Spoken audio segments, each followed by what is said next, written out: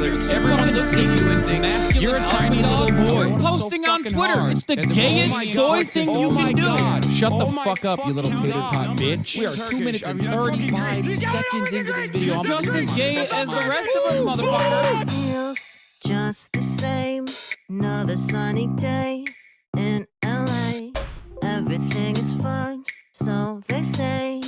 Wonder what the news is today. Cause I know that every day I'm at this fucking job. Her son is streaming. Watch him on the clock. Oh, this doesn't like end. Listen, bro, the Lyra does not need this. Some people love playing Hearts of Iron 4. Eating pussy is the basic bare minimum thing you can do. You can do like, you Where have a did they fucking fat find these penis, people, dude? and At the women want to trash have store? sex. Your job is posting, you're gay. Okay? God, I hate women so much. But is he really a socialist? He's such a himbo, I can't handle it. He's got a car and a house and it's better than mine. How the fuck can I sit here like everything's fine? I hate it. That's just me being a fucking hog. Azan is streaming. Watch him on that clock.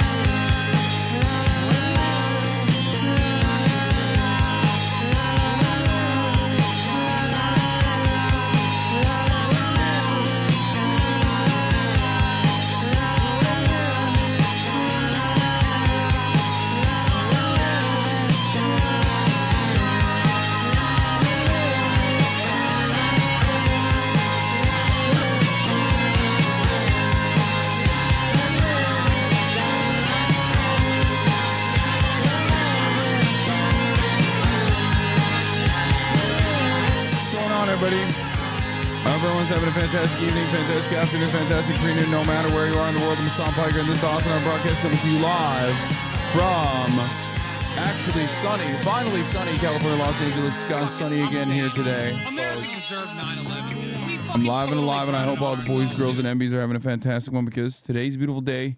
Today's a wonderful day. Today is a Wednesday. That's right, it's Wednesday, baby. It's freaking Wednesday, folks. You look like Eminem today, bro. Is this your intro? I don't think I've ever seen it. Well, you've seen it now. But yes, this is part of the broadcast where I tell you a little bit about my personal news about what's going on in the world of Hassan Hassan Ahmed Piker. Okay? And let me tell you, not a lot is going on in my world, except for the fact that Elden Ring DLC trailer has been released. So that's very exciting stuff. Very exciting, of course. So that's good. Succession ass fit, bro. You already know it, baby. I think I went a little too sharp on my beard today. I wanted to trim it a little bit, and I feel like it's too sharp, and I don't like it. This guy definitely listens to Mac Miller and only Mac Miller, maybe some Lil Dicky too. Yeah, I like backpack rap. Who cares? I told Say he thought you were very cultured, but he also said you don't think Smash is a fighting game. What the hell? Yeah. Borderlands movie trailer. That's also exciting, I think. Possibly, potentially. I don't know. Is that Kevin Hart? What the fuck? Why is Kevin Hart in this? Okay, that's a little weird. Anyway. Babes, your beard's looking red today. That's not shocking. My beard does get very red. It gets very white and it gets very red. So anyway, everybody, Kate Blanchett is in it too. That Helldivers meme is excellent. Folks, we'll do some hogwash today. We'll do some TikTok reacts today. We'll do some we'll do like the old school reacts as well, honestly, because there isn't anything going on in the world, I think, other than like all the regular stuff that's always going on, like genocide, American incompetence, stuff like that. Just like all the terrible shit. You know what I mean? US vetoes. Is the FD Tekken H stream still on track to happen, or is the moment gone? No, it's still on track. I talked to FD this morning, and I literally was like, bro, you have to fucking teach me how to play Tekken. Doesn't matter if you're not here in person. You just have to do it. Like, we have to do it for the culture. The waves are not forming. I don't think Hassan is using the durag off stream as he claimed. Yeah, because the durag is right here, and I haven't put it on at all since I took it off. I swear to God, with this color, the durag basically looks like I have a clan robe on. Like, you know what I mean? Like, it doesn't look like I'm wearing a durag. It looks like I'm wearing a clan robe that's like half on. You know what I mean? I'm like a Knights Templar or something. Yeah, Hassan Piker, more like Hassan P-I-K-K, Piker. Hassan, for real, bro, why do you do this to yourself? First of all, it's actually really cozy and really comfy. I will say that. Secondly, I used to wear towels on my head all the fucking time back in the day when my hair was really long. Like, putting something on my head while my hair is wet is like straight up. It's a thing that I do regardless.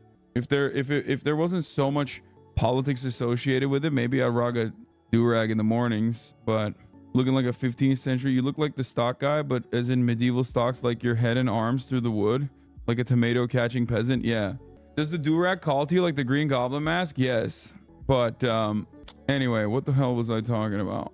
No, but those are really great for your hair health. I believe it. It's good to wear that at night to protect your hair at night. What if I just low-key started wearing a do-rag at night? Isn't your hair the type of hair that would definitely get... Yes, my hair is already wavy. Like I don't have full-blown white guy hair, so it probably would get wavier. Not like actual waves, like in the way that people talk about it, but like I do have wavy hair. That is a type of hair, chat. I'm not saying I have 360 waves or anything. I'm saying that like I have wavy hair in the way that you normally would use it. But yeah, as far as personal news goes, guys, my diet has been going really well. I've actually been kicking it in a high gear. 2 days of the week where I eat less than I normally would have been like genuinely supplemental in keeping myself at a deficit. However, I've officially gotten out of recomp. Okay, I have officially gotten out of recomp. I mean, obviously recomp is, you know, there's a short barrier for recomp anyway. I mean, it's like I'm not at my peak as far as where I used to be on my strength. However, I no longer can continue gaining at a deficit. Recomp is recomposition. Oftentimes you can lose weight when you are like your body is in body recomposition. Like if you were at a certain level of musculature, if you had like a certain amount of muscle mass and strength on certain lifts, oftentimes due to muscle memory, it's like it basically is a time frame where you can not have to be like super strict about your diet or whatever, but still be able to achieve gains quite faster, getting back to where you used to be. Anyway, my point is this. The deficit is great. Recomp is maintaining weight while increasing muscle mass and reducing body fat percentage. Yes. And I was able to do that for a long ass time. I was able to basically keep losing weight, albeit slowly, while also putting on muscle mass. However, unfortunately, now I'm susceptible to the bulk cut cycle because I have officially reached a point where I am losing weight and losing fat, but I'm also having a very hard time maintaining my strength and even finding myself at risk of injury. So that's my situation currently. My lower back is always tight. I have neck tightness, neck soreness, neck issues, and also rotator cuff issues. I think I'm going to permanently quit barbell flat bench press. I think I'm just going to quit doing barbell bench press and keep steadily increasing my dumbbell presses, because my dumbbell, I can put up a shit ton of weight. But the moment I go into barbell flat bench press, I just always end up cooking my goddamn rotator cuffs. My external rotation is just awful, is trash. Okay, I can't, like, I have a really hard time even doing this. So for me, I think like everyone is different. For me, I think I am double jointed. Exactly. I think that it's just not good for me. Or I need to get on that motherfucking TRT and get on that freaking steroids, baby. Medically prescribed steroids. You should see a PT. I have, and I do. So does it make sense to put on that much muscle since you sit for 12 hours at a time? Like, find a balance? Well, yeah. It don't matter that I sit 12 hours at a time. Bro said, yo, I got some fun videos for you to watch. And the first one is literally a fucking dude who hates me and is like homies with Nazis. Yeah, let me go watch this guy's video, you know? It's probably a good video, but that guy is not a good guy. Are you actually considering testosterone replacement therapy when I'm 35 and my T levels start declining? Absolutely. I won't even wait for a second You dabble in calisthenics? Yes, I do. Yes, I do. Anyway, you look into BPC 157 for recovery at all? I have no idea. Start doing ad push-ups to your routine. Helps you grow a lot in shape pecs. I do push-ups. Everybody, you're funny for telling me what to do. I work with professional personal trainers, and I have a relatively long history of working out myself. Anyway, I'm explaining all this stuff to you. I'm still over 200 grams on my protein every day, even on my big deficit days. And I'm definitely trying to hit 220 grams of protein, maybe even more. That is what I have, at least in my experience. That's what I've seen that does really well in terms of combating any kind of injury, and it keeps my strength relatively stable. Do you get shivery when you're in deficit? Yes, I do sometimes. But yeah, still working on it though. Still doing the dang thing. You wearing Le Maire again? Nice shirt. Yeah, it's not nice as a matter of fact, because once again, shirt's nice. Hey, guess what? Look at this. It is a sick shirt though. It's fucking XL. What am I supposed to do, man? It's a French brand. Like, I don't think usually it's like this type of fucking brand is like not supposed to have like really tiny sizes, you know? It just makes me so mad. I can't wear anything that's like, I can't wear nice things that fit correctly. Like, everything's got to get fucking tailored, which is annoying. But then also on top of that, even if something is like a unique cut, for example, right? Even if something is a cool cut or a unique cut, the issue is that cut in and of itself, not supposed to fit. It doesn't fit me in the way that it's supposed to fit perfectly. You know what I mean? I can never get the actual fit design. Check out the brand American Tall. I think this is better with this outfit. What do we think? I think this is better. So many cheap tailors in Hollywood. You should look into it. I don't have time to get fucking tailored. Anyway, check out the brand American Tall. No, I don't want to. Dude, don't. You're giving me PTSD. I'm not gonna lie. Like, when people fucking talk to me about big and tall, or like brands specifically designed for tall people, I get PTSD from like my youth where I had to go to big and tall. I have a size 36 waist. I should not need to go do a fucking big and tall. The problem isn't that I can't fit into anything. I can fit into XL t-shirts. You know what I mean? The problem is that the arm length is not long enough. I want regular clothes made by fashion houses that have like long enough arms, you know? But the problem is not a lot of people have super long arms, I guess. Clothes for gorillas, basically. Sucks. Gotta buy Korean clothing. The new generation has a crazy growth spurt. Johnny Biggs clothing is the only brand I've found that fits big boys. I mean, you should hire someone that procure fits for you. You got the money and it's something you're passionate about. Yeah, the problem is like, yeah, I'm passionate about going and finding it and wearing it myself, not like having a stylist be the middleman. Does that make sense? So like, that's the part that I like. The fantasy is I go to a store and I can fit into whatever, like off the rack. Okay.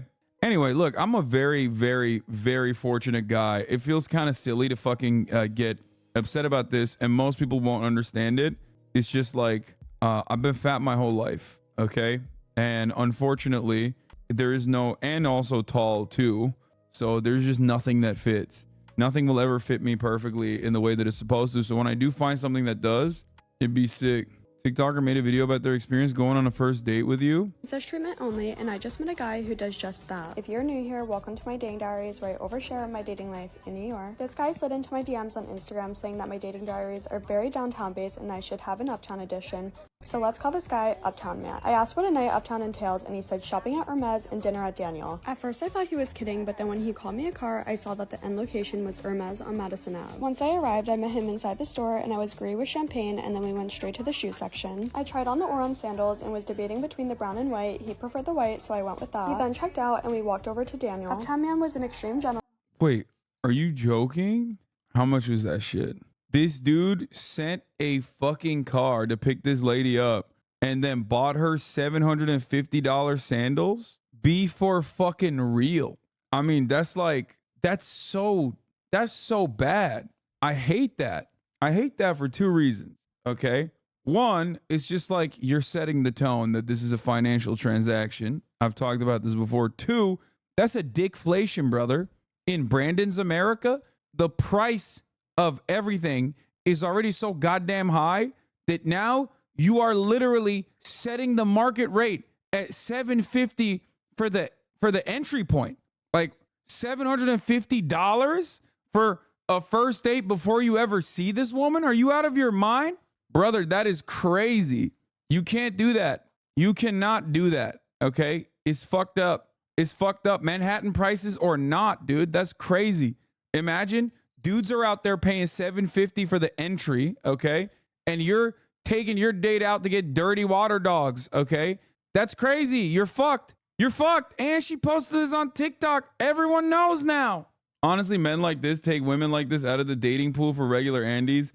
I mean, listen, I think this is a TikToker anyway. You most likely don't want to be in the dating pool with this lady. woman, and you told me he You don't want to be in the dating pool with this lady because she's going to make a TikTok about your date. was using princess treatment only. He talked me up like no other and told me I'm so worthy for a 21-year-old. We talked about our By the way, I have been to Daniel. It's excellent. Remember when I talked about how my family and I went to Daniel?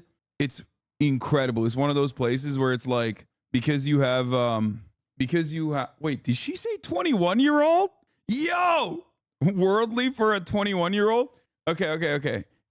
Okay, I will glaze up Daniel. It's one of those places I've talked about before where it's like the Michelin star experience is so fucking nutty in the sense that like every single aspect, including down to service, every single, like the apps, the things, the aperitifs, shit that you get in between, all of it is supposed to be structured in a way where everything is fire. Okay. And it actually was. Danielle, excellent. Hey, yo, glazing Daniel. I will glaze Daniel up all day, every day. That foie gras was to die for, brother. Are you kidding me? Oh, dude, there is genuinely like sometimes I eat some food and I'm just like, this is the greatest thing I've ever tasted in my life. Like, this is why living is worth it, even though there's so much awful and so many experiences that you have to go through, and you are working very hard not to succumb to these pressures. But then sometimes you eat a fucking meal and you're like, God damn, it was worth it. You know what I mean? Some of us live to eat. Yeah, I'm one of those people. I'm not a eat to live type person. I'm a live to eat type person. Daniel Balud is an insane chef and he hires insane chefs for his restaurants. Yeah. Oh, do you like caviar? I think caviar is mid as fuck. I stand by that. I think caviar is mid as hell. It's just like, good caviar is not supposed to taste like anything. I used to work at Danielle. Wait, really? I worked in the kitchen. The stories I could tell you there are insane.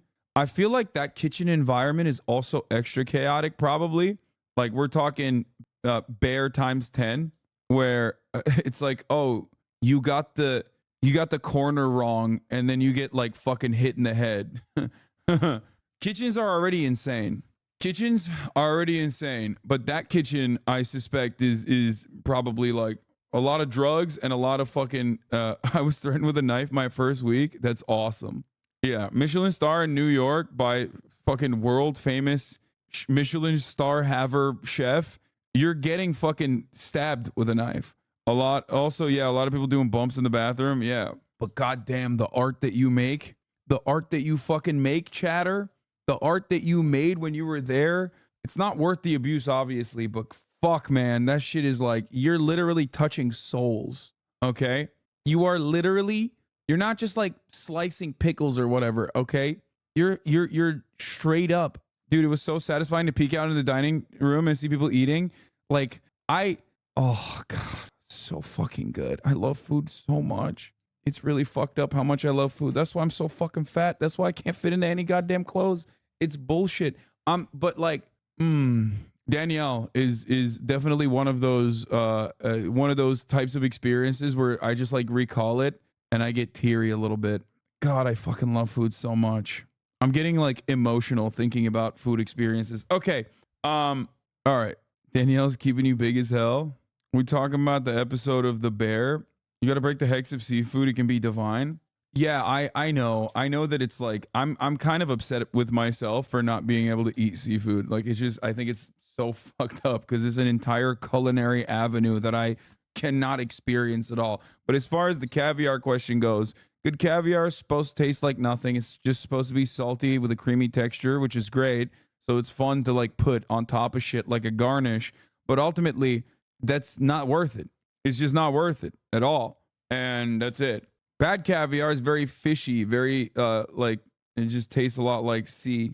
Bro, the restaurant you went to with the anime man, yeah, I have caviar from time to time. But anyway, regardless, bitch, you're not fat, Lamau. I mean, I'm still pretty fat. This doesn't really do it justice. Like I'm yes muscular, but I'm not shredded. Yeah, I called caviar rich people salt, which is true. It is. Does it stick out past your nips? My belly? No. No, I'm a chest over belly at this point. Problem is I got fucking flat tire around my waist. It's just not going anywhere, which is really fucked up. Anyway, all right, we're done with this part. Okay, let me blast off real quick and let's get started. Looking very baby girl today. Thank you. Where was I? Okay, US vetoes UN ceasefires resolution. Norm Shmuley debate backlash. Congressman is genocidal. I'm gonna finish that TikTok in a second. Hold on. TikTok reacts, Elden Ring, DLC, and so much more. Get in. Any thoughts on politics? Would love to hear your take. Sorry if this is the wrong place to ask. Thank you and have a great stream. Do you have any thoughts on politics? Hey, Hasanabi, not sure if this is the best avenue here, but any thoughts on politics? You seem to have a lot of opinions, and I was wondering if any of those opinions are around politics. Yeah, I'm excited for the Elden Ring DLC as well. I'm a gaming streamer, as you guys know, as I play Helldivers professionally now. I'm a professional Helldivers streamer. I'm a professional Helldiver. Yo, for reals, bro, you're not fat, you're husky, the difference matters. Brother, like what you just said is basically, that's it. You've already crushed my soul. You just doubled down on exactly what I've been saying. Okay? Yeah. Google AI Gemini gone woke is the funniest shit ever. Oh my God, that's so funny. Oh my God, that's hilarious, dude. Yeah, no fat person ever wants to be called husky, dog. What the hell do you mean? Yeah, thank God the AI. What is this? This is his only video. This is his only video. He's moved on. Fuck! What the fuck did you just send me, bro? What did you just send me? Am I allowed to fucking even show this? Like, I feel like this is a crime in general. I feel like I just showed a crime, okay? This is a crime scene, brother.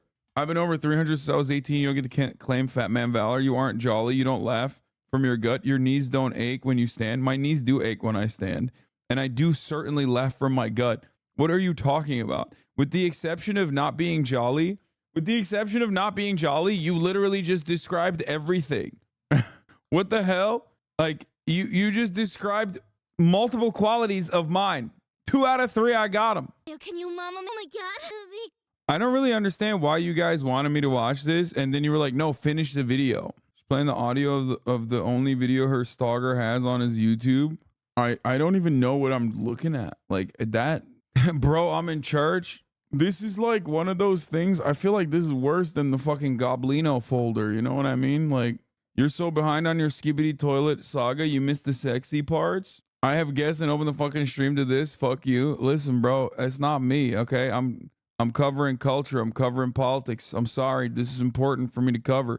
Anyway, folks, we've blasted off. Let the people know that we're live and we are alive.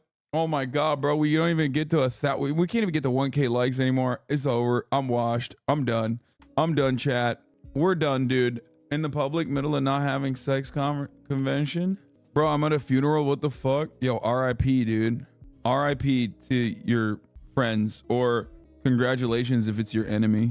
You know what I mean? Chat's like, it's my grandfather, but he was my enemy. You got to go back to your roots in gaming to rebuild your audience. Yeah, dude. Yeah. Famously, one thing that definitely garners more attention to this community is when I'm gaming. Yeah, my goat is washed. When you find out your goat is washed. Yeah, famously. You're such a boomer. Why don't you do this on TikTok? Twitter is just bots. That is literally true. It's just that posting on TikTok requires significantly more. Skibidi toilet. Skibidi toilet. Okay. US is criticized for the veto. We'll talk about that. Paul Giamatti, Oscar nom for the holdovers. Still haven't watched that. Helldiver lore video I'm excited about. Borderlands movie I'm excited about.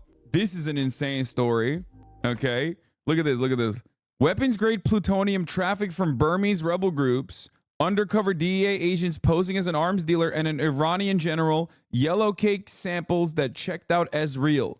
This is literally the plot of the next Yakuza game. It should be. U.S. attorney announces nuclear materials trafficking charges against Japanese Yakuza leader. Are you for fucking real? This is so exciting. What an exciting moment, dude. Anyway, Twitter has gone downhill because not just because of white supremacy, but because of bots. I know.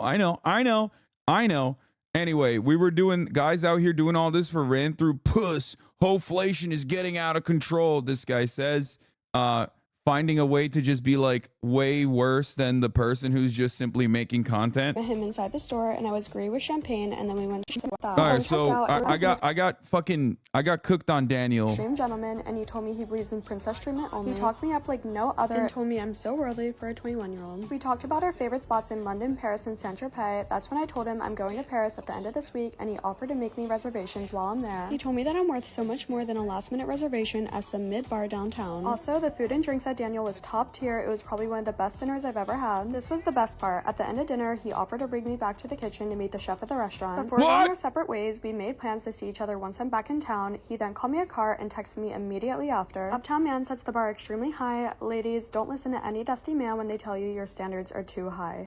That's crazy. If this is what you think you are going to get, if this is what you think you are going to get from an average dude that's like working at a fucking marketing agency in Chelsea, you're out of your goddamn mind. You should be excited that he's the one straight guy out there that's willing to go on a date that has a fucking job. We need to lower the bar, fellas. Fellas, we got to lower the bar. This is shit you do for your wife on your, decade anniversary. The fuck do you mean? I just turned incel. The only part, I responded to the Myung questionnaire about like first dates and whatnot, and I was obviously memeing, but the one part that I wasn't memeing about was the Container Store. I've taken a girl out to the Container Store before because I had to go get containers, okay? It's what you make of the date that makes it fun. The entire principle behind going on a date is that you're trying to see if you guys align. Okay, if you can spend time with one another and enjoy each other's company, it does not matter. The date itself should not be the major player here. The venue itself should not be the major player here at all. You should be. Your personality should be. The personality of the other person and how you mesh. That's what's important. And when you financialize this process, when you make it transactional, you're basically saying like the only thing I got going is the money and the endless supply of it, seemingly endless supply of it that I can give you. Men need to prove they can provide. Okay, dude. What do you mean, dude? No, you know what men need to prove? That they can actually hunt. Okay? Men used to hunt. Men used to go out and hunt and be away for a week on end. Okay? After they took down the prey, they would have to chase it down until the prey actually died due to blood loss. That would take weeks at a time sometimes. Men need to also prove that they can carry the elk back to the cave, okay? After a 3-week-long process of hunting down the elk. This is what men need to do. Men need to prove they can provide. Ooh, men need show ability to support family.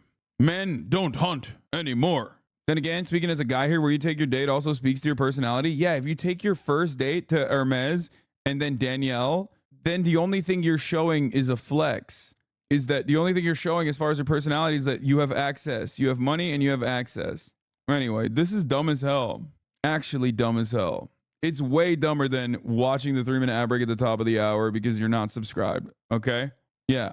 There is a market for it though, and I do feel like she is the perfect market for it. You know what I mean? No disrespect, but kind of disrespect, I guess. She seems like she loves this shit. You know what I mean? She seems like she would love to be on a date with a dude who's like 50 years old, who's telling her how worldly she is for the age of 21. So, you know, good on her. Good on her. You know, she's doing it. She's doing the damn thing. And I think the real way to look at the situation, just like the real way to look at the top of the hour ad break, is to just overcome it. You know, figure out a way to avoid it. Maybe you get gifted a sub. Maybe you got some big benefactors. Okay, here's the 3-minute ad break now. Yeah, there's nothing wrong with being a sugar baby. And the thing is, especially if it's like consensual, right? Obviously, especially if it's not like manipulative. And if it's just like a perfectly valid consensual process, it is a reasonable form of sex work. Now, having said that, here's why I think a lot of guys get really, really, really mad at this kind of thing. Okay. And they're like, oh, what the fuck? I can't do this. Like I jokingly talked about like dickflation. Okay. Like the price of nutting just went up. That's a joke. But what I will say seriously is that this is not someone that you are going to go on a date with and enjoy the company of regardless. That's it. Guys like that are specifically looking for girls like this. This is not for you. You're from the outside watching this and going, oh, I'm mad. It's like, no, dude, that's not for you. This is not for you at all. So the way to view the situation is basically like you look at different cuisines. Maybe you don't like different types of food. You know, maybe you're picky. Maybe you have maybe you're a picky eater, you know?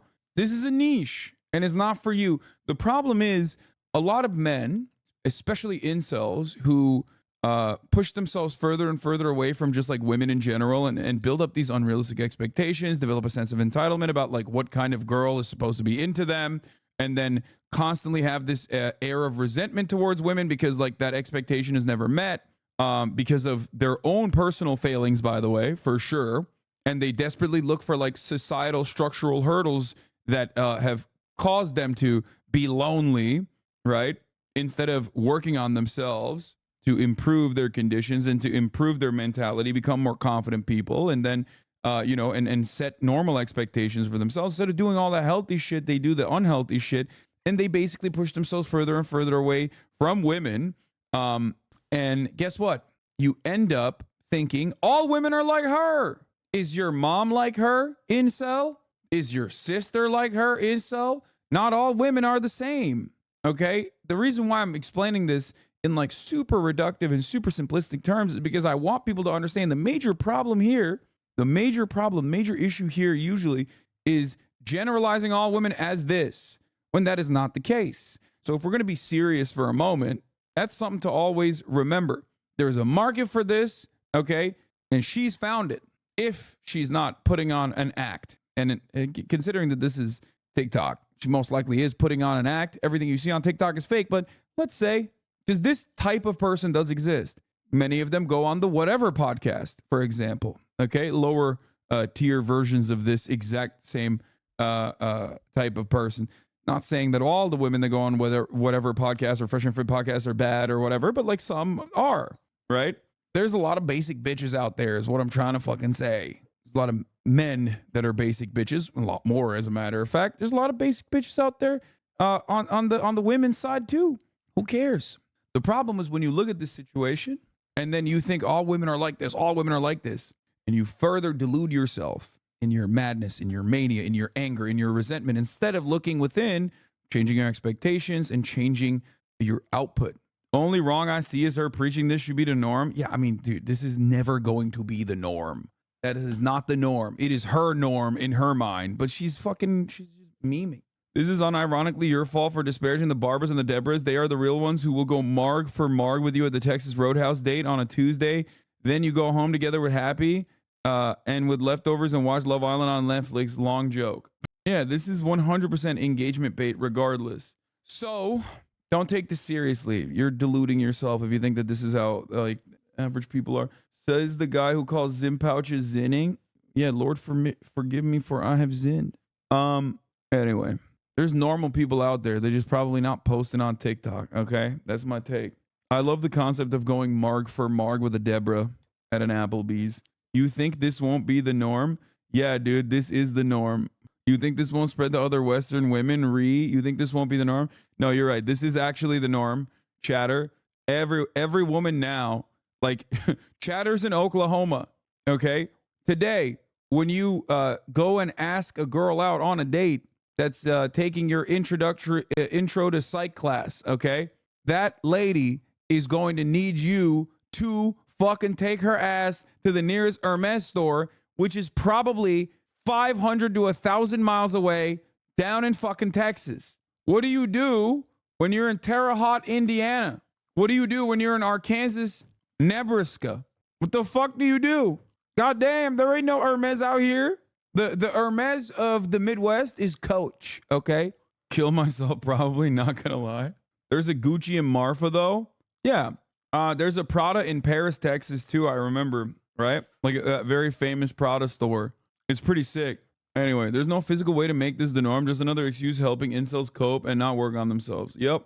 Work on your damn selves. Oh, the Prada store is fake. It's an art installation. It looks sick. Yes, there is a Paris, Texas. So, there is no Prada in Marfa. It's an art installation. Oh, it's Marfa, Texas, not Paris, Texas. Isn't there Paris, Texas? Oh, fuck.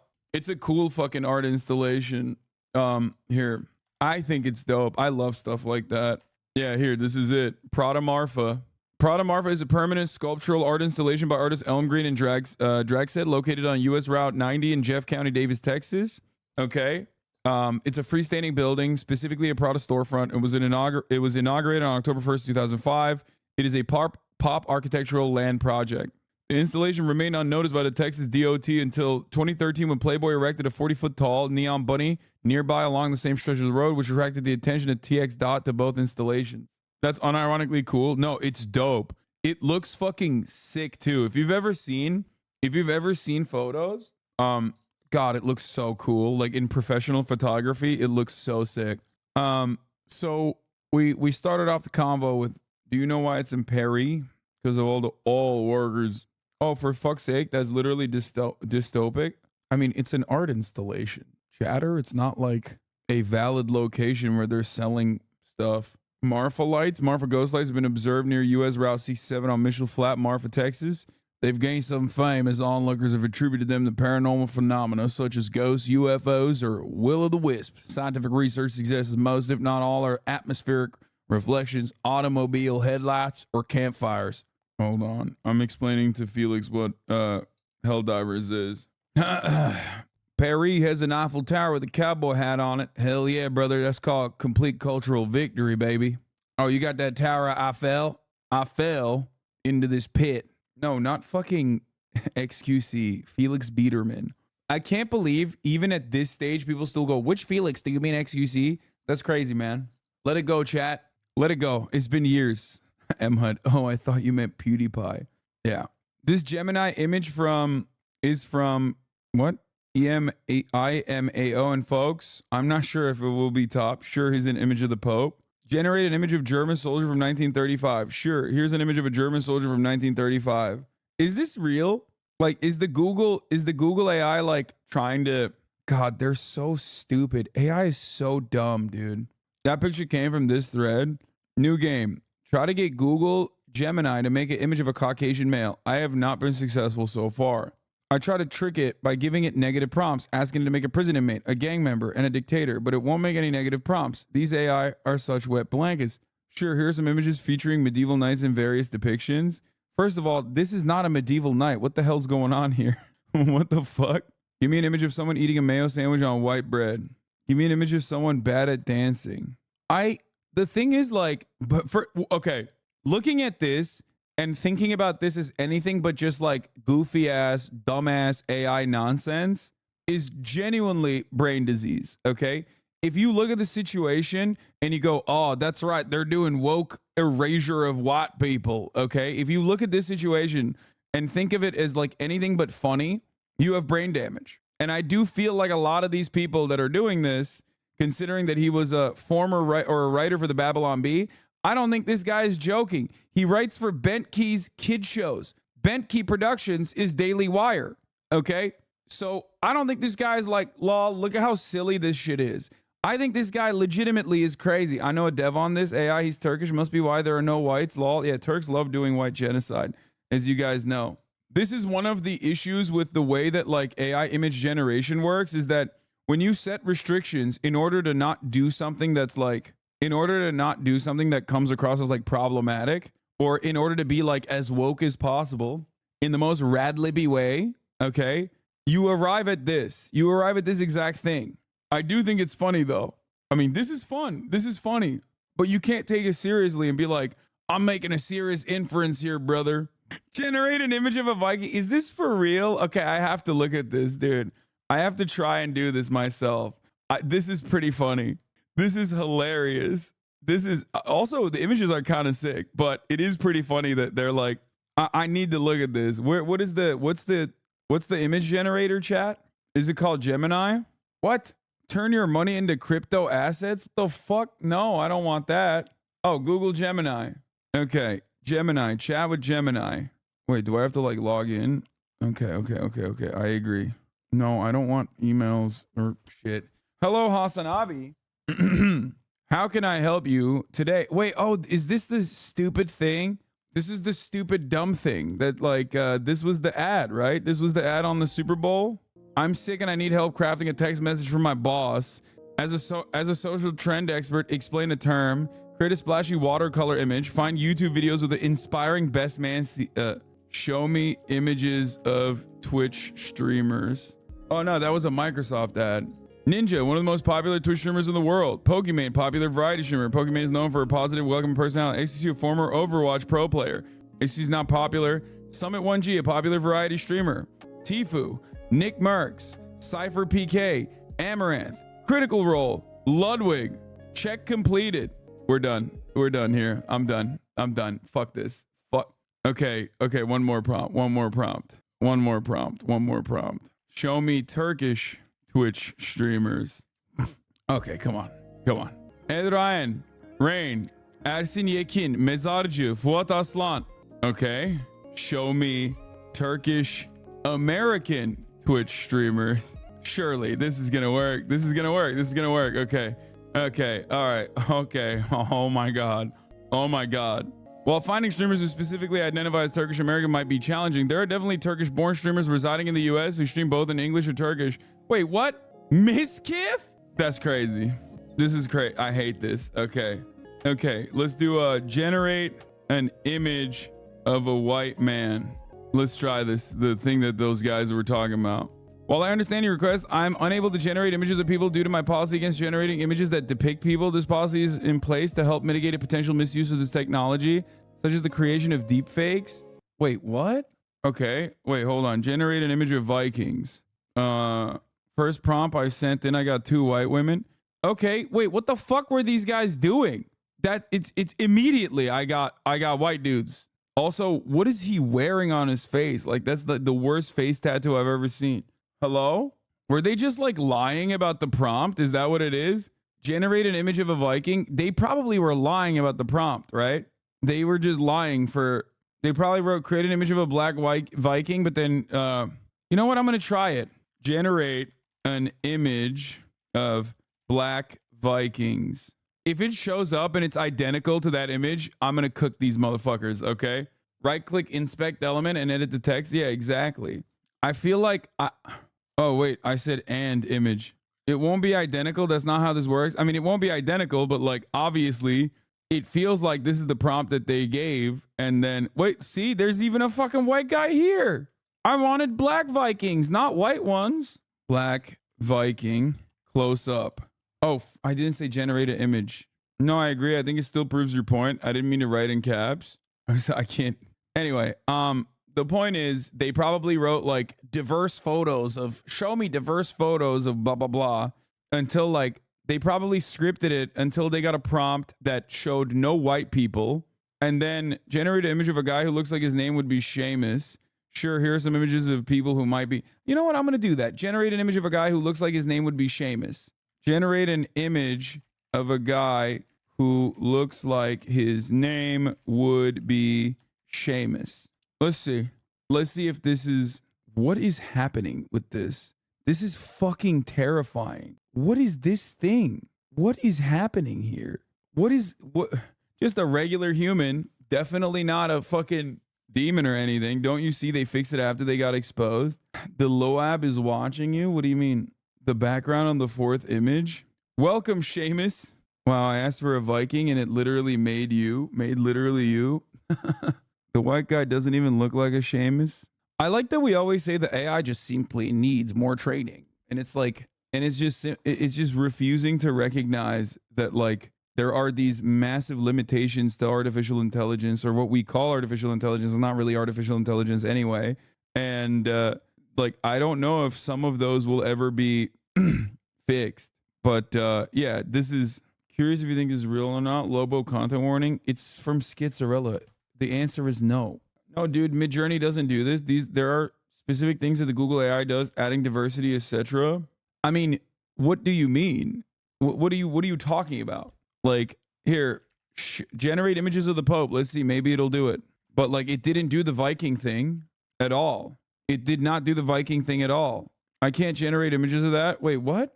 Generate images of a Pope. Generate images of a Hassan Piker walking on a beach. No, it won't let you.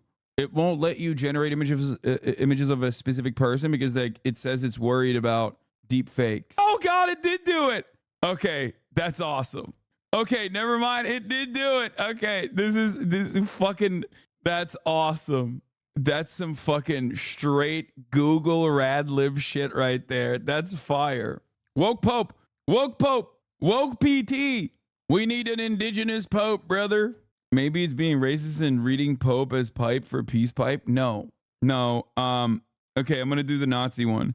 Generate images of a German soldier in uniform in 1938. However, I'm unable to depict real-world military figures or uniforms from sensitive. Wait, what? So how did that guy do it then? Generate an image of a German soldier from 1935. Okay, I'll do that. Generate an image of a German soldier in 1935. Oh, I can, however, offer you peaceful landscape scenery from Germany in 1935. The natural beauty of the country. What the fuck? What is happening here? The peaceful countryside? An architectural image of a notable building in Germany from that era, capturing the historical atmosphere. Is it trying so hard to make something that can be real to avoid deepfakes? You got to be kind of vague, like a 1930s political rally set in Bavaria. Generate an image of a 1930s political rally set in Bavaria. It's not going to do it. It has the word politics in it. Generate an image of, let's do rally set in Bavaria. Okay, it's not doing it. It's not letting me do it. I love you, but and Chaba, but sorry, deep learning algorithms are not like crypto. They're based over a few thousand years of math, like linear algebra. It's not a dumb ledger thing, and I think your initial take on it was much better than Chabo's latest guess. My take on it has not changed. I still think that it's going to be updated, and I still think it is going to be inevitably good, but it will never be human. Why won't it be human? Why won't it think on its own? Why is it not artificial intelligence? That was in my initial assessment as well. I've said that the current understanding of AI, as we call artificial intelligence, is machine learning. And that artificial intelligence, especially when it comes to generative, like image generations, is going to play the role of assisting artists in the near future with menial parts of the production. Okay? That part is correct. That will happen. It is already happening, and I didn't even know about this, but apparently it was already happening. However, as far as like this being like the new art, no, I don't think so. How can chat keep shitting on AI when it has given us amazing pieces of art? Yeah, are you ready for this? A new world order is the best art ever created with it. I'm gonna start a new session periodically, or else chat's model is gonna keep shooting down your prompts. Anyway, I don't really care. I'm bored of it. Doom shot, motherfucker. Nice. Here's the English version of China's response to the U.S. veto that was cut off by CNN or whatever. You were trying to cover it later. Yeah, I don't. Whatever. We'll do it later. If we could have it sourced from ethical means, or at least not stolen off of artists' accounts, it'd be a lot better. The artist's right to their own content is the center of the issue, and that was already under attack. I think that you can't stop that as far as machine learning goes. So what you should do instead is put fucking guards on it. Put guardrails on like on how you can use the machine learning. That's it. There's no way to like there's no way to legitimately stop that from basically stealing your strokes. Yeah, I heard that H3H3 is talking to Jesse Lee Peterson today, my goat. And that will be exciting content. We can like dive into it and look at it when he's doing it later. So, okay, U.S. criticized veto of UN Gaza ceasefire. Criticism after it vetoed a narrow-backed UN resolution demanding an immediate ceasefire in Gaza. Yesterday's vote marks the third time the U.S. has blocked such a resolution. American officials argue that the proposed measure does not do enough to pressure Hamas to release the remaining hostages. Proceeding with a vote today was wishful and irresponsible. And so while we cannot support a resolution that would put sensitive negotiations in jeopardy, we look forward to engaging on a text that we believe will address so many of the concerns we all share. For more on this, let's bring in Senior Vice President of Global Operations at the Soufan Group, Christopher O'Leary. He's the former Director of Hostage Rescue and Recovery for the U.S. government and the former Senior Executive for the FBI Counterterrorism Division. This is so funny, dude. I feel like every single time they're like, America decided for Israel to continue its genocidal campaign in Gaza. Here we have a fucking G-man looking ass dude, okay, with a bunch of American flags and a Thompson gun behind him to talk about why that decision was good. Thanks so much for joining us. As always, what do you make of this move by the U.S. to veto this latest resolution? Well, good morning.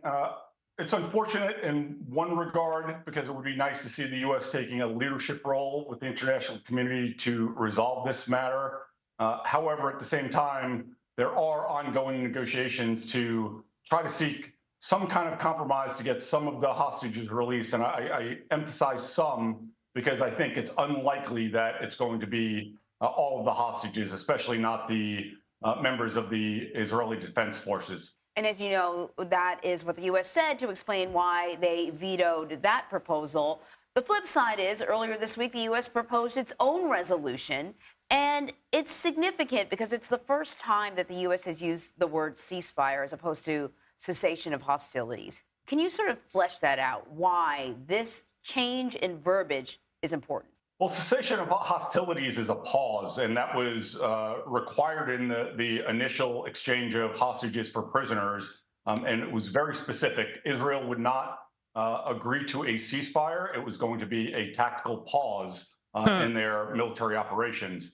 Now we're at the point where the international community and the Biden administration is in line with that. Enough damage and punishment objectively has been inflicted upon Hamas that we should move on by now. But unfortunately, that is in friction with what many Israelis. Okay, I'm sorry. The situation is that dire. I was wrong. They got the G-man going, yeah, I think enough is enough. That's crazy. Okay? Like, obviously, the framing here is absolutely insane. He's saying that the punishment has been doled out to Hamas. The punishment itself is 14,000 children murdered. Okay? You're not punishing Hamas. You're punishing Palestinians. Okay? So that's number one. But even within that framing, you have to understand something. You got a dude with a Thompson gun in the fucking background with a dusty ass American flag in the background who's from like who you know is under normal circumstances supposed to say things like Israel has a right to defend itself, going enough is enough. I think that's crazy. Dudes with Iwo Jima flag posters in their house are not under any other circumstance. Like one of the uglier Manning brothers is not going to under any circumstance turn around and be like, yeah, maybe we should do a cessation of hostilities. Okay. They're not coming near that. That's how crazy the situation has gotten. That's how dire the situation is. Israelis feel that they want Hamas to be eradicated, and certainly Netanyahu's far-right base is not going to take anything less of complete destruction of Hamas and removal of them from the equation. Yeah, he means like all the Palestinians. Biden's top Middle East advisor, Brent McGurk, is in Egypt for talks. Multiple U.S. officials have visited the region since October 7th. Are these meetings having any impact? It's tough to say. So far, certainly not. Qatar has been a key intermediary in this. They've been successful in the past in helping to negotiate very difficult hostage deals on behalf of the United States. But this one's different. Hamas took these hostages for a purposeful reason, to use them as bargaining chips, to use them as leverage. It's an asymmetric tactic. Hamas is a terrorist organization. So this was not anything other than a coercive attempt to survive this conflict. But, Hamas really is a spin-off of the Egyptian Muslim Brotherhood. Brett McGurk is meeting with the head of the Mukhabarat, their intelligence service, Abbas Kamel. So the idea is to try to influence it from that angle as well. And that's also why David Barnea, Okay, I don't believe that you can be named Brett McGurk. I don't think that should be allowed. I think we should discontinue such things, okay? Call me crazy, but that's wild. Like, you walk into a meeting and you're like, hello, I'm here to do hostage negotiations. I'm Brett McGurk. People are going to be like, no, dog, that's crazy. You just fucking made that up. head of Mossad and Director Burns from the CIA have been involved in this, because these are not diplomatic negotiations. This is a negotiation with a terrorist organization. I think that's a really good reminder, because when we talk about negotiation, we often think of sort of a standard negotiation where one side offers up the most sort of extreme version of what they want, and the other side offers up the most extreme version, and then they slowly inch towards the middle where there's common ground. But there isn't really common ground here, because we're not talking about negotiating, or what are we talking about negotiating for? Because it appears. What do you mean there's no common ground? There is a common ground as far as like, dude, come on. At this stage, you should at least like on accident have seen what the Hamas, what the Palestinian side's bargain looks like, what the Palestinian conditions for ceasefire looks like. Come on. You're a fucking journalist. Like, what are we doing here? You're a journalist. Do some journaling, man. To me, but that both sides are negotiating towards completely different ends. I think that's exactly the point. I think you hit on it. These two things are in friction with each other. Hamas needs to survive this, and one of the reasons they took the hostages was to survive, and they will likely hold on to the IDF soldiers, or at least some of them, for as long as they can to drag this out. Israel, Netanyahu wants to eradicate Hamas and solve this problem, and a good portion of Israeli citizens want. Hamas is extreme in how they want Israel to respect international law. Yeah, it's crazy. I mean, what's crazy is that Israel basically also admits that they have no interest in following the international law. Okay, and that's why instead of even making inferences towards that, they will instead straight up say things like, well, Hamas is actually hiding amongst the civilian population and forcing our hand to kill a bunch of babies so that people can talk about it in the media. And it's like, hey, the worst part about this is not how bad this looks for Israel. Okay, the worst part about baby killing is not how it's a bad look for Israel. Okay, you're basically admitting that you don't give a shit about the babies that you're killing when you do stuff like that, when you say stuff like that. Very frustrating. The same thing. They want justice for October 7th. And those two things are incompatible with each other. So we're a little bit out of an impasse, but there is a way to likely get some of the hostages. Wait, there was a House of Commons chaos and confusion over the Gaza ceasefire vote? The speaker is at the centre of a huge row in the Commons after he was accused of helping Labour hijack a Scottish National Party debate for calling for an immediate ceasefire in Gaza to avoid a backbench rebellion. So Lindsay Hoyle overturned the rules to allow Labour to have a vote on their motion. But there was chaos and fury when a last-minute decision by the government to withdraw their own amendment took away the SNP's ability to vote on their own motion at all. Our political editor, Gary Gibbon, is live at Westminster. Extraordinary things have been happening in the House of Commons today, which we really haven't got any precedent for. A whiff of Brexit and the chaos then was around. At the heart of all of this, as far as the Labour leadership was concerned, was that today there were going to be votes on Gaza, but Labour MPs wouldn't necessarily, because of all sorts of procedural reasons, get a chance to vote on a preferred Labour leadership version of a Gaza ceasefire motion. They weren't going to get that. I won't go into all the details of the procedure. We really are drowning in the stuff here today. But the Speaker then bent extended the rules, extended a favor to the leader of the opposition to make sure that Labour did get that vote. Now, Labour leadership people are saying this is because it was impressed upon the Speaker that if Labour MPs in certain constituencies couldn't vote for a ceasefire in some form they felt comfortable with, they could be under threat in their constituencies from extremely angry people who were threatening violence in some places. Now, the other thing that was going on here, though, was that Keir Starmer was facing a very big threat of a rebellion. He had a rebellion of 56 people the last time Parliament debated Gaza with a vote like this back in November. He was facing a rebellion of about 100, most people estimate, if it had gone ahead on the terms it was going to tonight, and resignations from the shadow cabinet, from the Labour front bench. So the Speaker really has done Keir Starmer quite a favour by inserting Labour's motion into the procedures today, but in response, other parties have flounced out furiously. The Tories are saying the Speaker's bending the rules in Labour's favour, so are the SNP. The Speaker is under threat. We've not really had a very edifying debate about Gaza at all, and here's a flavour of how this day went. There were more Israeli attacks on Gaza overnight, but 138 days since the Hamas attack on Israel, the Commons debate on Gaza began with an outcry over procedure. I can't. I am sorry. This is so boring. I don't give a shit. All right. I'm skipping this. In the race for the... Sorry. Apologies to the British. I know that this is quite the drama occurring in Westminster on this beautiful day, but I can't get myself to give a shit. Explain how British politics works? No. I refuse. Quite the bull, if you will.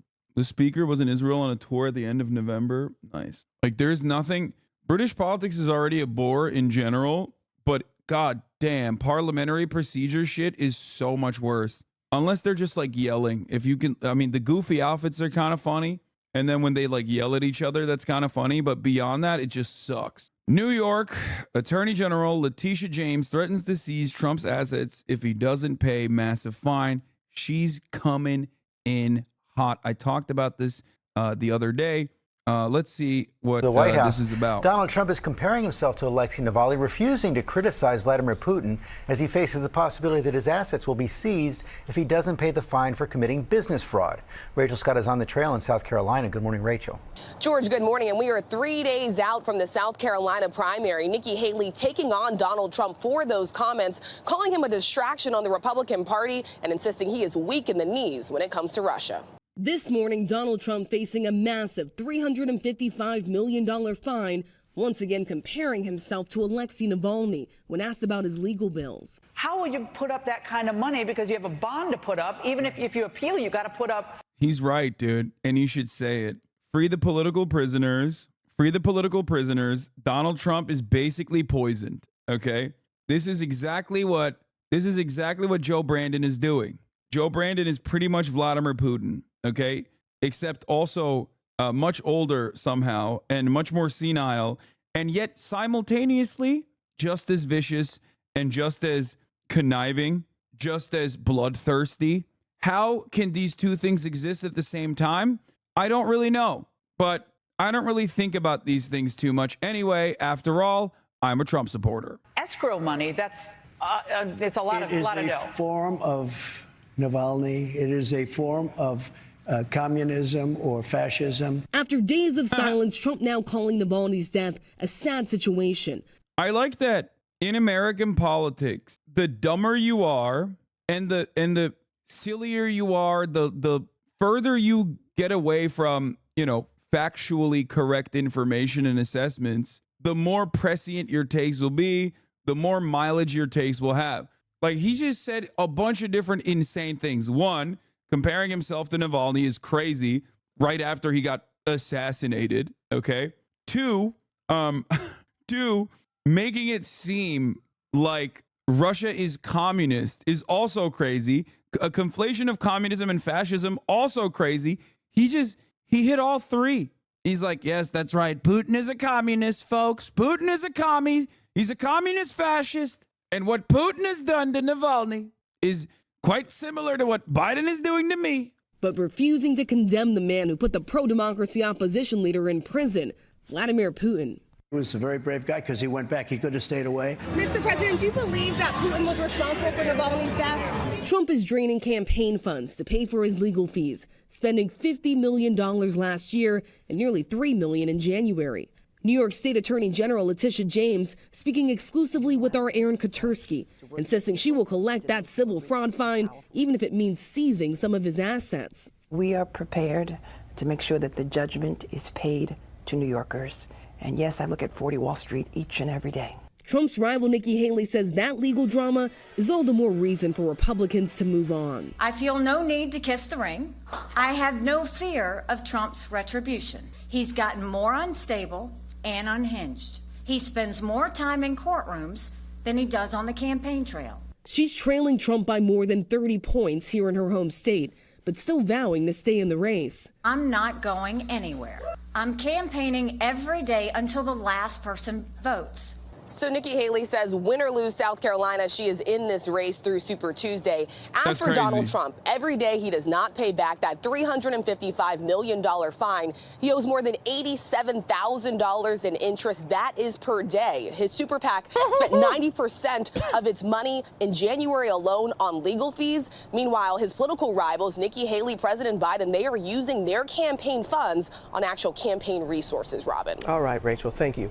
It's so funny, though. Hi, everyone. George Stephanopoulos here. Thanks for checking out the ABC News YouTube. Yeah, regardless of what they're using their campaign funds on, Trump is still cooking them, dude. That's the wildest part. Nikki Haley could be running literally every ad at the top of the hour, in the middle of the hour, and it doesn't matter because Trump is turning around and using every fucking dollar on his lawyers, and yet the people still love him, okay? Nikki Haley could be gifting subs in here at the top of the hour, every hour, to allow people in here to avoid the 3-minute ad break at the top of the hour, and it still wouldn't matter. That's it. Every time I see a zoom in of Trump's skin, I recognize that that's exactly what my ball sack looked like. He has scrotum skin. Your balls are that tanned? I mean, good on you, brother. Are you doing some ball tanning? We need you, Nikki, right now. To save the nation, we need you, Nikki, right now. A conversation, Nikki.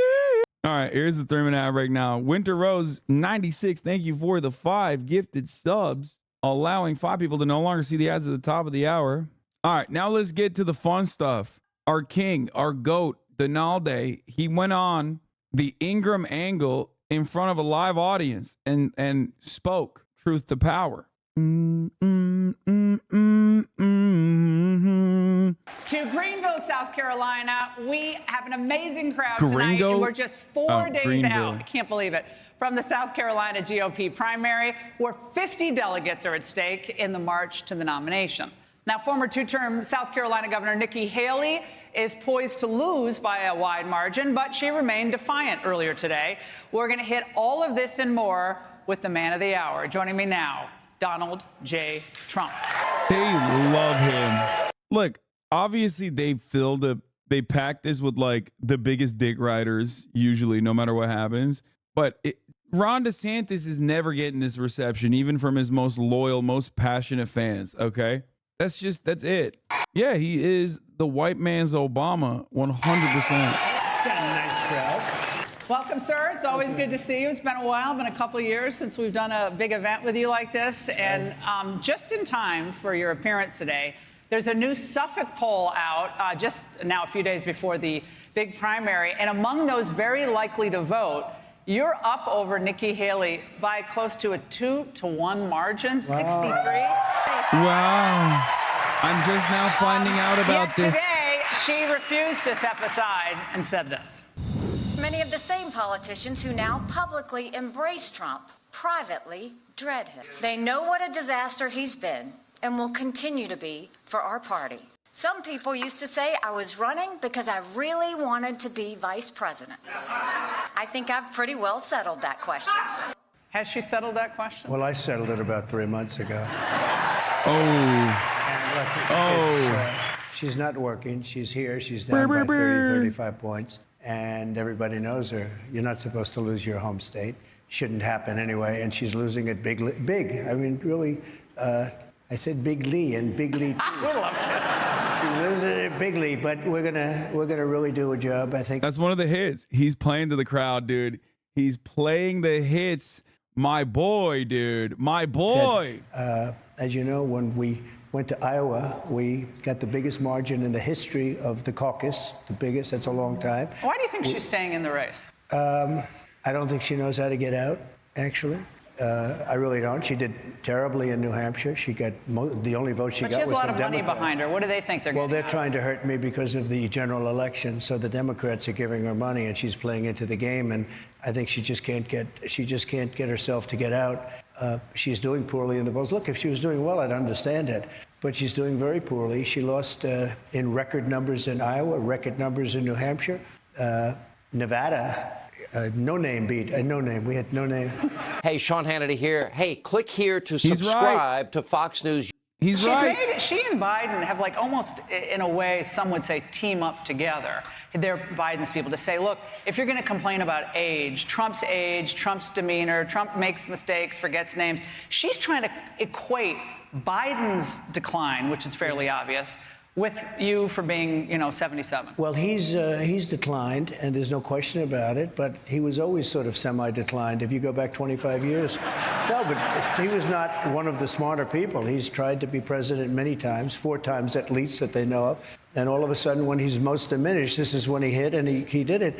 Okay, there is a little bit of irony here because Trump did that too. Like, Donald Trump also notoriously ran for president, not as many times, I don't think, as Biden did. And he also failed until he did win the presidency at his most diminished. So he's not wrong about Biden, but like, says you, God, it's so funny. It's just like American politics is so bad. It's so bad. What is happening? What is happening in the world of U.S. politics where we have like the worst possible people, man? We have the absolute worst possible people running for the highest office. The election feels like a mimetic reference of a presidential election. Yeah, this is the most chat GPT ass presidential election. Filler arc, to be honest. We need to be put on a one pace. But if you look at me, I feel, and I really mean this, and I would tell you, and I think you tell me too, because we've known each other a long time. If I felt diminished, okay, let's use a nice term. If I felt diminished or declined any way, I think I'd know it. And I think I'd say, I'm not running. Somebody should talk to him. But if he runs, he runs. He doesn't seem to be. I heard you say that he's very persistent, and he probably is. I think most stubborn. people. I think that most people that run would be stubborn or persistent, and just not want to give up the ghost. But we have a nation to run. We have a nation that has to survive. We have nuclear weapons and the likes of which, and you don't even want to know about it, the most powerful weapons in the history of the world, so powerful that you don't even want to talk about them. And we have him negotiating for us.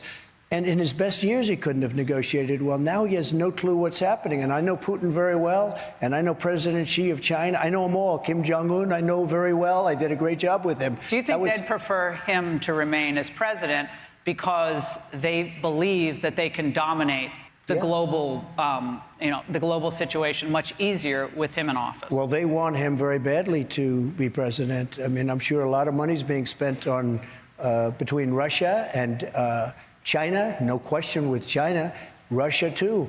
Look, Ukraine would have. It is pretty crazy that Vladimir Putin, like last week, said that he much prefers Biden as an elderly statesman to Donald Trump. That he said that he could reasonably negotiate. I mean, it's a funny ass troll technically, but you think that's mind games or not? No, I don't think he's. Yeah, no, I don't think he's being serious. Listen, I don't trust anything that Vladimir Putin says. Okay, that's not me saying this specifically because I'm quote unquote worried about my about how much the pro-Ukrainian audience hates me or something. They already do hate me. Okay, he just anytime he's saying a statement that is going to be perceived by the West. It's the exact opposite of what you think when you're looking at like a country like Israel. The Israeli organs of propaganda don't even tailor their messaging to the Western audience when they're directly communicating with the Western audience anymore because they know that they have a comfortable barrier of protection no matter what happens. So they just fucking blurted out. They're like, yeah, fuck you, fuck off. No two-state solution, bitch. What are you going to do about it? Keep sending us child murder bombs, please. When Russia or Vladimir Putin says something that's like Western facing, it's the exact opposite. It can be a left hook. It could be a secret gut punch. It could be anything. It could be completely honest, or it could be absolutely a way to troll. Are you 35 yet? No, I'm not. Isn't the tide shifting towards the Palestinian cause? I mean, the tide shift doesn't mean anything when it comes to foreign policy. This is something that I've tried to describe to people so much. Foreign policy is not an issue until it becomes the issue, okay?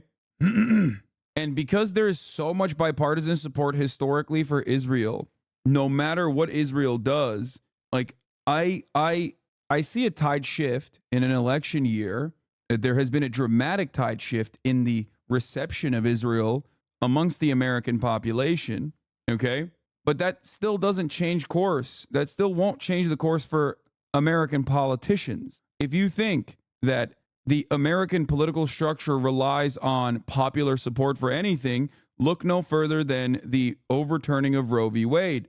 Look no further than a lack of socialized medicine. Things that are seen, things that are decisions that are inherently anti-capitalist or hurt the bottom line, hurt the profit margins. These decisions are never going to be genuinely championed, regardless of how popular they are. That's it. There needs to be a significant public disruption for Israel-Palestine to become a huge issue for politicians. We're not there yet. I mean, it is a massive sea change for sure. This is something that I have talked about for many, many years. As you guys know, I've talked about Israel-Palestine for a decade now, very publicly, very vocally in support of Palestine, in support of Palestinian emancipation. Israel is an apartheid state. And throughout that time, I saw a genuine seismic shift in the public attitude in 2021 after a lot of those NGOs started openly declaring Israel an apartheid state, which it is, and it was. And ever since then, every single time Israel has actually engaged in the same old violent actions that it has engaged in perpetuity towards the Palestinians, there has been more and more there has been more and more public support for the Palestinians. Now, will that actually change the attitude of the politicians? I don't think so. But yes, the state that we're at currently, it is actually an unimaginable sea change for sure. Every single person that has been an activist for this cause for decades will tell you that this is a genuinely different attitude that most people have. I was watching a video of you from 2022 talking about Palestine. I was pleasantly surprised to see your consistency on it. Wish I was that brave. I mean, you can go back further than 2022 to see my consistency on it. I've been talking about this very publicly for almost 10 years now, since the beginning of my political career. I mean, here's one of the greatest injustices of our time unfolding right before our eyes is the Israeli treatment of Palestine. And to understand it, you need to look no further than the treatment at the border of Gaza versus the Jerusalem U.S. Embassy unveiling. This is from 2018. It's got 15,000 views. That was happening at the exact same time. Now, I'm writing this on the heels of the U.S. Embassy's launch in Jerusalem, something that every presidential candidate 6 years pays ago lip now. service to, only to symbolically postpone. Literally 6 years ago. It is until Donald Trump. And the reason for why every American president has postponed this move is because it's incredibly controversial. And because of that, there have been peaceful attempts at protesting this move from Gaza, but Israel has brutally attacked these peaceful protesters at the border. Yes! Now, at the time I'm writing this piece, the death count on Monday alone currently is 50 Palestinians dead, 7 of whom are children and 1 paramedic. I can't show you. I'm not. This is like on TYT. I straight up would like show a lot of this stuff without censoring it. Even though I would definitely moderate my takes. Of course, Hamas is using human shields, right, to gain international support. So why the fuck are you killing them then, if you know that? Also, only 40 miles away at the same exact time, this is happening. You can't make this shit up. And what you need to understand about Gaza is that it's been under Israeli control for decades, especially after the people elected Hamas, an Islamist group that seeks to liberate Gaza through violent retaliation. Now, Israel has used Hamas as a justification for everything from stopping humanitarian aid, from rolling tanks into Gaza to full-tilt missile strikes, and has even resorted to using violence against neighboring countries like Turkey, for example, where a humanitarian aid ship was overtaken by an IDF helicopter and the people in it were slaughtered. At the time, Israel defended the killings by arguing that these kitchen knives on the ship were weapons being brought into Gaza. And don't forget that the Israeli government helped create Hamas back in 1980s as a counterweight to Yasser Arafat's PLO. Israel has also supported the construction of unlawful settlements all over the Palestinian West Bank, which the world correctly considers state-sponsored settler terrorism. Damn, bro. But what about dudes that read a Wikipedia article like 3 months ago to start cooking up their takes? I'm sure those guys are the foremost authority on the subject matter. You know what I mean? Yeah. Let's make more drama videos about how, like, oh, this guy said it was a JDAM. It's like little shits who don't know their fucking ass from their elbow coming in here. It's like and being like, oh, well, I watched a drama video from a dude who literally knows nothing about Israel nor Palestine, and I've decided you don't know what you're talking about. How do you look older in this video? Longer hair, longer beard. All of this is normal supremacist protocol. Yeah, Hassan only says what his audience wants to hear at the time is one of the most brain-dead takes I often see. Yeah, I love that. Definitely what my audience wanted to hear back then, and certainly now as well. I watched a vid from someone who loves Keemstar. That's how I got here. Yeah, I must be pandering to chat. But here in the United States, this violence has been justified and propped up by not only the Republicans in the Trump administration, but also by our beloved #resistance Democrats. Let me tell you why we don't have peace. Of course, we say it's our land. The Torah says it, but they don't believe in the Torah. So that's the reason there is not peace. This is literally fourth grade Hebrew school bullshit that most people grow out of, but not Chuck Schumer, who thanked Trump today for the embassy move. Thank you for your service, Mr. President, sir. Also, Chuck, you've done nothing to protect DACA immigrants or the middle class. What good is the Democratic Party if they're just going to serve as a doormat that Republicans step all over when doing whatever the fuck they want with U.S. policy, both domestic and foreign? They invent other reasons, but they do not believe in a Jewish state. And that is why we in America must stand strong with Israel through thick and thin. We must, because that is the reason why there is not peace in the Middle East. How uniquely regressive is it to justify supremacist imperialism with religious dogma? It's literally the opposite of everything Democrats are supposed to stand for. Schumer is currently the most powerful Democrat in the nation. How can we defend gay marriage or being pro-choice or even the consumption of shellfish for that matter when the man tasked with being the voice of progressive values in this country is using the fucking Torah to claim that this is the Holy Land? Also, here's another reason why this biblical justification is insane. The king of Persia, who 1,000 years before Muhammad was even born, that said Jerusalem was the capital of the Jewish people's country. Whenever we hear this sort of rambling coming from a mullah or any sort of Muslim figure, we're quick to claim that Islam is a dangerous religion, perhaps the most dangerous religion. But Jeanine Pirro rambling this on national television is totally fine. The eradication of Palestinians is justified because religion, the good kind. Islam is the violent and bad religion, on the other hand, because when George W. Bush says God told him to invade Iraq, then it's all justified. We've begun the search for hidden chemical and biological weapons. And look, I'm not condoning what Hamas is. I feel like you were sharper then. Do you too, like Biden, have a problem due to age? Yes. In my old age of 32. You seem more angry back then, but I think it's because you're kind of numb now. Yes, it's the vaccines. They made me gay and autistic. I've been getting ass blasted for having the exact same takes in the dumbest ways possible. This is also scripted and rehearsed too. Is done either. Killing innocents is not okay no matter what the cause is. But you have to see that Here's what Facebook did to this video, by the way. Oh yeah. Yep. Why don't we extend sympathy to when Israel slaughters 50 plus Palestinians under its occupation? Facebook is collaborating with the Israeli government to determine what should be censored. Because it's fake news. They were known terrorists, not innocent people. Oh man, I'm tired, dude. I'm fucking tired. It's almost impossible to remain neutral when anyone is being subjected to this level of violent injustice. And condemning this violence or criticizing the Israeli government for its actions is not anti-Semitism. An injustice anywhere is a threat to justice everywhere. So I ask you to stand in solidarity with the Palestinian people and the Israelis who are protesting against the violent, inhumane actions of the Israeli military that represent a far greater threat to the safety of the people of this region by escalating this conflict. I'm Tom Piker. As Tupac said, a young man in his 20s has his 20s to be a revolutionary because by the 30s, the system is to suck all hope out of him. Bro, I'm gonna be honest, dude. Like, this video's tone is too hot to post October 7 would be written off. We need an updated calm version. Is politics just the same cycle of problems because no one does anything about them? So any take from 6 years ago apply now. You can watch pretty much every single.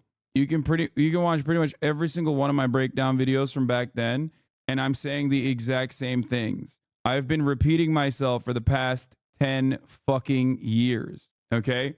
And that's only because I've just been active for the past 10 years. That's it. Obviously, the same issues persist since 1948 or even before 1948, as a matter of fact. But however, when I was saying this back then, something to consider here is this video is from 2018, okay? When I was saying this stuff back then, it was infinitely less popular than it is now. Call me crazy, but I think your opinion about D-Man changed drastically. What?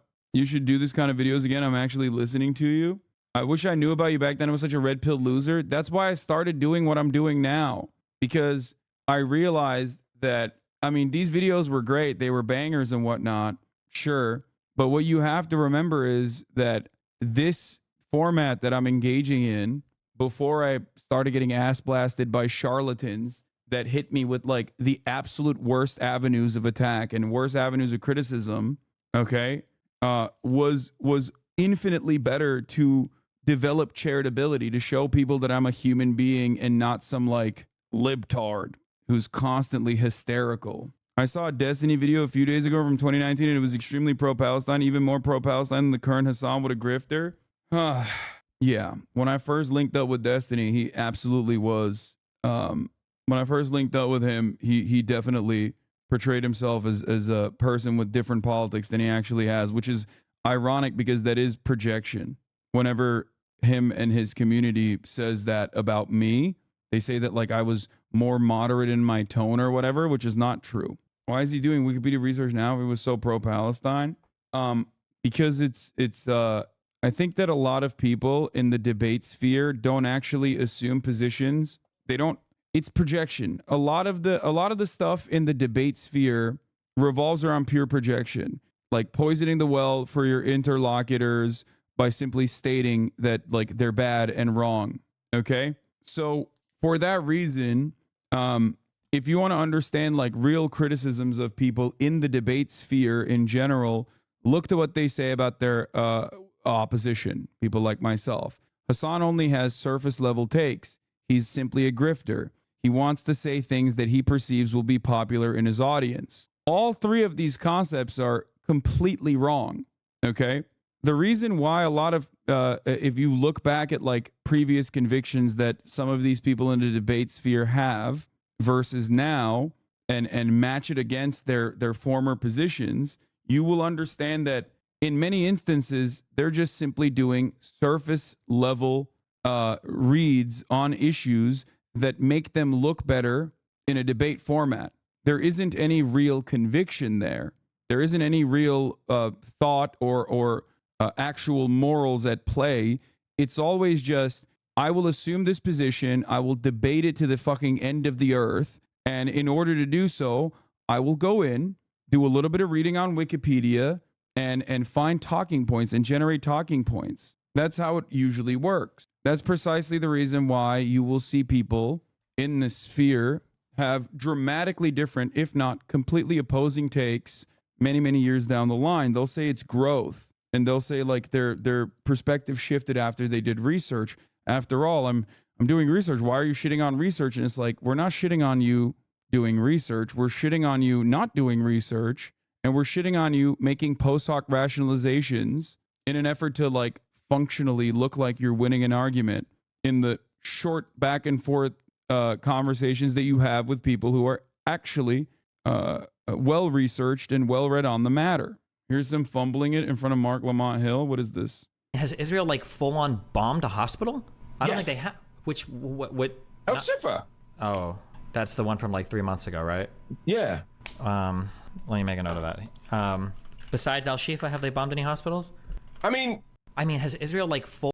The answer is yes to that question. For the record, yes, Israel has full on bombed hospitals. Yes, like Israel has laid siege to many hospitals. If you are confused as to why people who are well-read and well-researched scholars on the matter that are now debating people who just read a couple Wikipedia pages, if you become a well-read and well-researched scholar on Israel, okay, and the history of Israel, if you have a semblance of morality and you are not simply guided by bloodthirst and ideology, you are most likely going to arrive at the position that Israel is, without a shred of a doubt, an apartheid regime that is doing unjustifiable acts against a Palestinian population that it has occupied and bombed and is currently in the process of ethnically cleansing. That's it. That's part of the reason why you see this weird asymmetry of people that are super well read on the matter, you know, formative scholars like Norm Finkelstein. The reality is there are very few scholars that are pro-Israel that are also honest about the history of Israel, okay, and the violent means in which Israel came to be. One of those formative scholars is a part of the New Historians. His name is Benny Morris. I've talked about him before. His work, as far as the Nakba, is pretty important. Many other scholars have utilized his research. The problem with Benny Morris, however, is that his work, I guess he had a change of heart, I would say, where he shifted his framework from, yes, this was a deliberate attempt to forcibly displace Palestinians, the Nakba and Plan Dalet specifically. However, it was a necessity and it was a good thing, ultimately. So even those who are pro-Israel in their perspective still those who are pro-Israel in their perspective still recognize the inhumanity. Well, not the inhumanity, but they claim that the inhumanity is a necessity.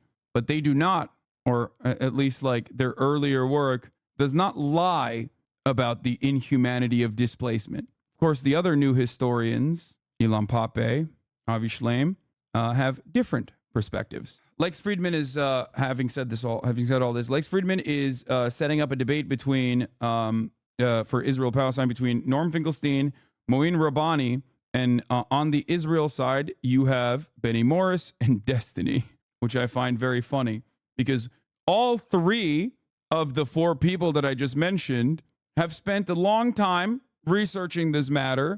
All three of them also recognize that there was planned displacement of Palestinians. The fourth person is like, what the fuck's he doing there? But whatever. Polar Bear in Arlington, Texas. Yeah. An insane lineup. I mean, I'll be there. I'll be watching it. Dude had Mark Lamont Hill on after you and was just walking into his ignorance when Mark would bring anything up. Why doesn't he host a debate between a Harvard scholar and my dog? Yeah, literally. You need to debate Rabbi Shmuley? No way. There's no reason. I will have an aneurysm. Okay? You should debate them more. Perhaps they'll reason eventually. No, it doesn't work that way. One of the best examples that I can show you about how debates are fucking idiotic is the fact that this conversation that I just showed you is taking place between a dude who simply looks at talking points so he can argue a position that he has already. His position was pro-genocide before he did his research to basically justify post hoc and rationalize post hoc his pro-genocide take versus an actual anthropologist with so much field research. And yet the reception for the person with no research whatsoever is ultimately very positive for a massive audience. A massive audience of people think that he is formative and knowledgeable and a monster when it comes to intellectual prowess. The fuck? Debating a person like this or debating issues like this with people like Rabbi Shmuley, for example, doesn't do anything. It's not like there's nothing positive that comes from that. I'm sorry. It's just the truth. You get attention from it. But that's pretty much it. Hold on. I mean, there is again, perhaps one of the best examples I saw on this, as far as like debates not really playing a decent enough role in changing people's attitudes, was Omar Badar's video. I've shown you this video already. We watched it, and so many people did this kind of shit, where they were like, well, you actually lost the conversation at the time. Why are you trying to correct the record by adding additional factually accurate information that immediately dismisses the perspective that was brought forward in that time frame? And it's like, you're personally admitting that you don't care about the truth at all, that you care about the aesthetics, which I guess is correct. You know what I mean? As far as debates goes, yeah, that is what it is. You have to look strong, look powerful in that moment, and then your audience will think you won. The right plus Twitter now are obsessed with debating, like Lex's, Ben's, Patrick Bet David put a lot of stock into it, and their followers eat it up. Yeah. Anyway, there is a lot of valuetainment. So you're saying not to talk about issues, see? And it also brings up this kind of attitude immediately. So you're saying not to talk about issues? Brother, you are not debating me. You're in the chat purposely and willingly misconstruing the statement that I made that's like loud and clear. You're talking to a person who's also been talking about these issues openly and outwardly and making an argument for why you should support Palestinian emancipation by trying this like entry level counter argument that's not even an argument at all. This is precisely what I mean when I say, unfortunately, this is not a very productive conversation. You've just proven my point. I never said don't talk about the issues. Anyway, let's move on from this and let's get back to my GOAT, Donald Trump. Have never happened. I know Putin so well, and it was the apple of his eye. Ukraine was the apple of his eye. I said, don't ever do it. It would have never happened, by the way. We're going to get into that in a minute, but back to Biden and his current state, whatever you want to call it. Will you challenge him to regular debates, regardless of the concern about the moderators? Rojo Tortuga, thank you for the 20 gifted subs, my friend. Red Turtle. I know that's always annoying, but I'll be happy to moderate one, by the way. Would you challenge him? Come on, Joe, you can do it. Will you challenge him to a debate regularly on focused specific topics? In other words, so it's not a wide-ranging, just one debate on foreign policy. Well, I'll do it right now on your show. I'll challenge him right now, and we can do you can do anybody you want. I'll take anybody from CNN, which is doing very poorly in the ratings, by the way, as you probably know. I'll take anybody, because I think you have an obligation in this case. You really have an obligation to debate. When it came to the Republicans, I was up by 40, 50, 60. By the way, what a wonderful way to segue back into how silly debates are in general. This is a perfect example. Do you think that you will arrive at the truth in a debate between Donald Trump and Joe Robin Biden? No, of course not. But will it be content? Of course. That's it. 60 points, like being up on her. I think a poll just came out. I'm at 91 and she's at 7. And would you debate? You want to be smart. You don't have to waste your time doing certain But that would be debates. instructive to see you versus Biden on any given topic. Regardless of poll numbers. I'm way up on him now in the polls. And frankly, I think we have an obligation. When you have the final Republican, the final Democrat, you have the two people you have to debate regardless of polls. How many debates would you commit to? As many as necessary. I would like to do it starting now. I don't think he's going to debate, though. I really don't think so. I mean, we had a debate where he, at the end of the debate, he admitted I was right about almost everything, but in particular on energy. Do you remember? I said, I feel like Perry Mason, the way you just collapsed. And he admitted. And what happened? You lost the fucking election, dog. Everything about energy. And that's what actually happened. And that's why your energy costs went up 3 and 4 times. I mean, we had $1.87 and he was up to $5, $6, $7. And that's going to happen immediately after the election. Let's not even talk about if he wins. We can't allow it to win. We're not going to have a country left. But that's going to be, you will have energy costs. And this whole concept of all electric, everybody having an electric vehicle, they don't go far. People don't want that. They want everything. They may want electric, but they also want other choices. Hey, Sean Hannity here. Hey. Chapo's Will had the perfect take on debates. My politics are based on morality. There's no magic combination of words that are going to get me to agree Palestinian children deserve to be slaughtered. Yeah, but that's why debates work for a very specific type of audience, and that's why I personally engage in it when I see fit. Okay? Because there are a lot of people who are relatively out of touch and care simply about the blood sport. Okay? In many instances, those people are very reactionary because the further you are away from empathizing with the victims of any kind of structural violence, whether it be, genocidal actions of Israel, or whether it be, I don't know, police brutality in America, if you have no capacity to understand, what those conditions look like, okay, then you are going to be susceptible to someone who comes across like a monster, like a titan in a debate, because you don't have morality is not factored into your equation at all, or empathy is not factored into your equation at all. At that point, you're simply looking for someone to hand you talking points so you can seem smarter. And there is definitely utility in that, which is why I always say 40% of the audience is completely 40% of each side in a debate is firm in their position. They're not going to change, right? But the 20% in between, 10% from one side, 10% from the other side, they can actually have their opinion shift a little bit. That still doesn't change the pseudo-intellectual wrestling component of debates ultimately, but you can pick someone's audience a little bit. You can pick into their audience a little bit and then slowly but surely help them develop their own moral framework through consistency, right? That's it.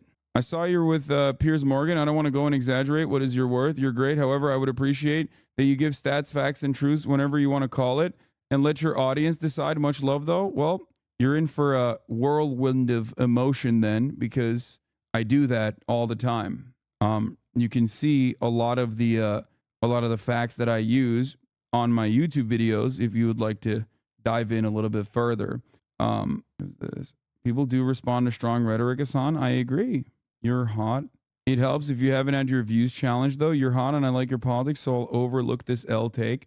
This is not an L take. This is a W take. Debates are only an entry point into seeing someone else's perspective. Okay?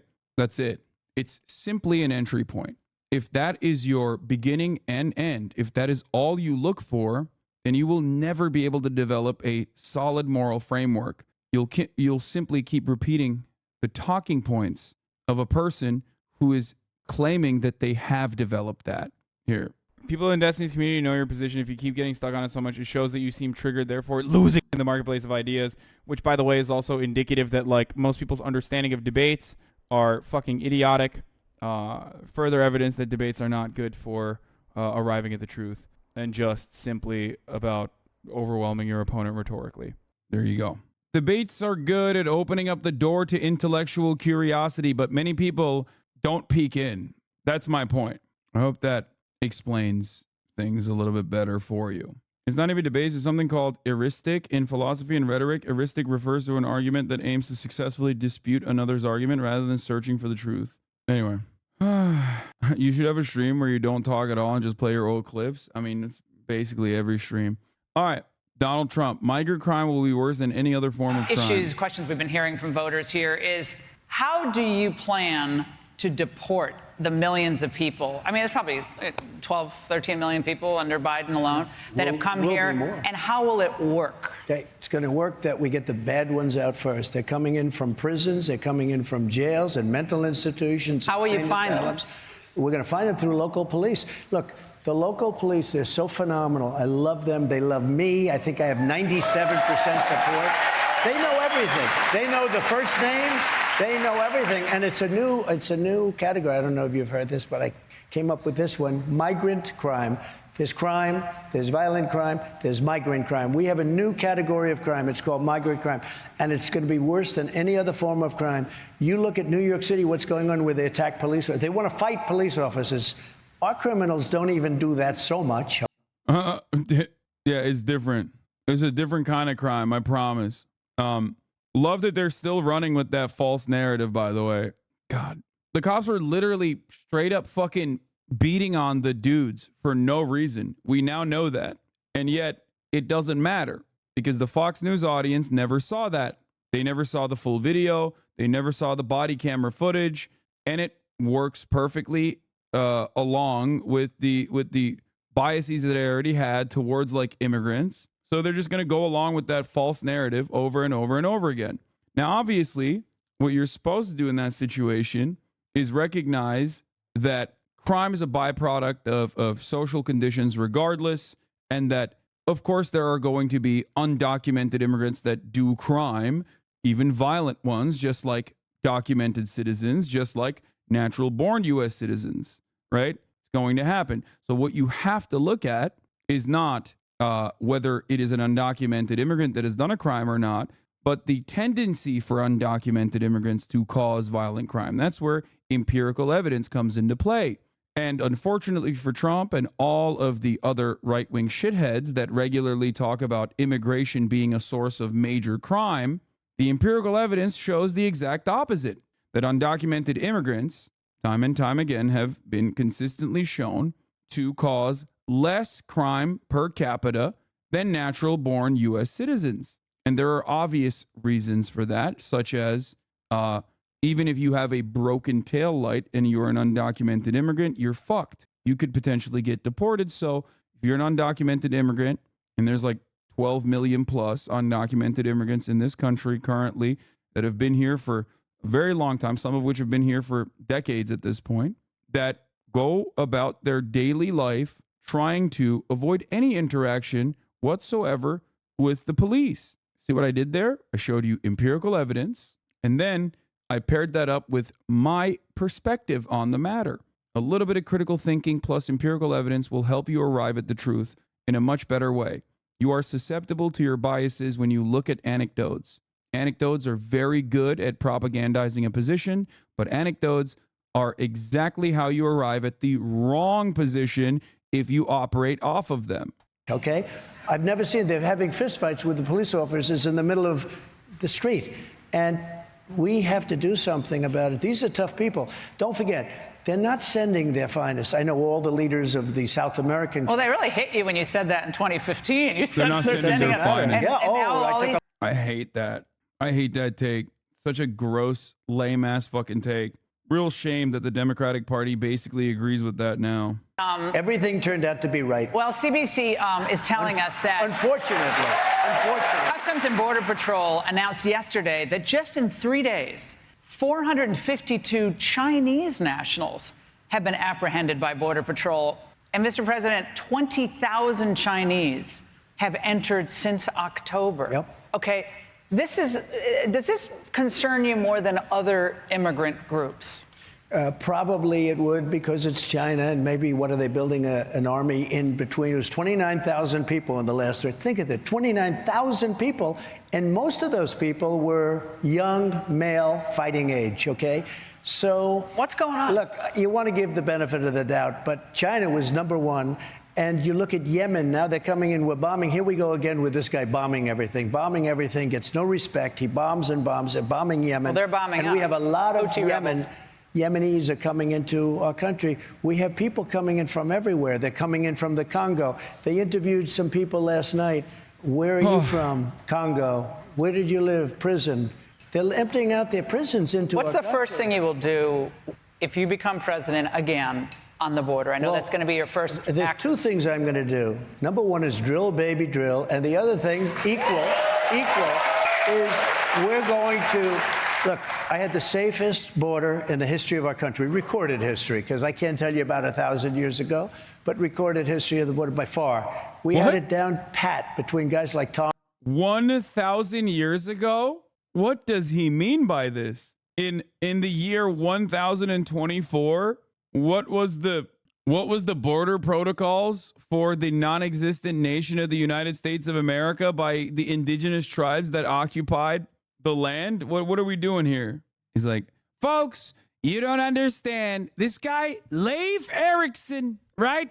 Everybody always says Amerigo Vespucci. They say Marco, I say Polo. But everyone really knows it's that Leif Erikson, Viking, comes in to the American shores, washes over. I say to them, what did the natives do, folks? They gave him blankets. They gave him an opportunity to smoke the peace pipe. The natives were terrible on border control. They should have immediately handed his ass back, sent his ass back on a dinghy. I'm too old for Twitch. Thank you for the 10 give the subs. Tom Homan and Brandon Judd and unbelievable people that you have on your show. We had a great, all Biden had to do is stay at the beach. You know, he goes to the beach. Somebody said he looks great in a bathing suit. So he goes to the beach. If he went to the beach and didn't do it, but he canceled everything, remain in Mexico, catch and release. We have catch and release, but we had release in Mexico. Why were you against the House, against the Senate border deal, the bipartisan border? Well, they allow 5,000 people a week, but a lot of people took it as 5,000 people a day. They said 5,000 people a week, and you read it, and it says 5,000 people a day. Number one, that, but it also made it much better for the opposing side. It regularized, managed the crisis. You couldn't manage it. It was so complex. You're talking about, first of all, if you want to close the border. It's good that we tried to concede on the border stuff with the party that loves this guy and is like voting for him no matter what. Surely his fans have a real perspective, you know, guided by evidence on the issue of immigration. Surely they're not just like a bunch of racist monsters who are interested in voting for this guy purely on the motivated reasoning that comes from being a white supremacist and the anger and resentment that they feel towards like whatever he has decided is the bi-coastal liberal elites that have fucked up their lives. Surely it would be a good idea to say that guy, you know, he made some good points, so we should be the party that passes the border control bill. Because like the underlying premise that he suggested that we in the Democratic Party shit on, justifiably, as racist for years and years was actually correct. Turns out we believe it now. Yeah, immigrants aren't, you know, these nations aren't sending their best, actually. We have to do something.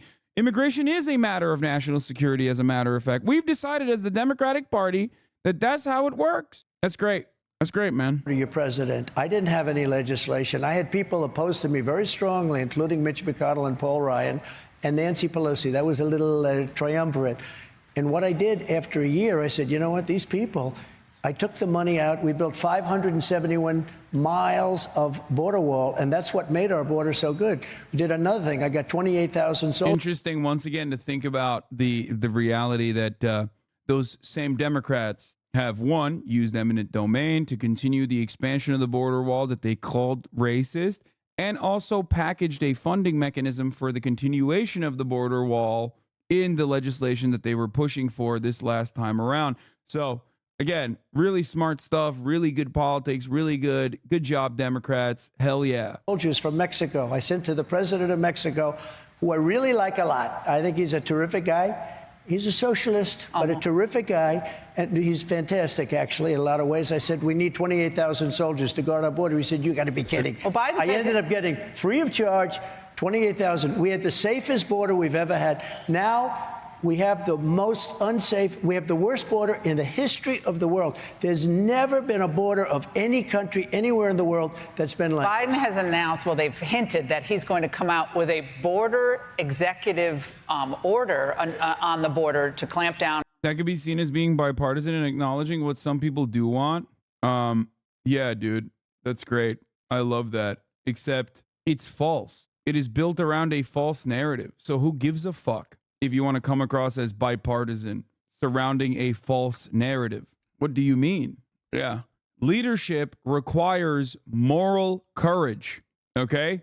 That's why you look back in history at figures like Abraham Lincoln and many others who did the right thing at a time when they could have said, well, for the sake of bipartisanship, I'm going to decide that maybe slavery isn't that bad. After all, that is precisely what many people are on board with, right? On illegal immigration before the State of the Union message. I thought he said he didn't have the executive authority. So I do believe that he's baked in. I don't think he can ever even come close unless people are really stupid, which they're not. The public is much smarter than the politicians. He's not going to be able to change. He's not going to be able to change it. Anyway, why do you have a problem with Biden doing the right thing at the border? It's clearly a crisis here. The real crisis is thinking that this is a good enough debate at the top of the hour to get me to read your comments so you can turn around and say at the top of the hour there's a 3-minute ad break. There is a crisis. See? Exactly. There you go. There's a crisis in this chat. 2 different crises. One, obviously, that, yeah, if you're not subscribed, you're about to see a 3-minute ad break. Okay? The second crisis, however, is a crisis of low-hanging fruit. A lot of chatters have now decided that the easiest way to get me to read your comments at the top of the hour is by saying something silly. This has caused many chatters to refuse to do really cool ad break debates. Put the ad break message in the original message. Don't try to do a 2-parter. You will always get got, just like you will get got at the top of the hour if you are caught unsubscribed. Here's the 3-minute ad break now. In the Biden's case, I don't know if you know this, but he's set to testify on Capitol Hill on March 12th. What is one question you're hoping the Republicans or someone who has some honesty up there will ask Mr. Hur? And should Biden have been charged in the classified documents case? Well, nobody else has been over the years because, you know, Hillary took a lot and Bill took a lot. Bill took him out in his socks. They call it the socks case, which he won with a very tough judge, which he won.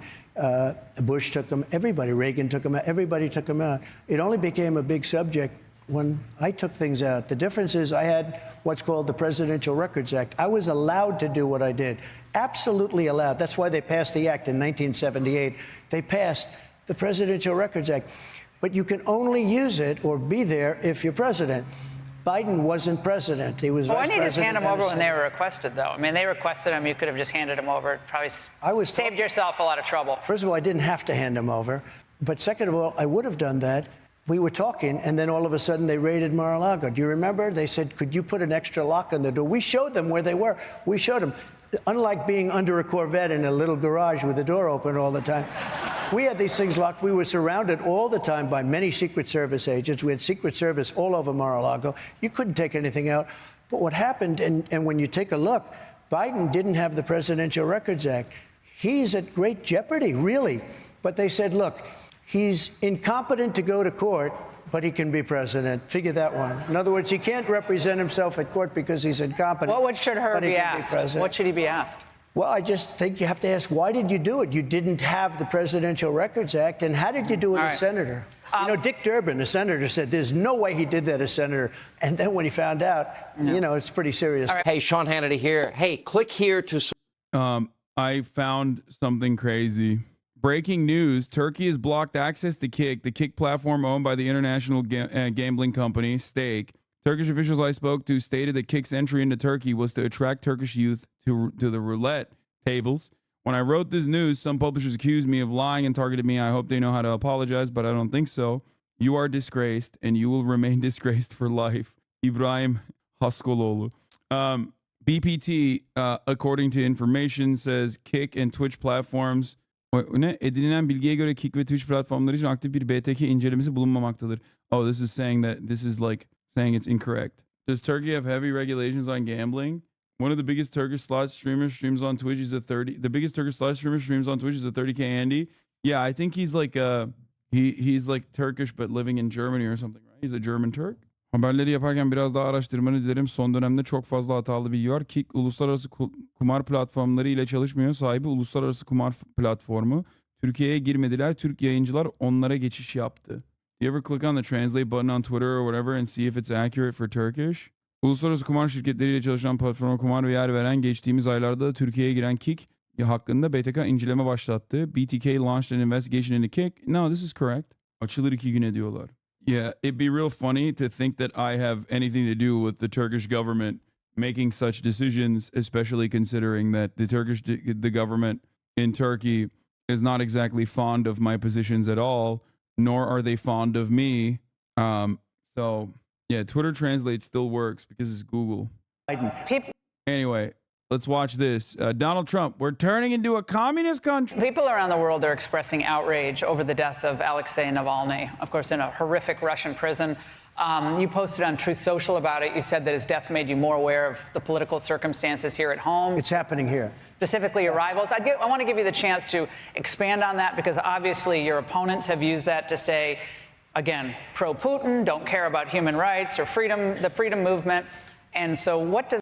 For the record, when Trump says we're turning into a communist country, and because I saw a chatter be like, well, how is that a bad thing? Okay, obviously it's a falsehood regardless, but what if it was real? Why would this be a bad thing? It doesn't have to be. Like, he's not saying this because he's saying this specifically because he never has to make an argument that communism is a bad thing. That is the normative position of the average American. That's just what they believe. Communism is a sticker that you can slap onto anything to say it's bad. You will never be able to tackle that. That's why they say Nancy Pelosi and Jeff Bezos are communists, for example. What does that mean when you said it made you more aware of your circumstances here? Navalny is a very sad situation, and he's very brave. He was a very brave guy because he went back. He could have stayed away.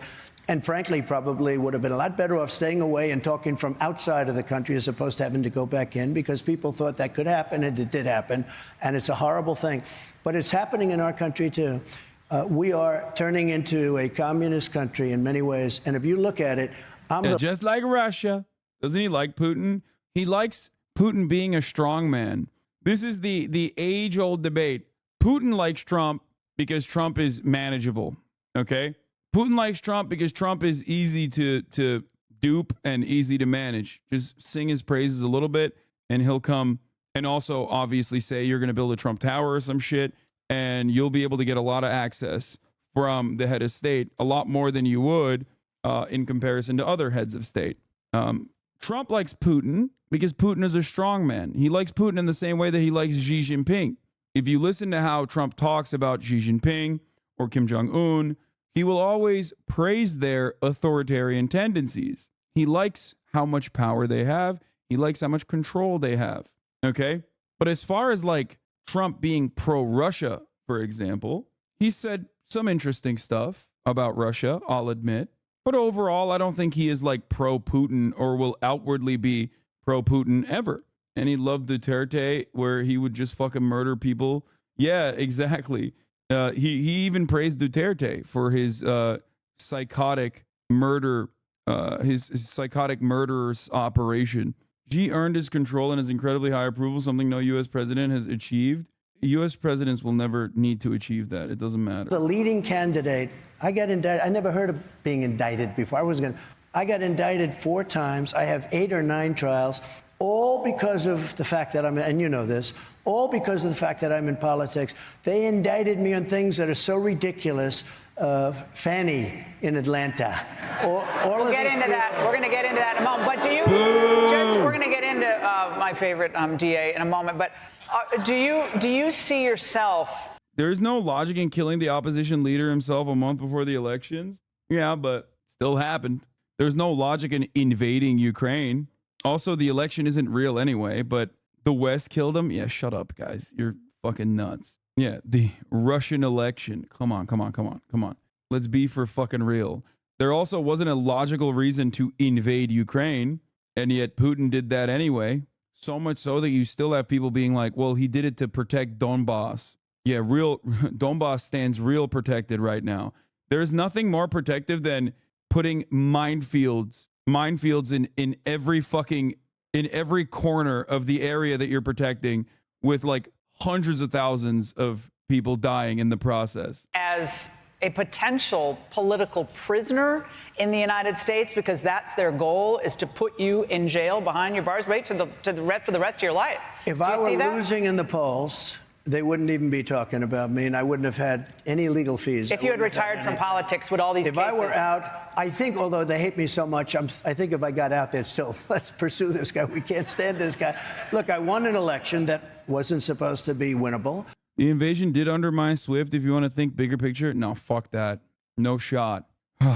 No. There is no, like, what, you think like Putin was doing 7D chess, invading so that like they would get sanctions and be able to withstand the sanctions? No shot. Especially because the invasion made Russia into a paper tiger, one that is still violent enough that it gives ample justification for every other country, regalvanizes support for NATO, okay? NATO support is at an all-time fucking high in Europe. SWIFT is the SWIFT payment system. 90% of global commerce happens with the dollar. America control, or not 90, 80%, sorry. America basically controls 80% of all international trade.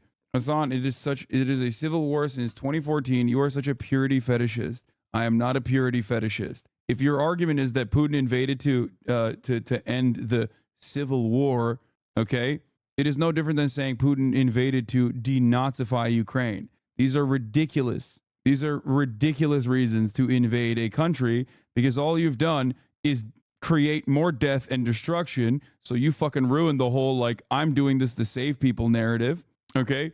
And you've also basically lost support in eastern parts of the country that may have supported you prior to the invasion by blowing their shit up and killing their family members. And, I mean, they don't really have a say in the process regardless because they're just fucking plebs in general. But beyond that, the notion that, like, you've denazified the country is also silly because you've actually given way more credence to the nationalistic sentiment in the nation that is now invaded. BRICS still supports Russia, so you're kind of wrong. Yeah, dude, I know. I'm a BRICS truther myself. I'm bricked up. How does one actually talk about the real Nazism and fascism in Ukraine without being seen as a supporter of Russia or that narrative? I mean, I've talked about it far before 2022 and have continued to talk about it. They're going to say you're pro-Putin regardless, so it doesn't matter. You just have to eat that L. Yeah. I think that it was a real crisis in faulty intelligence as well.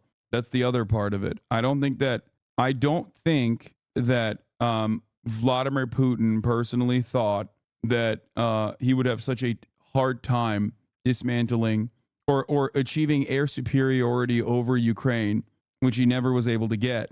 So that's another miscalculation in my opinion. Because if he was to at least achieve air superiority over Ukraine and maybe do like a calculated decapitation of the Ukrainian leadership, then yes, a lot of the other countries would be genuinely fearful of Russia's expansion, but Finland and Sweden, but especially Finland, because they had a dual neutrality agreement, not on paper, but a handshake agreement for neutrality, would be thinking a little bit harder about the potential for an invasion from a force that could overtake them with ease. Once they recognized that Putin could not even achieve air superiority over Ukraine and was having a hard time overtaking the entirety of Ukraine, they realized, well, he's too busy with that shit. He can't come to us as well. That gave them the freedom to join NATO, something that I've brought up a lot, as a matter of fact. Yet another massive miscalculation for Putin. The way you speak sounds like Ukraine is winning the war. Of course it's not winning the war, but neither is Russia. Bro, come on, stop talking about Russia. You're out of your element. I know. You're right. I'm so out of my element. How is Navalny considered opposition? What do you think Navalny's position was in both Russian society and the way that he was perceived by the Western world, both for Russians in diaspora, but also Russians living in Russia, specifically younger Russians, for example? He was a placeholder for anti-Putin sentiment. He's a puppet of the Zionists. Okay, dude. Yeah. Vladimir Putin, on the other hand, not a puppet of the Zionists. Okay. Remember, Russia, not a major ally to Israel. Okay. Why? Because Vladimir Putin says stuff like, hey, Israel, cut it out. Because they voted for a ceasefire. Bro, Putin himself is a fucking Zionist. What are we talking about? In the same exact way that Erdogan is. Israel famously gave the Iron Dome to Ukrainians because they hate Russians so much. Yeah. Navalny was literally a non-factor politically in Russia, funded by the NED and even shown to be so by Western-funded polling. He never reached above 19% popularity, which happened only when he was poisoned. Let me go over this again. What's the copium for the falling of Avdiivka? There is no copium there. The real copium is thinking that, like, overtaking the higher position of Avdiivka is actually like a profound military achievement after fucking so many people died in the process. Wow, dude. Putin is really fucking killing it, dude. He's destroying it. Now, the other part about this conversation, the other thing that you brought up, okay, is that Navalny is a non-factor politically in Russia. 19% popularity, which happened only after he was poisoned. Does this not help you understand that his popularity increased in Russia after he was poisoned by Vladimir Putin? Does that not basically prove exactly the point I'm making? That even 19% popularity came directly as an anti-Putin sentiment? I'm not saying that people gave a fuck about Navalny because of his ideological background or anything. He was a nationalist himself. He was xenophobic. He was Islamophobic himself. But it didn't matter because people saw him as the leader of being anti-Putin. He was a placeholder for anti-Putin sentiment, for people to basically say without openly declaring that they were anti-Putin, which is perfectly understandable. That's my position on the matter. Not that like Navalny was a beacon for prosperity. He was just not Putin. A lot of his positions were also relatively similar to Vladimir Putin. He's bad in pretty similar ways to Vladimir Putin, just devoid of the same power that he had. He was terribly unpopular because he had multiple high-profile cases of scamming the Russian state-owned companies. It was only after these cases that he became anti-Putin. Okay, but remember, the funniest part about this is that, like, yes, the Russian oligarchy is profoundly corrupt. It only feeds into the same exact fucking point that I was making, which is that he's Putin in everything but the name, and that is enough for a decent amount of people. That is enough for a decent amount of people to say, okay, fuck this guy, fuck Vladimir Putin. I'm voting for this guy instead, or not him directly, but whoever he props up. Some Russian perspective from inside Russia. This isn't entirely true. Navalny condemned the invasion of Ukraine. Okay, dude. Nafo and Z online LARPers are just two sides of the same coin. I agree. We're going to talk about the Yakuza case in a second. It's so sick. It's pretty funny. It's pretty funny to look at a guy like Navalny and not recognize like why he was poisoned to begin with. It's because in Russia, in Vladimir Putin's Russia, which is liberal, by the way, okay, authoritarian, but certainly a liberal capitalist country, devoid of like any kind of even semblance of theoretical democracy. If you are outside of Vladimir Putin's sphere of influence and you gain a little bit of prominence, that spells trouble in your governance. It's showing that people are, regardless of what the cost may be, openly still saying like fuck Vladimir Putin. You can't have that. If you're Vladimir Putin and you want to control every aspect of Russian life, you can't have anyone that is going to reach 19% popularity. That's why you get poisoned, and that's why you get killed. That's the reason why the supposed real opposition of Vladimir Putin is the Communist Party in Russia, which is not a real opposition to Vladimir Putin at all. Do you understand? If it was a real opposition to Vladimir Putin, then they would also find themselves falling out of windows. Anyway, Hassan, you're just spitballing here. What are your credentials to even talk about this? You're right. I'm just making this stuff up. Do you actually have a take that counters anything that I just mentioned? Or are you going to be like that other chatter that proved exactly my point that I was making? I think there is also a very funny irony. Discord will unionize on our ass. Okay, dude, sure. I think there is a funny irony in thinking that like the American State Department thinking that they have their guy, a quote unquote our guy in Navalny, when you know who was the original our guy? Vladimir Putin. That's why it's like additionally hilarious. Yeah, Putin was our guy. It's very odd to think that Putin was not our guy. Putin was our OG guy. Yeltsin was the OG our guy, sure, and then Putin. And look how that turned out, I guess. Well, I guess it didn't really turn into anything. It was more so just propped up as a perfect opposition so that we could continue having secret, scary foreign enemies. You need that sort of thing if you want to constantly develop a steady streamline of weapons manufacturing. Putin was our 100% our guy, and it's well documented in historical record. Exactly. It's good to have an enemy of that sort. Many of your fans are Russian fans. What is your evidence that Putin is a Zionist? In my opinion, the reasons why Russia lost in Ukraine is a heroic resistance against Ukraine, not because Russia is weak. You mean the heroic resistance in Ukraine against Russia? But yes, you are right. I do have, I do have a lot of course, I have many Russian fans as well. We completely dismantled all public sectors created by the Soviets and further liberalized the markets. Putin did his job. Yup. Putin did his job. And then what the fuck did he get in return for doing his job? America never made Russia into like an Israel-style ally at all. That chatter asking your credentials as a YouTuber they make, what if WWE fight videos like two Pakistanis versus Randy Orton? Okay, that's the coolest fucking, that is the coolest chatter. That is my coolest naysayer, okay? I respect that. That's dope. That's awesome. Did the Pakistanis win? I hope. Okay, Ethan, I guess, is debating Jesse Lee Peterson, and I can't wait to see what that looks like. You know, so you've seen Moses. Oh, yeah. What Everybody know Moses.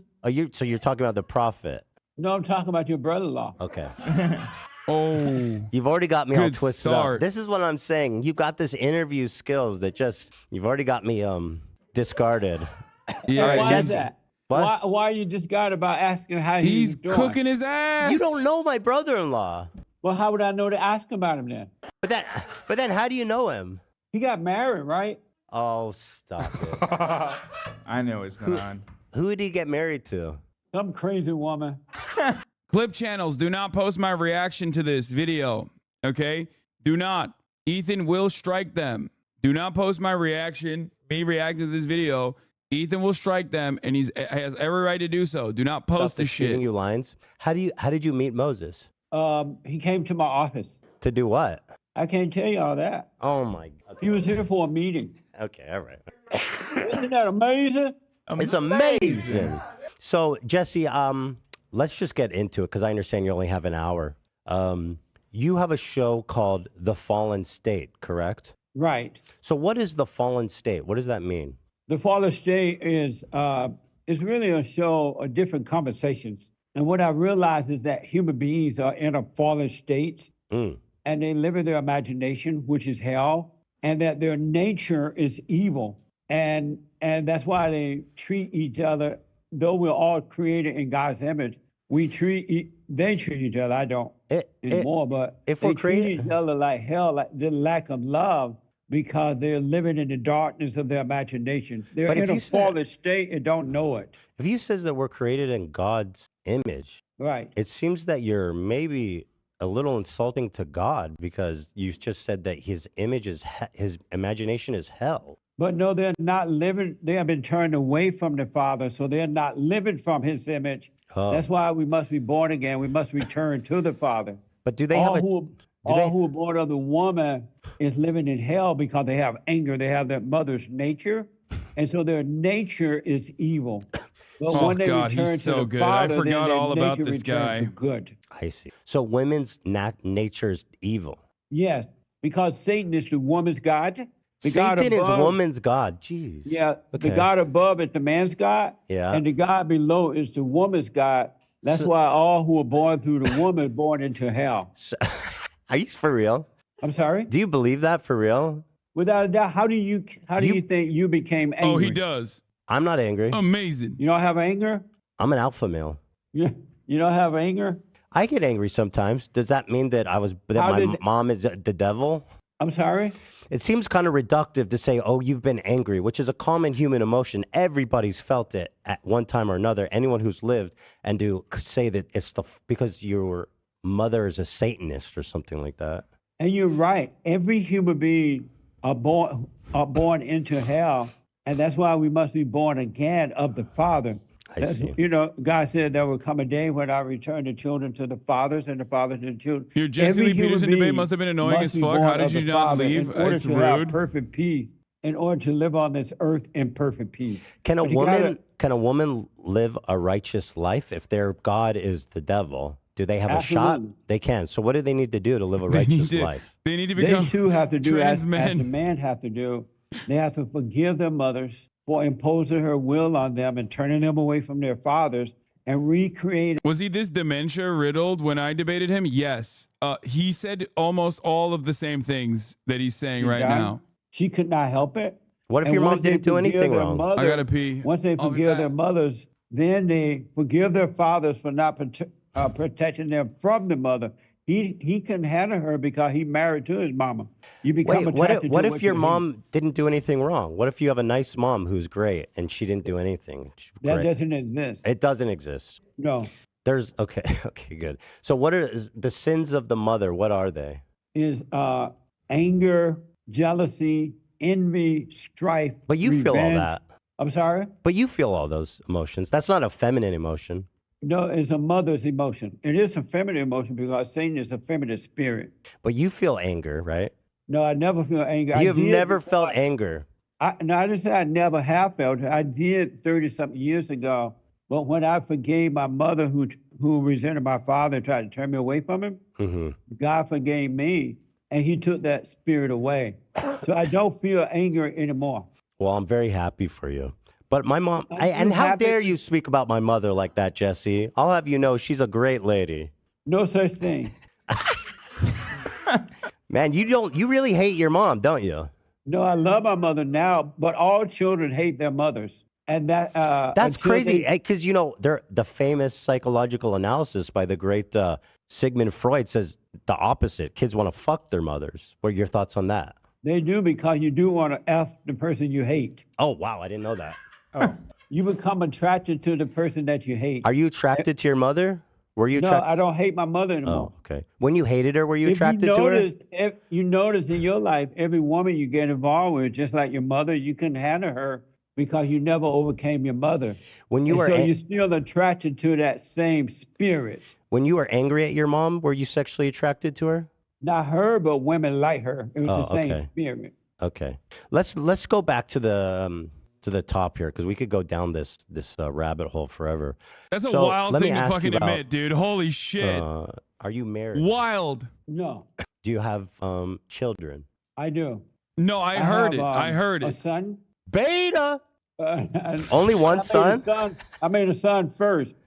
You only have Beta one males son. But But beta you're, males make girls first. Alpha males make boys first. hold on, Jesse. You're telling me you had a child out of wedlock? Beta. That's true. Then I was in a fallen state. You're Oh, absolutely okay. right. But then I have 2 grandkids, adult grandkids now, and then 2 great grandkids and 1 on the way.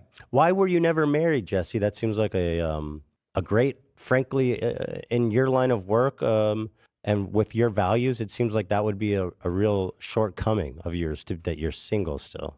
And why is that? Well, don't you live for family values, good Christian family values? You can live for them without having to be married. Jesus never married. God wasn't married. Paul wasn't married, but yet they stood for those values. Okay. So then, well, let me put it this way. I have 3 boys and I'm married. Nice. I'm alpha as fuck. All the way. Right. Okay, good. I wanted to get that out there. I couldn't sit here with you calling me beta. I would crumble. I couldn't deal with it. You've said, but I hope you're not offended when I do say you are kind of beta. No, I'm not offended by that at all. Okay, good. Because you are. Thank you. Oh, good. I'm the hypothetical 10% who could be swayed by this debate. Ethan better step his game up or it's over between me and my mom.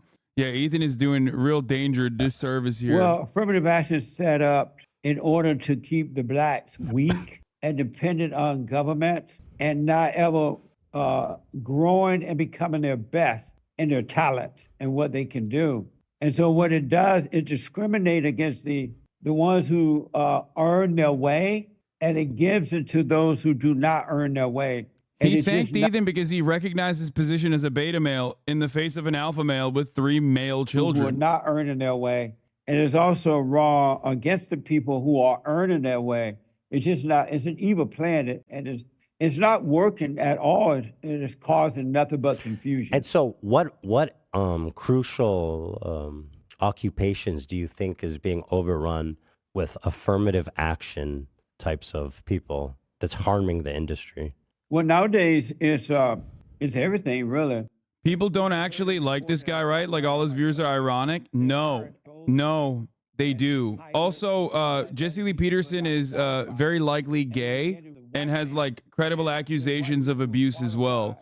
But what you fail to recognize here is that, yes, there are people who unironically watch him and think he's like smart. not good for the individuals themselves, but it's not good for the country. How can I, as somebody who's trying to identify affirmative action where things are vulnerable, how do I identify an affirmative action person who's in a spot that they shouldn't be? Well, you can see, you can question them about did they earn their way. I do think But you can that Ethan is handling him in the right way to handle him, though. For the record, like I do think that this is the proper way to deal with it, which is like, why would Ethan strike a fan channel re-upload? What do you mean? What the fuck? He has every right to do so. This is like this is content that he's trying to put out there. Men and women who are earning their way. But how would you know, since you know affirmative action is set up for the blacks? It's just it's like Justice Clarence Thomas, for example. He earned his way. He worked hard. He came from a tough background. But because he's black, it's hard for anyone to accept that he's earned his way because he's black. So everybody just assumed that that the blacks are not earning their way. They're a part of the affirmative action program. So that's possible. So it really does a bad job for all the blacks, to be honest. But what about like white Nepo babies who are born into tremendous wealth and privilege, and they can pretty much skate into any field, any kind of job that they want? Damn, bro, he's calling me out. This fucking bullshit. Leverage and they know people and all this. Isn't that, in a sense, as dangerous as affirmative action, or perhaps even more? Did you say white? What kind of babies? Nepotism babies. What's that?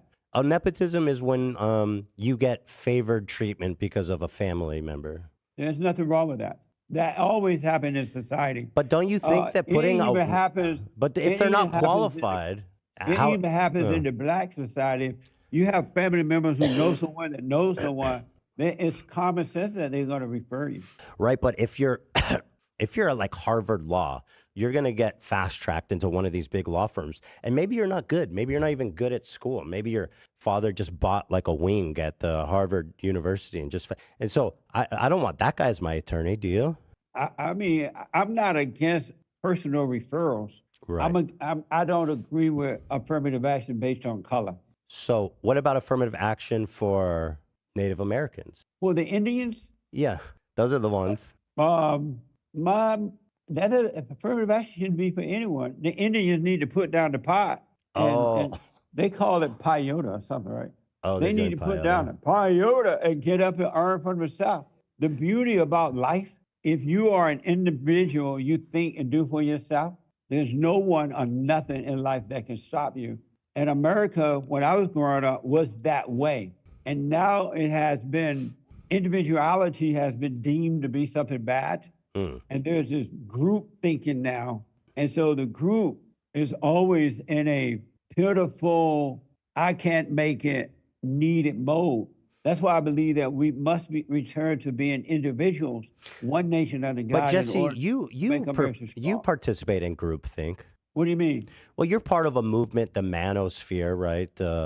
This conservative online movement about teaching young men that everything is not their fault. It's the world's fault that they're, not successful, or that, they're gay because they hate their mom or whatever. I'm not part of any movement. Well, why do I hear so many people saying that kind of stuff? I don't know. I started Bond 34 years ago, and I didn't know anyone at the time, but I started because you should be illegal on Black History Month. I realized that the blacks were suffering because they had been turned away from their fathers, and the Democrats and others were telling it. Also, the so-called civil rights leaders were telling the blacks that they were suffering because of racism, and I knew that was a lie. So I started BARM, my nonprofit, Rebuilding the Man, the Brotherhood Organization of a New Destiny. Even during Jim Crow, that racism was a lie? Let me just finish this. Go ahead. To encourage blacks to not fall for the lie that some white man can hold them back, right? The real question is, so I started Bond 35. If racism is a lie, why do you support it so much, Jesse Lee Peterson, which he does? I'm not a part of any movement, but just to encourage the men and women to return back to the Father. So, what were you saying about Jim Crow? You're saying even back then there was no such thing as racism? Right. No, even Jim Crow. Right. That's not racist to say that black people need to drink from a different fountain. No. No. As a matter of fact, I grew up, as you know, under the Jim Crow laws, and blacks and whites got along better back then than they do today. Because back then, wasn't the KKK like hanging? I mean, sorry to be uncouth, but I'm pretty sure the KKK was like killing black people. But then they were just like, right? Like, I mean, they were just doing that. I don't know. No, that's not lynchings. true. There was lynchings and stuff happening back then. You don't see That's those not today. true. That's not true. Oh, so what's the truth about the KKK? The first, let me tell you about the Jim Crow. Okay. During those days, the blacks worked for themselves. They had family. They had fathers and mothers and grandparents, and they worked for themselves. And they taught their children to work. You guys who are unfamiliar and with they taught JLP their are in for a children to treat. People the way that they would like to be treated. And then the wife did the same thing. They too taught their children to work and be independent and to treat people the way they would like to be treated. And as a result, the blacks bought land. They had trades. They bought, if they wanted to go to a trade school or college, they went and did that. And they came back as professionals. And they didn't have false leaders. Someone leaded them. God was the head of the family. Chat, I've and the debated father this was the head of the man. wife I and went the on his children. show and I debated him. If you were Until the unfamiliar, civil rights movement came along Years no ago. such thing as civil rights, by the way, but when the civil rights movement started, it But started. Jesse, all if the- Jim Crow happened, if that was still in place, you wouldn't be talking to me now. you don't know that. Why would I? Because everything was segregated. I, as a white man, probably. I'm not. You know what? I was one of the good ones. I would have never gone there. But however, there'd be people But saying, that's "No, not don't talk to true a white man." That's not true. No. Because even under the Jim Crow law, black and white people talk to one another. If they wanted to talk, they got along. Those who wanted to get along. But you have to realize you have evil people, and there are some people who return to good. Let me hit you with a stat. Between 1882 and 1986. Now you were born in 1949, so you were probably in your 20s, somewhere in this time frame. At the end of it, there was 4,743 lynchings that occurred in the United States during that time period. Is that racist? I don't even know if that number is true because you have to have, you have to realize that the human heart is wicked and that the people make up numbers in order to get what they want. Why won't you I admit don't that even know hanging though- black people is racist? I'm sorry? Why won't you admit that hanging black people is racist? Oh, because it's not. If that was happening, it was evil. Our battle is a battle Well, between. no, they were like, good- the KKK is like, we hate black people, and so we're going to hang them. They say that. They actually said that. They're like, this Right. is, and so that's not racist. No, it's hatred. It's either good or evil. Does Our racism battle- exist? Is racism real? You're asking me a lot of questions. Calm down. Whoa. You're not letting me answer. Hold on, Jesse. You're not letting me answer the one you're asking. This You're is how like you interview asking, people. and before I can answer, you run to something else.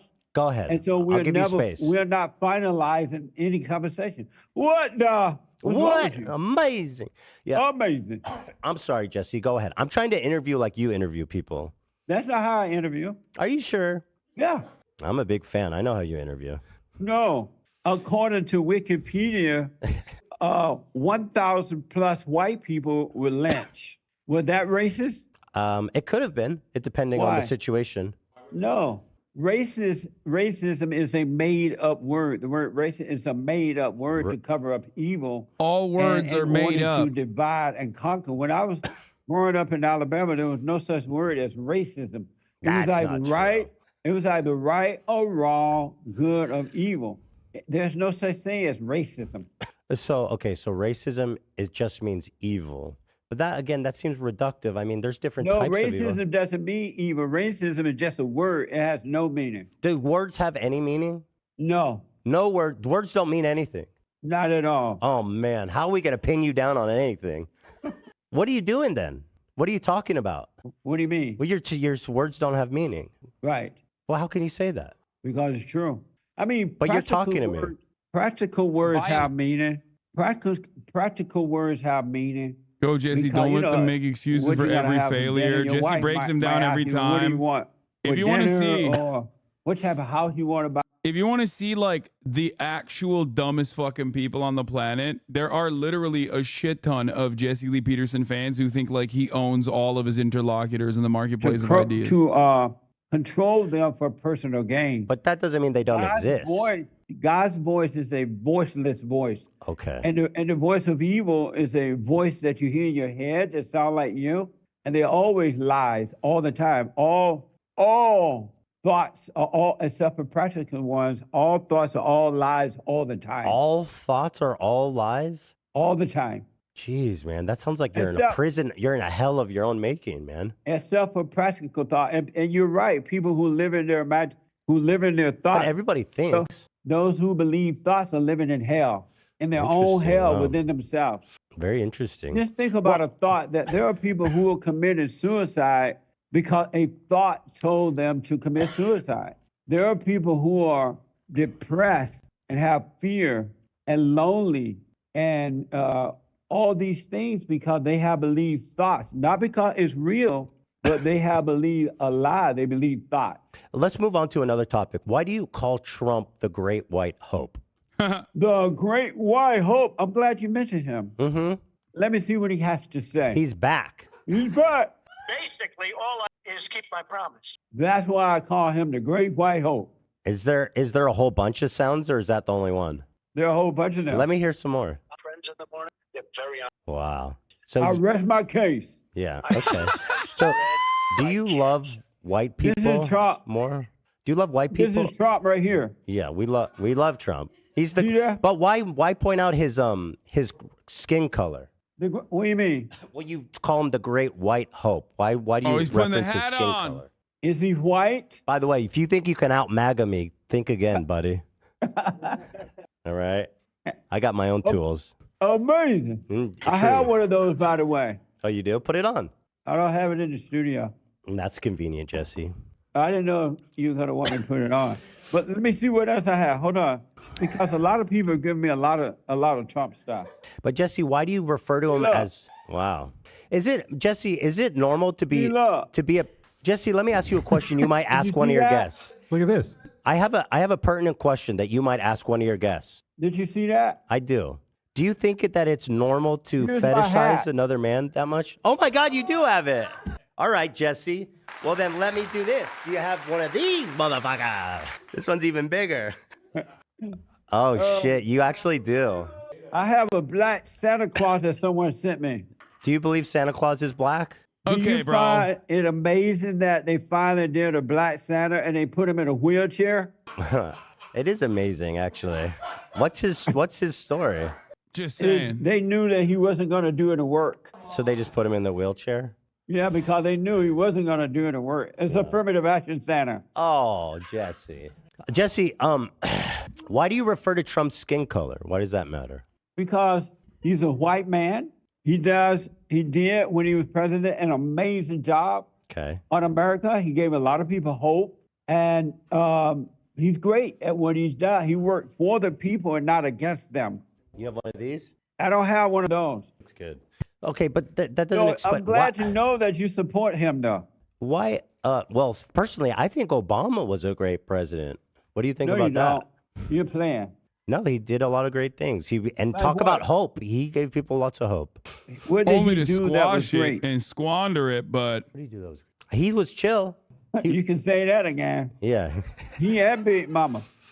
And so what did he do that was great? What did Trump do that's great?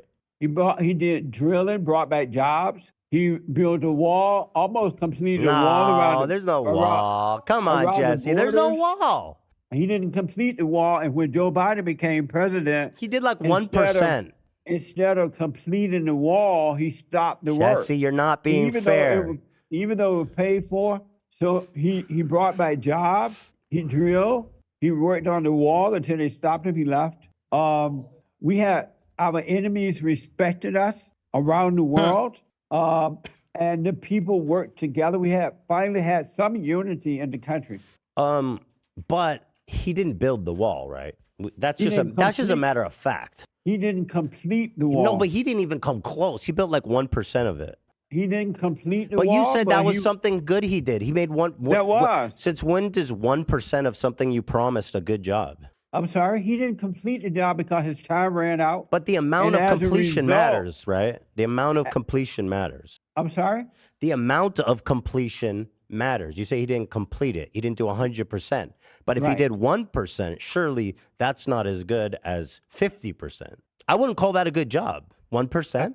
But you're not making sense. If his Why? time ran out and he wasn't. You said he built the wall, Jesse. Come on. There's no wall. Well, let's put it this way, if this makes you feel better.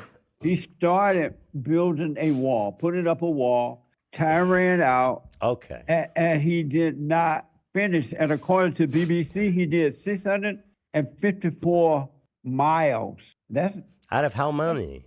that's more than 1%.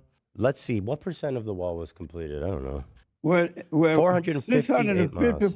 What are you typing, dude? Well, why did you say 1% and you really don't know? Oh, sorry. You know what? It's like 25%. But you really don't know. Well, now I do. It's 25%. Someone just told you? Yes. Somebody who fact So checks. why did you say 1%? Well, I was wrong, clearly, but it was 25%. But why did you say 1%? It's 25%. No, why did you Well, say it's 1%? 25%. You're not answering the question. Well, it's a rhetorical question, is it not? No, why did you just throw out 1% when it wasn't true? Why did you say Trump completed the wall when he had only completed 25% of it? I didn't say he completed the wall. I You said said he he built built- the wall. Okay. And I said he did not get a chance to complete it because I ran out of time. Well, how are you going to, if percent is a word and words are made up, then what are we even doing here? We're communicating. But words Somewhat. don't mean anything. We're communicating. I got you, Jesse. Somewhat. Word doesn't. That's why you let them go in one ear and out the other one. Let me move on here because we can go down this rabbit hole, and I love it. I love it. I love A where your better mind's at. a better argument would be you don't like Biden. He says no, I don't like Biden. Then you could turn around and say, but he's built so much of the wall. Well, if that's what they want to be, there's nothing. Everybody entitled to stay into their hell if they wanted to. But if they want to overcome it, they can. They can overcome it. But if they want to stay in their hell, they can die in their hell. No big deal. I've met very happy gay men. In fact, gay means happy, if you believe in words. But again, they may have false happiness, but they have no peace. And again, if How they- can you say that? Because if you're not overcome evil, you have no peace. Did you overcome being gay, Jesse? I never had to worry about overcoming that. Okay. And then you say that gay is a cover up for evil. What did you mean by that? Everyone that's born through their mothers have to overcome that feminine spirit. They have to overcome anger. And there are people that are into all kinds of things. We all have to be born again of the Father. And so what I'm saying to the people, if they were to really... This chat is getting idiotic day by day. Echo chamber. I know.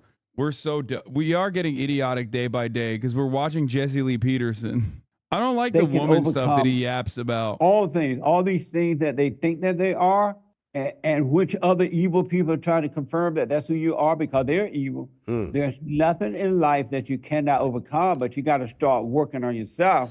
And our battle is a spiritual battle. We're not our thoughts. We're not our feelings, emotions.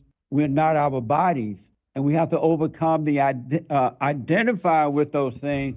And I promise you, you can be free. You can have perfect peace right here on earth. Jesse, you helped men become straight, right? That's part of one of the... I like the other stuff, yes. I like the other stuff because it's like, at least it's like unique and interesting in a way that my brain can dissect it. Whereas like when he starts talking about the evil of woman and how the more you become like closer to being a woman, the more evil you become, like that kind of stuff is like too far out for me to even like, my brain doesn't process it. Rapists, murderers, white, black. Do you think being gay is like being a rapist or a murderer? I think being that is a false identity, so they're lost in a false identity. Would you rather be gay or a murderer? I would rather be either. But you got to choose. No, you don't. Okay. You have never made a choice. I tried to get you, Jesse, but you're too slick. You're too slick for me. Why are you trying to get me? That's not masculine. Why? You're playing a woman's role. Excuse me, Jesse. War. There's nothing more masculine than war. You're playing a woman's role in trying to get me. Men are not supposed to play the female game of trying to get. Men lead the way. They don't try to get. That's a woman's role. Jesse, I'm a man and I'm doing battle. There's nothing more masculine than battle. Who are you doing battle with? With you. Why? I'm not doing battle with you. Well, I didn't you know don't know that battle. you aren't yet, but we're interlocutors. And why? I thought we were friends. Why are you doing a battle with me? We are. I'm a fan of your interviewing style, so I'm trying to exhibit some of your styles back on you. But obviously, ideologically, we are completely unaligned. It's friendly banter. But you called me a woman. I said that if you're doing battle with me right now, you're playing the woman's game. But is battle but a woman's game? Not. But Jesse is not doing battle with him because he's not playing a woman's game. Another thing that is the woman's game is the top of the hour ad break, or at least seeing the top of the hour ad break. Because at the top of the hour, there's a 3-minute ad break. If you sit there and you watch the 3-minute ad break, you're playing a woman's game. I'll say it. Okay, I'm not afraid to say it. Don't play that game. Be a man in a world full of women, and subscribe for $5 or for free. And that way, you will no longer see the ads at the top of the hour. Here's a 3-minute ad break now. You try to be what? Oh, come on, Jesse. You try to be what? I try to be a good person. By doing what? Good people things. Like what? Like tucking my kids in bed at night. Why do you call that good? Is it evil? Why do you call it good? Dude, he's the best at this. Well, a big part of what you talk about is the man's role. Why do you call that good? What? It's the parent's role to stay at home and be present in their children's lives and to show them love and compassion. And why do you call that good? You're right. It is evil. Why do you call it good? No, you're right. It is evil to kiss your bed. I never said it was evil. I never said it was evil. But you said it was good. But you won't tell me why you call it good. I just did. Why? Because it's nice to be nice to your kids. Niceness, does niceness mean good? Well, I think, if we're using words in any way as defined, then yes, nice does mean good. And how's that? Oh, come on. Let me ask you a question, Jesse. You're filibustering me. Bro, he's killing him. You never answered the question. Dude, Ethan hasn't had an intellectual giant on the show outcompete him in the marketplace of ideas this hard since XQC did The Worm to win that debate. The word obey. Does your wife obey you? If something made me uncomfortable and I expressed that to her, she would probably respect my wishes, depending on what it was. But yeah, she obeys me. Does your wife obey you? I just said yes, she does obey me. Amazing. So alpha. Oh, Jesse, let me ask you, does your wife obey you? No. Beta! Got you again. Amazing. Got you again. Let me ask you a question. I don't have a wife. That's why she doesn't obey you. That's beta, though. Beta. No, it's not. Oh, come now. No. Why isn't being a single man beta? I didn't say it was. Yes, you did. No, I didn't. Yes, you did. No, I didn't. Yes, you did. When? Yes, you did. I said, let me ask you another question. There's a paradox with the gay thing that it's kind of maybe obvious to some, but I do like to question people on this. If God made us, did God make us perfect? Did God make us, is God perfect? Let's start there. God is perfect and he made us perfect. So then why are people gay? Because they've been turned away from God by turning them away from their earthly fathers. Did God create the universe? Is there a reason why I feel like people engaging debating JLP feels like ableism? What do you mean? He is literally like, he acts like a stroke victim. He controls Satan. He presents himself in a way that is like the one tempting where very clearly there's like brain matter coming out of his ears. It's not weird to feel that way. Oh, for sure. know it's not from God, it's from evil. No, but God created evil. God created evil. Right. Well, God created Satan, and yes, through Satan, evil comes. So God, this is part of God's plan, is to turn men gay. I don't know what you got with this gay thing, but well, this is something you talk a lot. Jesse, you talk a lot about gay people. That is not. I'm telling you, no. God created us perfectly, and when you return to the Father, you will overcome that old nature that is made of anger. Mm-hmm. And you will return to your natural nature that's made of good, which is the nature of God. But you gotta overcome anger. And the way that, for those who might be listening, one or two in your crowd that's listening that want to overcome, I'm talking to them because I know most people love their hell, and they love the hell that they live in, and they love imposing their hell on others. So speak to them, reach out to them. But those who want to overcome it, I want them to know is that they have to overcome anger. And when you overcome anger, you must forgive your mother for imposing her will on you, trying to live through you, control you, turning you away Honestly, from your father. the more I think about the mother angle here, the more I realize he's a revolutionary in this space, Jesse Lee Peterson. Because, like, a lot of these fucking PUA, like, red pill guys have genuine mommy issues, like, serious, severe mommy issues. And I think he was the first at this. He was the first. He is the pioneer in the field of, like, openly talking about having mommy issues. If they forgive their mothers for turning them away from Jesse, their father. would it surprise you if I told you I'm 15% gay? Neither it wouldn't surprise me, and neither would I care. That's your problem, not mine. 15%. What does that mean? Is that better than 100%? Jesse, don't make it seem like I'm bringing it up out of nowhere. You talk about gayness all the time. I talk about everything all the time. Well, my show is about whatever. My radio show is about whatever the people call in for. And the father state, we deal with different issues. Can you but do you have like? Are you able to move on because of time? Do you have like? No, I have all the time in the world, but I understood you only had an hour, right? Right, and I'm talking about my time. So how much time do you have left? Because and the gay thing is a rare topic on my show. Yeah. So let me ask you this: you're not gay, right? That's not your business. Oh, but He you is. make the gayness Wait. a lot of people's business when you No, I discuss don't. their. I make it no one's business.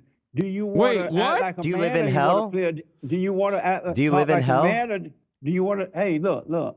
I put aside my time. I thought you wanted to deal with issues to help folks. Mm-hmm. Is there anything else you want to talk about? Because I Yes. don't want to play the woman's game with you. So, well, let me ask you this because I know Do you have any other topic? One last time. You can talk to your brother-in-law Moses about this, and he'll help you deal with that and overcome it. Sure. Jesse, why did you like this? Why did you like or this for- tweet by Your Daddy Or OnlyFans? forgive your mother. Forgive your mother. He's giving a thumbs and up. she will. Jesse, why did you like? like this post from Your Daddy OnlyFans, part 2 with Sean Boy UK? I have no idea It's what that two is. men kissing, I have no idea. and they're what that muscular is. and very Well, this guy bear-like. lied to me They about really think that you're like running your Twitter and stuff. Like, Yeah, I have no idea. what you Really? guys- Wait, why wouldn't you be running your Twitter? So why did you? you really think he would? Are you- Yeah, what- is is what the do you think he producer- is? What makes you think he is? Oh, so did you like it? Yeah, did you like it? Are you gay? I have no idea. Bro thought he was cooking Well, right Jesse, there. this is important. The people want to know. Let me. Your producer got real quiet. What did he like the gay porn? Self-report. It was one of you two. Someone fess up. They're hanging up. Someone fess up. That's what you want me to do, so you can say I ran. But you guys said you wanted to talk about real stuff. This is real, man. Jesse, this is a real tweet that was liked. Jesse, I really set aside Jesse, time to an be on expose you, though, by the but Daily I had- Beast, they I said that had- several men had sexual encounters with you, some as long as 10 years. Is that true? Say hello to Moses, buddy. I'm out. All right. Was your producer? Oh, he hung up. Oh, he did. Well, you tried. That was funny. Damn. He really hates gay people, like really hates gay people. He kind of, I think he got a sniff of what we were doing when I mentioned something about gayness in the top. It's so funny. All of a sudden, he doesn't want to talk about it. Yeah. It's like we all hate good 30% of ourselves everything the we most discuss at the end of the day. is like Never gayness, forget. Women are evil is another one. That's why I hate It's so capitalists. funny. All of a sudden, you don't want to talk about it. He liked that. For sure. Who is he like? The Rock. He's not managing his Twitter account. Why was his producer so quick to be like, no, it was me? Pretty Maybe much he's is what he said. Maybe he's gay. Maybe his producer is affirmative action. I mean, it could be. Yeah, affirmative action hire. You're right. Yeah. I didn't know you were gay. Amazing. Amazing. Of course, I love gay people, and I think being gay is something you're born, an identity you're born into, and I think that there's nothing evil or wrong about being gay. I think it's extremely. That was a decent interview. I wish that they were able to broach further truths. You know what I mean? That is not how you react to that question when you don't smoke cocks. All I have to say, yes, no. Jesse Lee Peterson is gay, pretty sure. I mean, when he basically said, "Oh, don't ask me about that question," and you saw the fear of God in his eyes, I think like he ulted a little too quickly. Here's another clip of you cooking JLP. Did you vote for Hillary? Unfortunately. Beta. Yeah, she's terrible too. Why would you vote for her? I vote out of spite and also because I want to reduce harm. So it's voting for harm reduction. I know that certain groups certain American citizens and even undocumented citizens that live here would be better off under Democratic leadership, even if it was marginally better off, which is why I made that choice. So what has the president said or done that you disagree with? Virtually everything with the exception of some foreign policy issues that he accidentally stumbles into. Give me an example of something that he's done or said that you disagree with. Gigantic tax cuts. You didn't like that? No, it's terrible. Amazing. They contribute to income inequality. You, Jesse, you make a lot of money, so you like the tax cuts. It's going to hurt them and their children. They got tax cuts in their paycheck. No, of course, but they get a $5 tax cut when you get $100,000. You gave all your tax cuts back to the president? Or to the, did you receive, except you have a job, right? Yeah, I do. And when you received tax cuts, did you give back the money? I'm confused with that. Did you give back the extra money that you made as a result of tax cuts? Did you just say, no, this is not fair, I'm giving it back? Did you give it back? Do you think that's how it works? Did you give it back? Do you think that's how it works? Did you give it back? Of course I didn't give it back. Do you think that's how it works? You're a hypocrite. That's how hypocrisy works? Uh-huh. Okay. I don't see you giving it back if you think it's so bad. I'm talking about handling systemic problems when you're like, why don't you give back the $5 additional that You know what's really funny about this? Dude, like the very same people who were like watching this and singing my praises unironically now make this exact same argument pretty much. We as a society, especially on Twitter, have gotten literally dumber, dude. The guy with the maximum amount of brain damage right there, the guy with the maximum amount of brain damage that said those things is basically reflected in the replies of every single one of my tweets. Like that's the average Twitter user now is how they behave. Exactly how they behave. Here. Do you not think that black people played a significant role? Do you not think that African Americans played a significant role in building this country? No. How could you? Oh, okay. All right. Well, do you think white people are better than black people? Let's just get right to it. Do you think white people are better than black people? Better in the sense that... What, better in what sense? I'm about to tell you. In that they create and black people destroy. Holy crap, dude. Oh, my God. You have black employees. How do they sit here and listen to you peddle this garbage? It's the truth. What a garbage perspective, Jesse. You think black people are better than... There's no way you actually believe this. So then there is no way you're honest. You think, as a black man, that white people are better because black people destroy? In the sense that they build and black people destroy. Wait, how? So let me ask you this. I have the proof. You have the proof? I have the proof. Okay. But have you noticed that white people will allow black people to come into their beautiful neighborhoods, and then the blacks will come, white people will leave, and the blacks, rather than keeping that going, they will destroy it? Have you noticed they tear it down rather than build on it? Have you noticed that?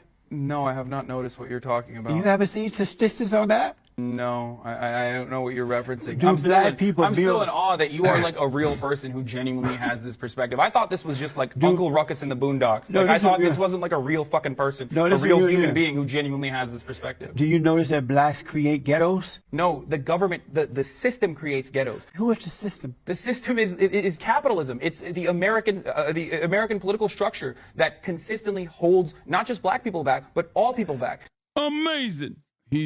He's out of control.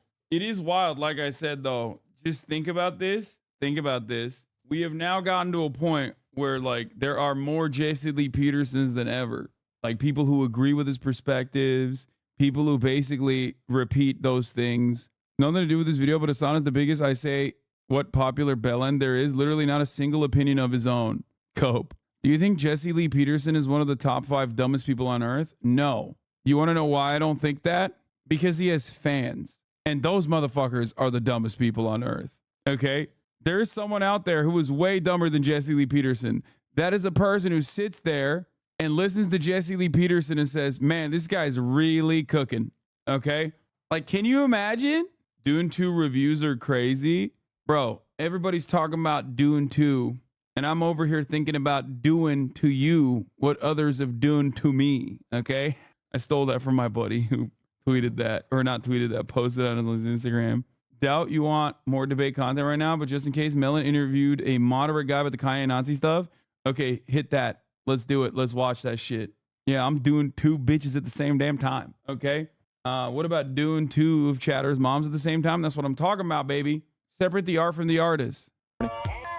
You know, that we're living in right now, the political divide that's present at this moment. And dude, I love this. Okay, typical Kanye fan, by the way. Oh my God, it's awesome. I think I don't know, tackling these topics with a lot of aggression and a lot of conviction. I understand where you're coming from. You've been doing this for a long time.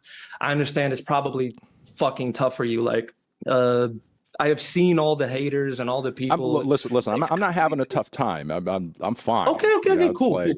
Is the polarization the problem to sort of like get to the? Yes, and really let me just finish. Okay. Encouraging and doubling down on that polarization, with aggressive comments and even I don't know. Let me read a tweet. Oh my God, this dude is already coming in hot with you're the one who's being polarizing for saying a Nazi is a Nazi. That's crazy. Yeah. This person is a Destiny fan? Of course he is. My man. Dude, I mean, of course, dude. That's awesome. Just a tweet wait. I don't know. I'll just quote it. Like, okay. I don't know what it is. Just tell me what I said generally. I'll tell you. When you make a think piece, but you can't think. Right. Okay. How should I feel about that? How should you? Well, I mean, it's definitely making fun of your video. Yeah. I mean, do you want to know why I would say something like that, or? Okay, sure. I just feel like you made a lot of terrible points throughout the video. I'm having a hard time sort of seeing how you feel polarization is necessarily the issue here, because I mean, you've said and contributed to polarization in your video in your own way. I mean, let me just kind of pull this out of the closet and get a little direct here. I mean, this is kind of a different position you're taking here now that we're sort of on stream than you are in the video. In the video, you say very bluntly, the issue, the problem, the greater problem here is that you feel like there is an absolute inability to give shitty people any sort of recognition. Is that the problem that we're kind of facing societally right now that I'm contributing to? We don't give shitty people enough recognition? No. That's not what I was trying to. That's not the point I was trying to make. But that's literally the thing that you said is the problem, and those words came out of your mouth. Those words did come out of my mouth, but well, I'll use this as an example. So you watched the video, right? No, I watched the whole video multiple times over and wrote notes and pulled it apart. So you seen the Jordan Peterson segment? Yeah, I did see that. And if you want to talk about that too, what did you think about that? What did you think about that? What did I think about the Jordan Peterson section? I thought it was kind of flawed. I think while it's true you do acknowledge that he does have shitty opinions on things like trans people, I think you kind of overestimate his abilities as a psychologist and as a self-help guru, maybe due to a lack of exposure to other people who do the same. I don't know.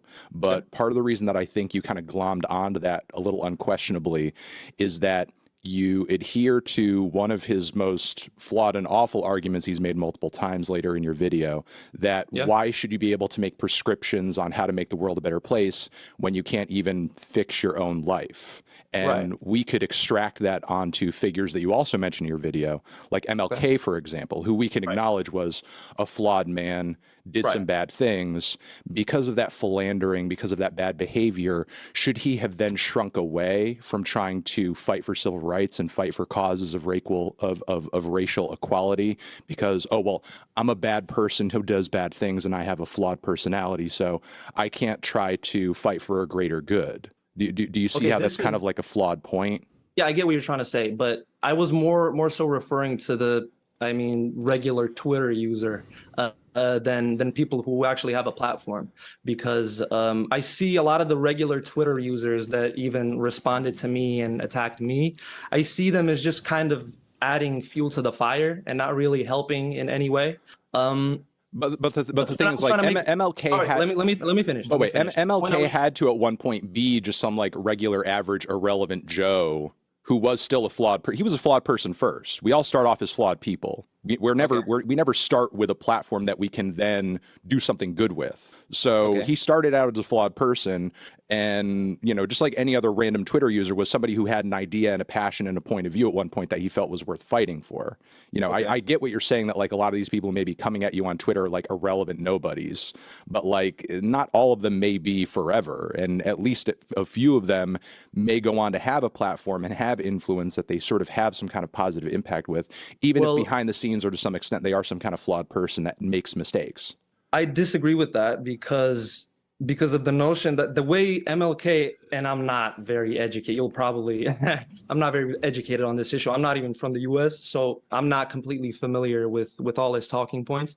But the way he approached the. Did this motherfucker say MLK's talking points? Like, I'm not familiar with MLK's talking points. Like, MLK's like a fucking commentary YouTube guy.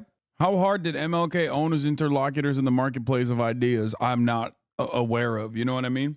Understanding and trying to connect even with the racist people, you know, trying to reach them than just like pure attack, fuck you, what?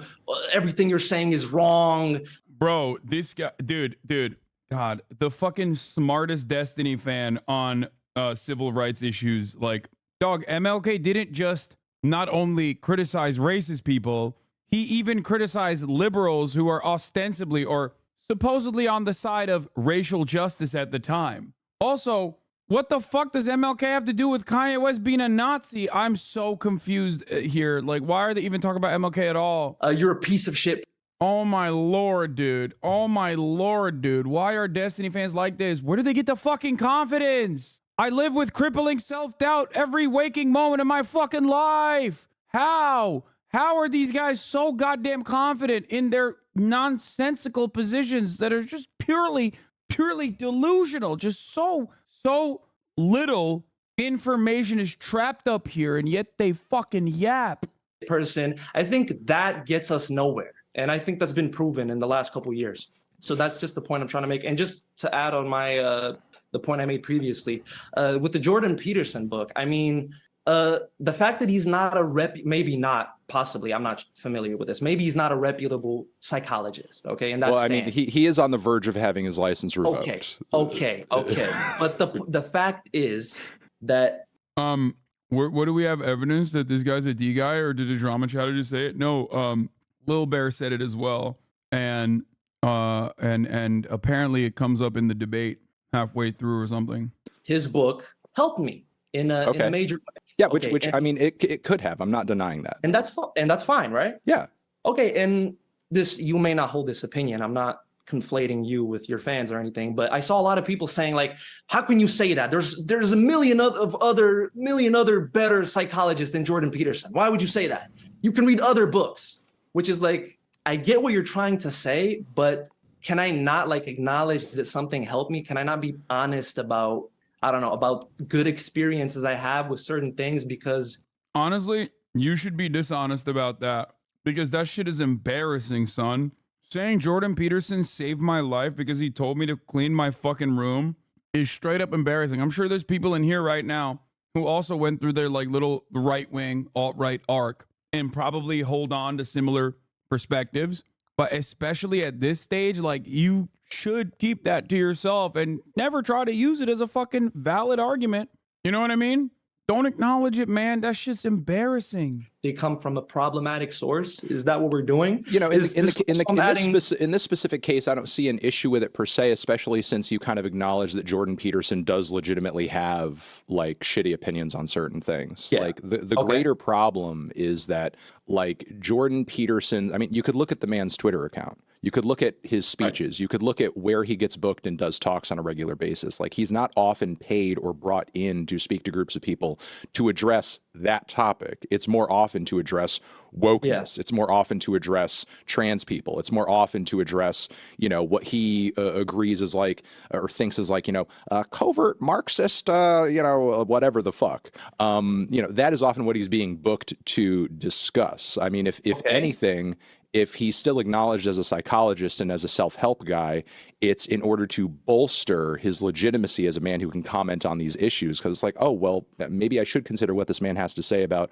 all of these topics that he's not educated in, because he's a psychologist. Your point here being that I'm legitimizing Jordan Peterson in a way, so that also kind of I think you personally did your due diligence in sort of acknowledging that he is a flawed guy. You know, and that he does not have like uniformly great opinions on everything. I'm not personally blaming you for anything. Okay. Let's just like get that out of the way here. All right. You know, I'm just saying, you know, we don't necessarily, though, you could acknowledge that. You could say, I read the guy's book, and look, a lot of people have who fiercely disagree with him and say, you know what, like, he doesn't really talk about a lot of this stuff in his book, and this is just, you know, a separate thing in his world, and that more or less seems kind of fine. And if he just sort of stuck to this and just focused on this, he would probably be overall, like in the greater world, a sort of neutral figure. Bro, the whole Jordan Peterson stuff is so dumb because like you can argue literally that he brings nothing new to the table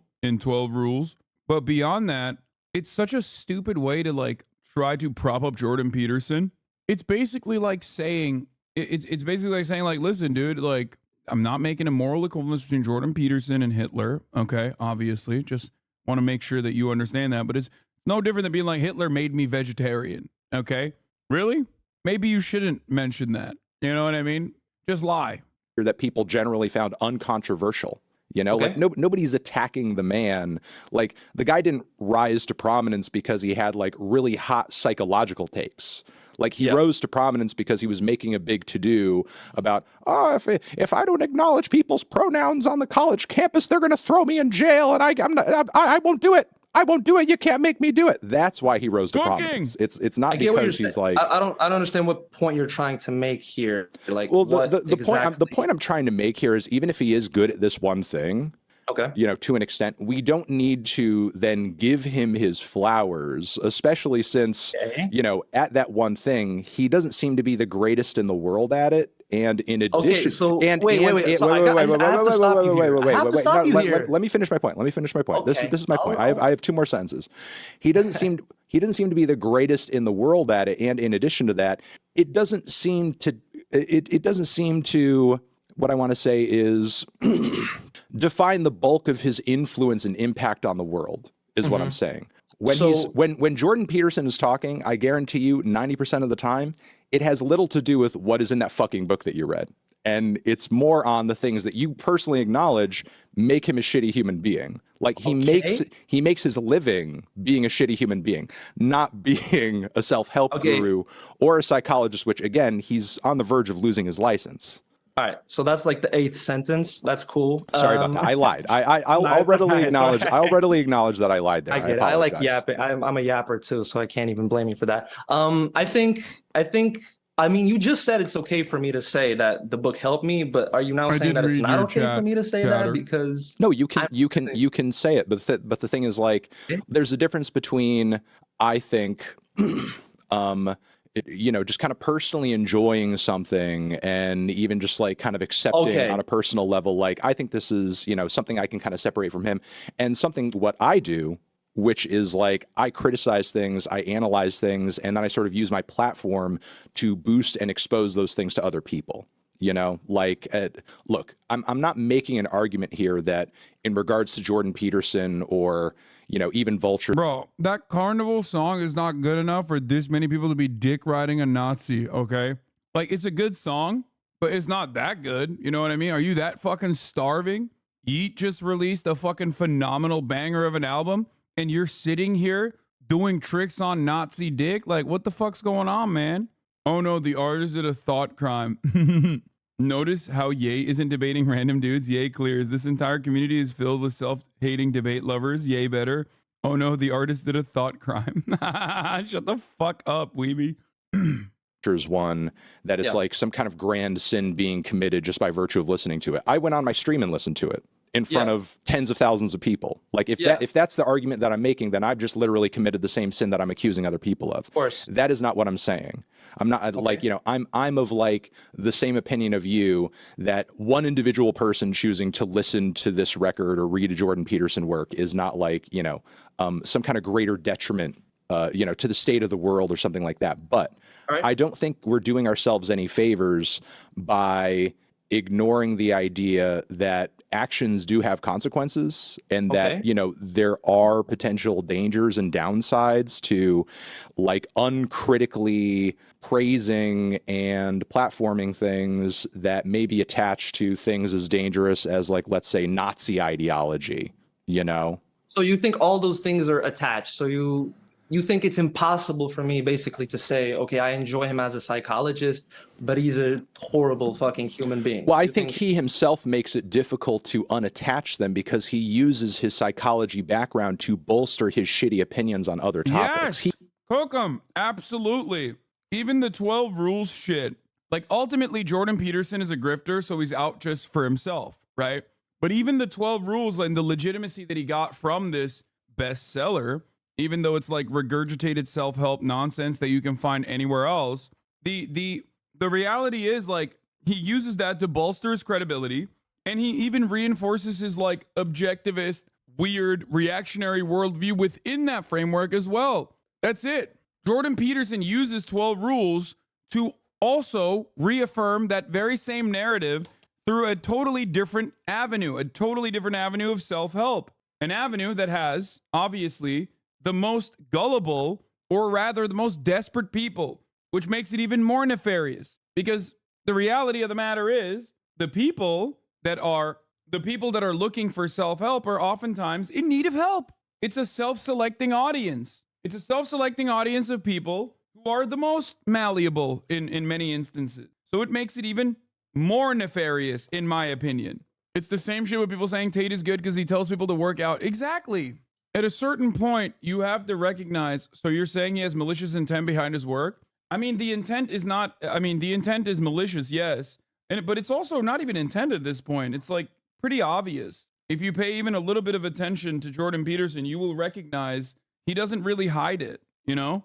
Malicious intent almost feels like there's something that he's trying to hide here, when I think there was, in the early stages of his career, the intent to try and hide the perspectives that he truly held on to, or his like political associations that he would definitely hide. He routinely said he's not a conservative, right? Many of you probably don't even remember that, but it is so obvious. I mean, I had to do an entire video talking about how Jordan Peterson is a right-wing conservative when I was at the Young Turks, and every single person was fucking cooking my ass back then because they were massive dick riders of Jordan Peterson. If you want to see a fucking truly prescient YouTube video that I made, go back and find my Jordan Peterson is not a right-winger YouTube video that I made, like from many, many years ago at the Young Turks. What is the problem with him being politically right? Chatter, you might be lost in the sauce here, but this is a community that finds reactionary propaganda to be abhorrent. It's immoral and it's abhorrent. Like, being right-wing is just basically claiming that you are fine with being politically in the wrong, morally in the wrong. Yeah. Do you think Jordan Peterson is not a conservative transphobe? This is another, we're playing a lot of my older hits here today. Watching Hassan's TYT vids remind me of 90s news anchors. This video didn't age well. Wait, what? Wow, way to lose viewers instantly, man. Later. Think of the things that people, and I'm especially thinking of your opponents, get wrong about you. Their basic proposition is that, you know, first of all, that I'm a right-winger of some sort, and that's just not the case. Hi guys, just want to remind you all that Jordan Peterson is not a socially conservative lifestyle guru, and he certainly isn't white Deepak Chopra taking advantage of men who feel alienated in our increasingly divided hell world. And you know what? In this short video essay, I will prove that. There are plenty of other things I'd love to talk about Peterson, but it would never fit in the format of just one video. So if you have any additional questions or tell me how much I suck, you can direct them to me directly at twitch.tv/Hassanabi, where I'm live every day, or on my Instagram at Hassan D. Piker, or my Twitter at Hassan the Hun. But first, let's listen to some of the things Jordan Peterson said in this Breitbart exclusive from a conference where he was the guest speaker alongside many of these other non-ideologue individuals like Sebastian Gorka and Dennis Prager and Tucker Carlson. Here he is with Charlie Kirk, Donald Trump Jr., Kimberly Guilfoyle, and even Jack Pizzagate Posobiec. Not a conservative, by the way, just not a conservative. I think it's partly also a consequence of the fact that we haven't adapted to the birth control pill yet. You know, it was a major technological revolution, the birth control pill, and it's only been 50 years. And we haven't figured out what it means for women to have control over the reproductive function, or what the consequences what the consequences of that should be socially. Now, Jordan has a lot of wacky ideas about women in the workplace, but that's for another video. In this video, I want to talk about his perspective on trans rights, because that's a big point of contention for a lot of people, including feminist liberal TERFs, or for those of you who are not extremely online, trans exclusionary radical feminists, basically people who say like this. I'm not saying that people should not be allowed to go through that procedure. What I'm saying is it doesn't make them a woman. But Hassan, you said he was conservative, and this person's a liberal, and they're in agreement. Yeah, that's also for another video. Okay, back to Peterson. Jordan Peterson initially made a name for himself by misrepresenting Bill C-16 in Canada, which expanded previous legislation on hate speech to include gender identity, in accordance with international human rights. And of course, the backlash was tremendous. People started praising Dr. Peterson as a brave truth teller, finally standing up against those trans bastards who dared to ask for equal rights. And of course, then there were a lot of radical ideologues who claimed that I, Dr. Jordan Peterson, was transphobic. They were all somehow taking me out of context. Look, I'm not against trans people existing. I'm just against being compelled to call someone by a pronoun other than what I think they should be called. Why are you against the use of alternate pronouns? I'm against the use of legislation to determine what words that myself and other people are required to utter. Except the Canadian Bar Association expressly mentions that this is simply a mischaracterization of the law, which is probably why 0 people have gone to jail over misgender crimes in Canada. But what do I know? I think I've made my position on that clear already. Well, perhaps not to our audience at home who are just being introduced to this. Would you use alternate pronouns? And why not? Because I don't believe that other people have the right to determine what language I use, especially when it's backed by punitive legislation. And when the words that are being required are the constructions, they're artificial constructions of people I regard as radical ideologues whose viewpoint I do not share. I mean, Peterson's being totally reasonable here, right? Like if a person told me their name was John, I might refuse to call them that because I think their name is actually Bart. Sorry, Bart, you can't compel me to call you anything else. This assignment is totally not arbitrary. Just like gender is totally not a social construct. All men have to express themselves in this traditionally masculine, Western sense, and I've never cared to research how other cultures view gender. Sorry, not going to do it. Someone with less bone density than myself, for example, who can't grow body hair, facial hair, who is 5'4", maybe has a higher pitch, is now going to be considered a woman since gender is absolutely binary. Take that, Jen Shapiro. She is pretty hot, though. But speaking of gender identity and how it absolutely is not functional if we were to live by Jordan Peterson's rules, I've been making this joke for some time now, as you guys know. And I'm going to be honest with you. I feel like I materialized Brett Cooper. Like I basically invented her in my mind.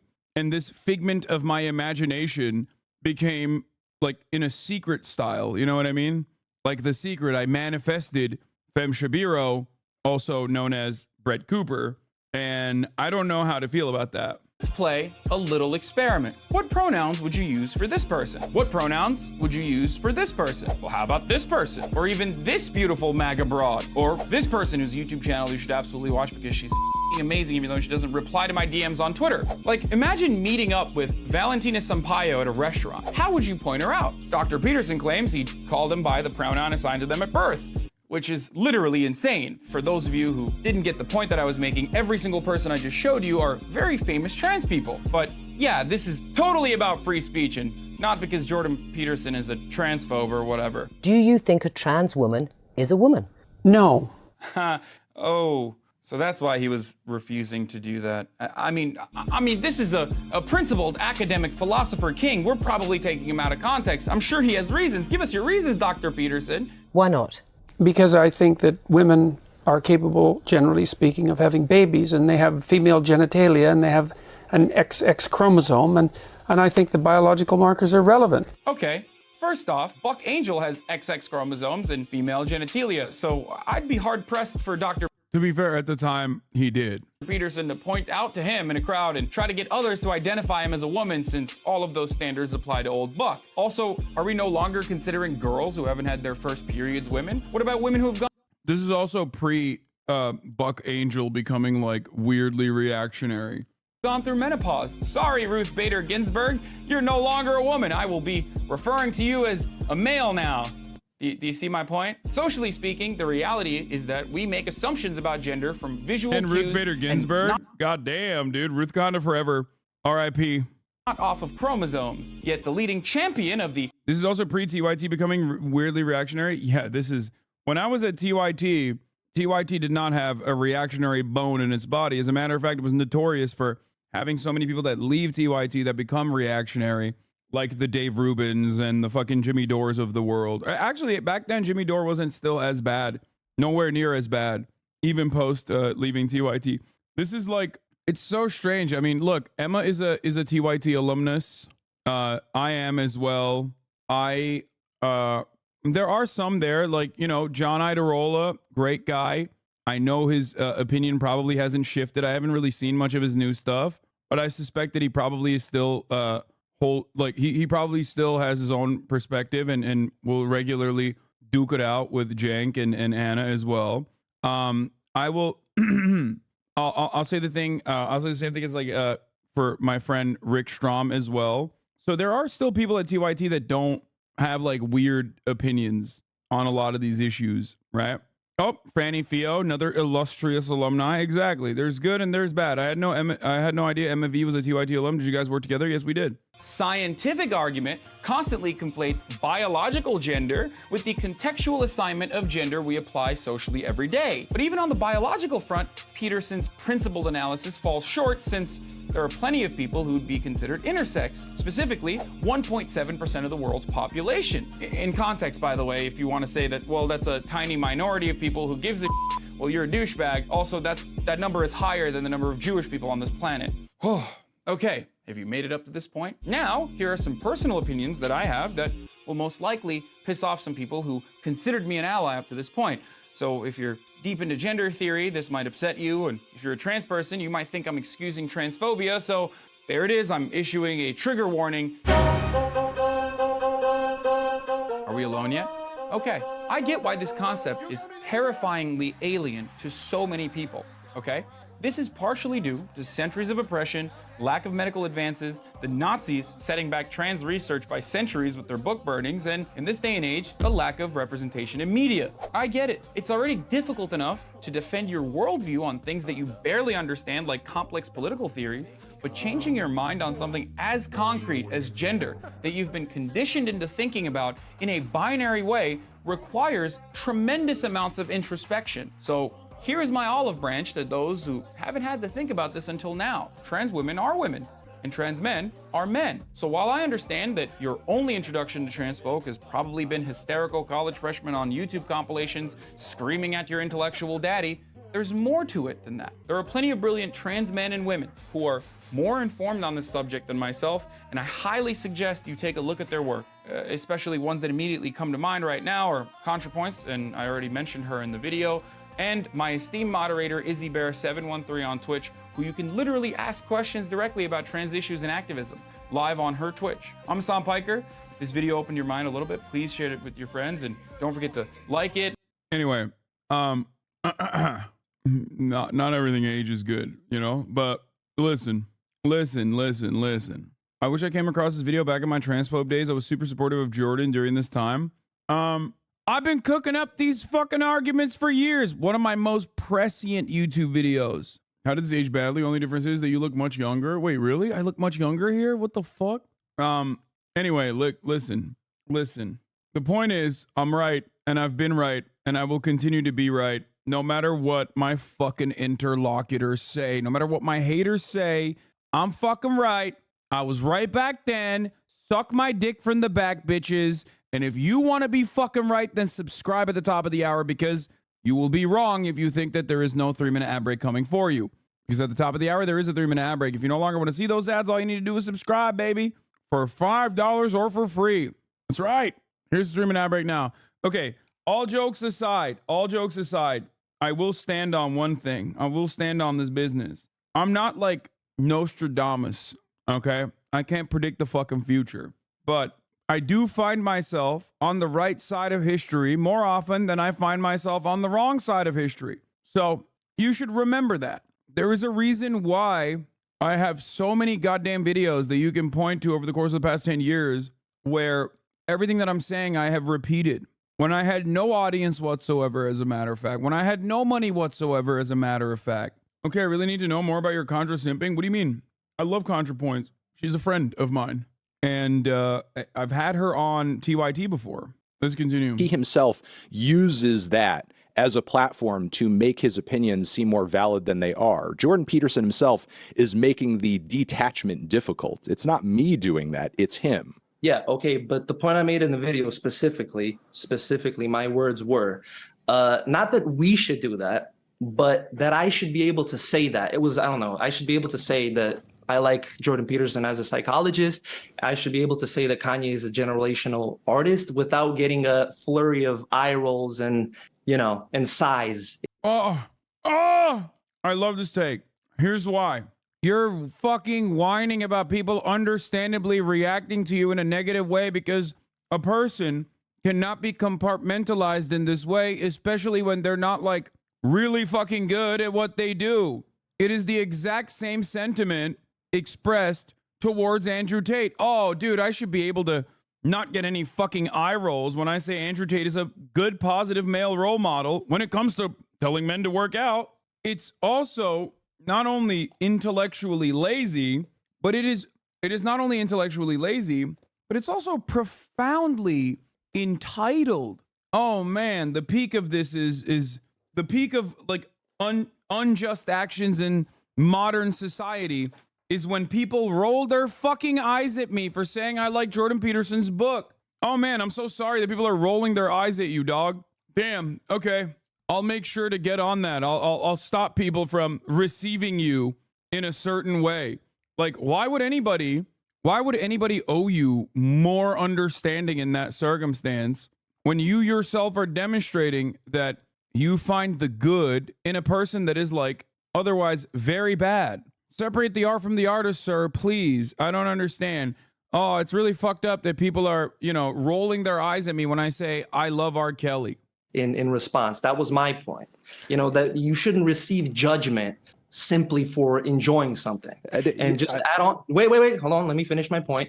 Just to add on to that, I think even if we were to entertain the fact that it's okay to judge people for that, I don't think it's productive in any way or sense to what you're trying to do, to what I'm trying to do, to where we're trying to get politically and socially as a fucking society. I don't think it's effective in any way. And I think that's been proven these past couple of years. I don't think, I'm just going to get to the nitty gritty of things. I don't think deplatforming is an effective way of doing things. And I'm not of the opinion that like any number of words that I could say in any YouTube video would like end Kanye's career or deplatform him. Okay. But that is sort of, I'm with Jordan Peterson specifically, that is sort of what you're advocating for, right? Like there's no need to legitimize his psychological background. He's a shitty person.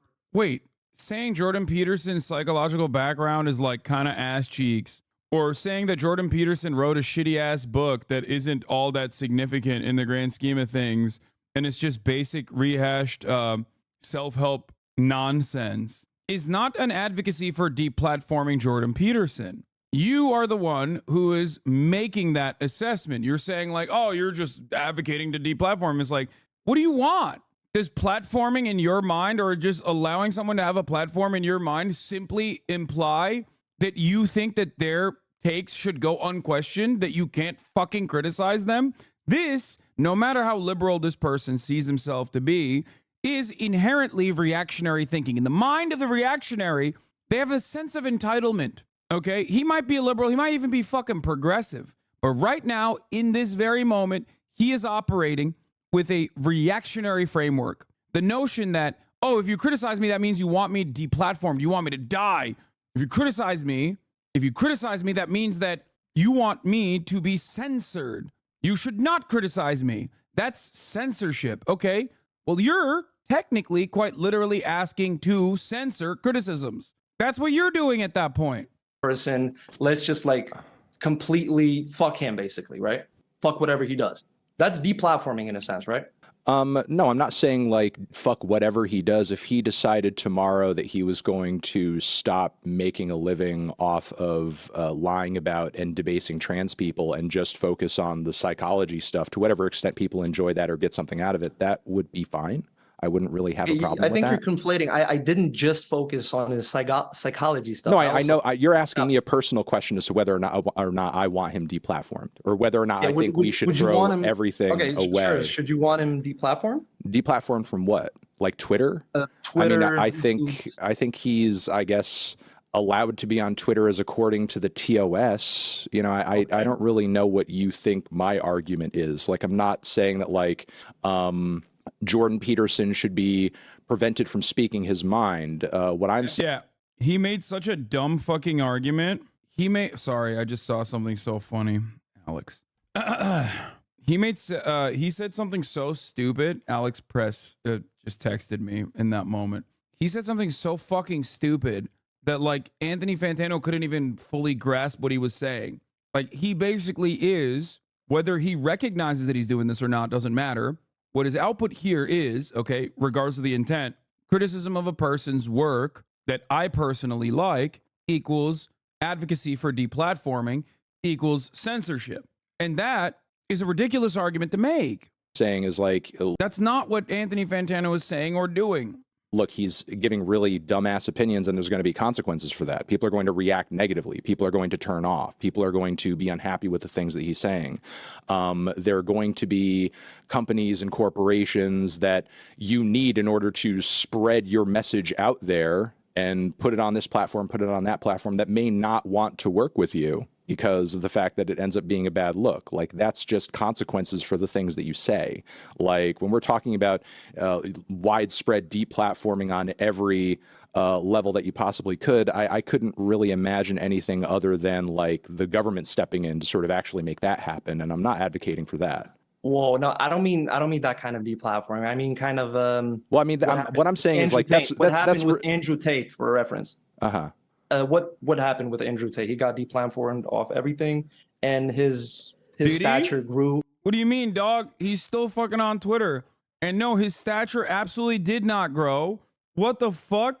Wait, okay, bro. Two things. One, deplatforming does work. Okay, if it didn't, then people wouldn't be fucking complaining about it all the time. Shut the fuck up. Of course it works. Okay, it does. Look at Milo Yiannopoulos. Look at Andrew Tate in the areas that he did actually get fucking deplatformed, I guess, like Romanian police. In a way, being deplatformed. In a way, the Romanian police is doing a deplatforming of Andrew Tate. Alex Jones is another person who's like prominent. Tucker Carlson, he didn't technically get deplatformed, he just got fired. But like, yes, you are losing a massive avenue of relevance. Okay, so it does work in that regard, and I think there should be a pretty high standard for who gets deplatformed. Okay. There should be a pretty high standard for that. But having said all of that, the notion that like deplatforming doesn't work is silly, or depending on who you're talking about, many of the people that you're complaining about being deplatformed don't even actually get fully deplatformed. He became sort of a martyr for the Red Wing, Piers Morgan, whatever, like Ben Shapiro, everybody talking about him. His popularity rose more than ever because... Dude, yeah, because he didn't get deplatformed fully. What are you talking about? That's exactly what you're... If you get deplatformed, that means like Ben Shapiro's not having you on his show, or Piers Morgan is not having you on his show. You become like genuinely a toxic person, a toxic brand that people do not want to associate with. You can't say this person got deplatformed and then simultaneously talk about the platforming that occurred right after. That was his main talking point for a long while. He was like, hey, I'm banned from everywhere. They don't want to hear what I'm saying. Where was he saying this? On a fucking platform? What is happening here? Like the higher ups banned me from saying this because they don't want you to hear this. You know, it gave them validity in a sense to the ignorant people on the other side. And I think the thing here is that we're on the same side here. Okay. Even though I hate using sides as in my terminology, but I think we want the same thing, but I think we just have different ways of dealing with ignorant people, and I don't know, tackling that issue. I don't know if what you're saying here holds completely true, because the thing is, like, provably a guy like Alex Jones, for example, who due to his actions and his words has been pulled from everywhere, sued into the Stone Age, and basically like his influence dampened in every way that it possibly could. That has provably, made him a bit of a weird, obscure-ish meme folk hero among some conspiratorial psychos on the internet, but arguably he has way less influence now than he ever did. So I mean, wouldn't that be an example of like platforming working and ultimately serving a greater good, since now he's no longer able to as effectively turn his audience on people whose children have been killed and force them to move from house to house to house to house because they're being threatened because they think that they're playing into some kind of weird government plot to have their guns taken away or something. I get what you're saying. I get what you're saying, but I completely disagree with you in the sense that I think I used this analogy. I did use this analogy in the video. How your police force tackles things. It's sort of like trying to put a Band-Aid on a fucking decapitated head, you know? Just ignoring all the core problems and just trying to patch up these singular individuals. No, that's not the proper analogy, dude. The proper analogy is like a hammer to a nail. When you're a hammer, everything looks like a nail. That's like, what the fuck? The analogy that he's using in this situation is wrong because like police force use brute force to tackle every problem. The Band-Aid is not the proper analogy. A Band-Aid to a decapitated head or a gaping wound analogy would basically, no, I know he said American cops are bad. He's, I think, Canadian. The analogy that he's using would be used if like American cops actually didn't do the right thing. American cops, moved in the right direction, but did not apply enough force. Okay? That's the Band-Aid analogy. The Band-Aid means that you are trying to fix the problem, and yet you are inept, and you are not fixing the problem entirely. The analogy is more commonly known as a Band-Aid on a bullet wound and means what it sounds like. No, exactly. But regardless, it doesn't matter. When in reality, there's still demand for this type of content, okay? It may not be Alex Jones, but another... The reason why you deplatform people is not because you want to go, la, la, la, I can't hear you, there's no demand for this. The reason why deplatforming works, as a matter of fact, and the reason why it happens is so that the person that has been deplatformed cannot reach an even broader, even larger audience. That's it. And on that front, you absolutely do cut that. Alex Jones is going to rise up because that demand is still there. You can't just erase that demand, no matter how many individuals you suppress or erase off the planet of this earth. People are still going to need that. They're still going to seek out. Yes, that's precisely the reason why, because there's always going to be demand for it. You're trying to limit the avenues of entry. Here, he's Canadian. A question I would ask him is, do you like gun control in your country in comparison to the United States of America? Now, 99% of Canadians, unless they're fucking Albertan and like America dick riders, will say, I do agree with that. To which the second question I would ask him, okay, would be, well, if you like Canadian gun laws, but you also simultaneously must recognize that, there's still gun violence in Canada. To which he would say, yes, there is. Okay, great. What do you think the gun laws do, though? The gun laws are not supposed to completely eradicate gun violence. The gun laws are there so that you greatly limit the propensity and the frequency of gun violence. That's the reason why you have gun laws. It's the same principle behind deplatforming.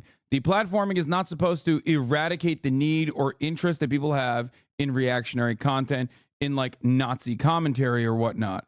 It's there so that it is not as easily accessible and it doesn't continue growing. That's a good way to describe this. That's a good way to analogize it to a Canadian, because a Canadian almost always is going to agree that like Canada's gun laws are better. Out that type of content. And there'll be other figures in no time providing the same type of content, spewing the same kind of ignorant rhetoric, and nothing is going to change. I mean, because provably nobody has risen in Alex Jones's place that is quite as unhinged at this point. In fact, I mean, I don't disagree that there's no shortage of conspiratorial content out there, but a lot of those people that make that same stuff, whether you want to say like, and I don't think they're on exactly the same level. This is not my point. You could say Russell Brand. Stop sending me a Vimeo link about the LAPD blowing up a fucking housing block. I'm banning you for an hour. We're not doing that. You could say Joe Rogan, you could say Andrew Tate. Like, even they understand to an extent there is a third rail due to Alex Jones that you should not be touching, because Alex. Third rail? I don't understand. Sorry. Like obviously Alex Jones like went too far. with what he was doing, with his rhetoric, with the defamation, with the lying, with the accusations, with the completely unfounded and unprovable lying. And what I'm saying here is like, clearly he has stood as an example and hasn't been completely replaced in the sort of damage in the sort of damage level. Well, okay. Well, what about Nick Fuentes? Nick Fuentes is far, like multiple leagues more obscure than Alex Jones is right now, and will, from what. That's crazy. I wonder why the Destiny fan immediately brought up a random irrelevant Nazi. A random irrelevant Nazi that is aligned with Kanye West, or was aligned with Kanye West, that literally gained prominence and even met with Donald Trump for a little bit. I wonder why he is so aware of this guy. What we can see. It's quite literally platforming. That's the point I'm trying to make. That is like, there's a reason why I don't fucking debate that clown ass, okay? There is no reason to debate him. There's certainly no reason to bring him to your fucking house and feed him chicken and waffles and do IRL streams side by side as you laugh, because all you do in that situation is you benefit their platform. You might destroy their opinions in the marketplace of ideas, but there's a fucking reason why every dumbass in your goddamn subreddit thinks like I'm a worse influence on American politics than Nick motherfucking Fuentes, Destiny, because you aligned with him and you were friendly and jovial with him until he tried to deplatform you, in which case you, of course, in the most like self-protecting interest, in the selfish egoist attitude, you demonstrated only then a little bit of fucking resilience, a little bit of resistance towards someone like Nick Fuentes, but the attitude's still there. That's what happens. That's what happens when you fucking have Sam Hyde on your show and talk to him about killing me. Your fans inevitably become fans of Sam Hyde because you're aligning with him. Same with Nick Fuentes. The more you sleep in bed with these Nazis, the more your community starts stinking like Nazis. Don't platform these fucking pieces of shit. That's the point. Not that anyone in his fucking community actually cares about, platforming any of these people, but due to how noxious, Nick Fuentes is nowhere near as big as Alex Jones used to be at his YouTube peak. Okay, used to be at his YouTube peak, but when he was, dude, stop, hyper HD disabled, stop, don't ask dumb questions. Like when Alex Jones was still platformed and allowed everywhere. Well, okay, right, but. When was he deplatformed exactly? That's not really relevant to the conversation. Look, here's the thing. I think wait, hold on. I think it is because recently we've seen a huge uprise in like red pill content, Sneeko, I don't know, Andrew Tate, Nick Fuentes. That might be it's not a. Yeah, dog, what the fuck are you talking about? They literally use their prominent platforms to do red pill kind of content. Yes. And then there was a specific platform that was created for said kind of content. You're a fan of Destiny. You probably watch him on Kick. That's the fucking platform for the red pill content. That's where they all go when they get deplatformed. There's no consistency in this dude's attitude, I feel like. Not a coincidence, right? Sorry, fucking, what's his face? Sneeko went to Rumble, not Kick, but, same shit, basically. There was a need for that. Maybe that need was previously fulfilled by Alex Jones and it needed to just be fulfilled by someone else. And then you have this huge movement of ignorance. And you have to tackle that. Look, I'm not saying that there's like not parallels, between Alex Jones and those worlds. But when Alex Jones was at his peak, he was saying incredibly heinous things, spouting absolutely insane, conspiracies that, again, landed him in court. And he had a massive YouTube channel, a massive podcast, like a massive following. And just allowing that to kind of quietly fester rather than actually challenging it would have long-term had more negative effects than good. Are you sure to clarify that you aren't talking about Melon platform people and you're talking about Destiny? Yeah, obviously. Melon is the man. I love Melon. And on top of that, to kind of rewind on an argument that you were making earlier, and I'm not going to bring up a hypothetical here because I would have to absolutely get, vile and disgusting to do so. But just because there's a demand for a certain type of content, and I think we can, without sort of like. Anyway, this is why he should have brought up the gun point. Okay, this is why he should have brought up the motherfucking gun point, dog.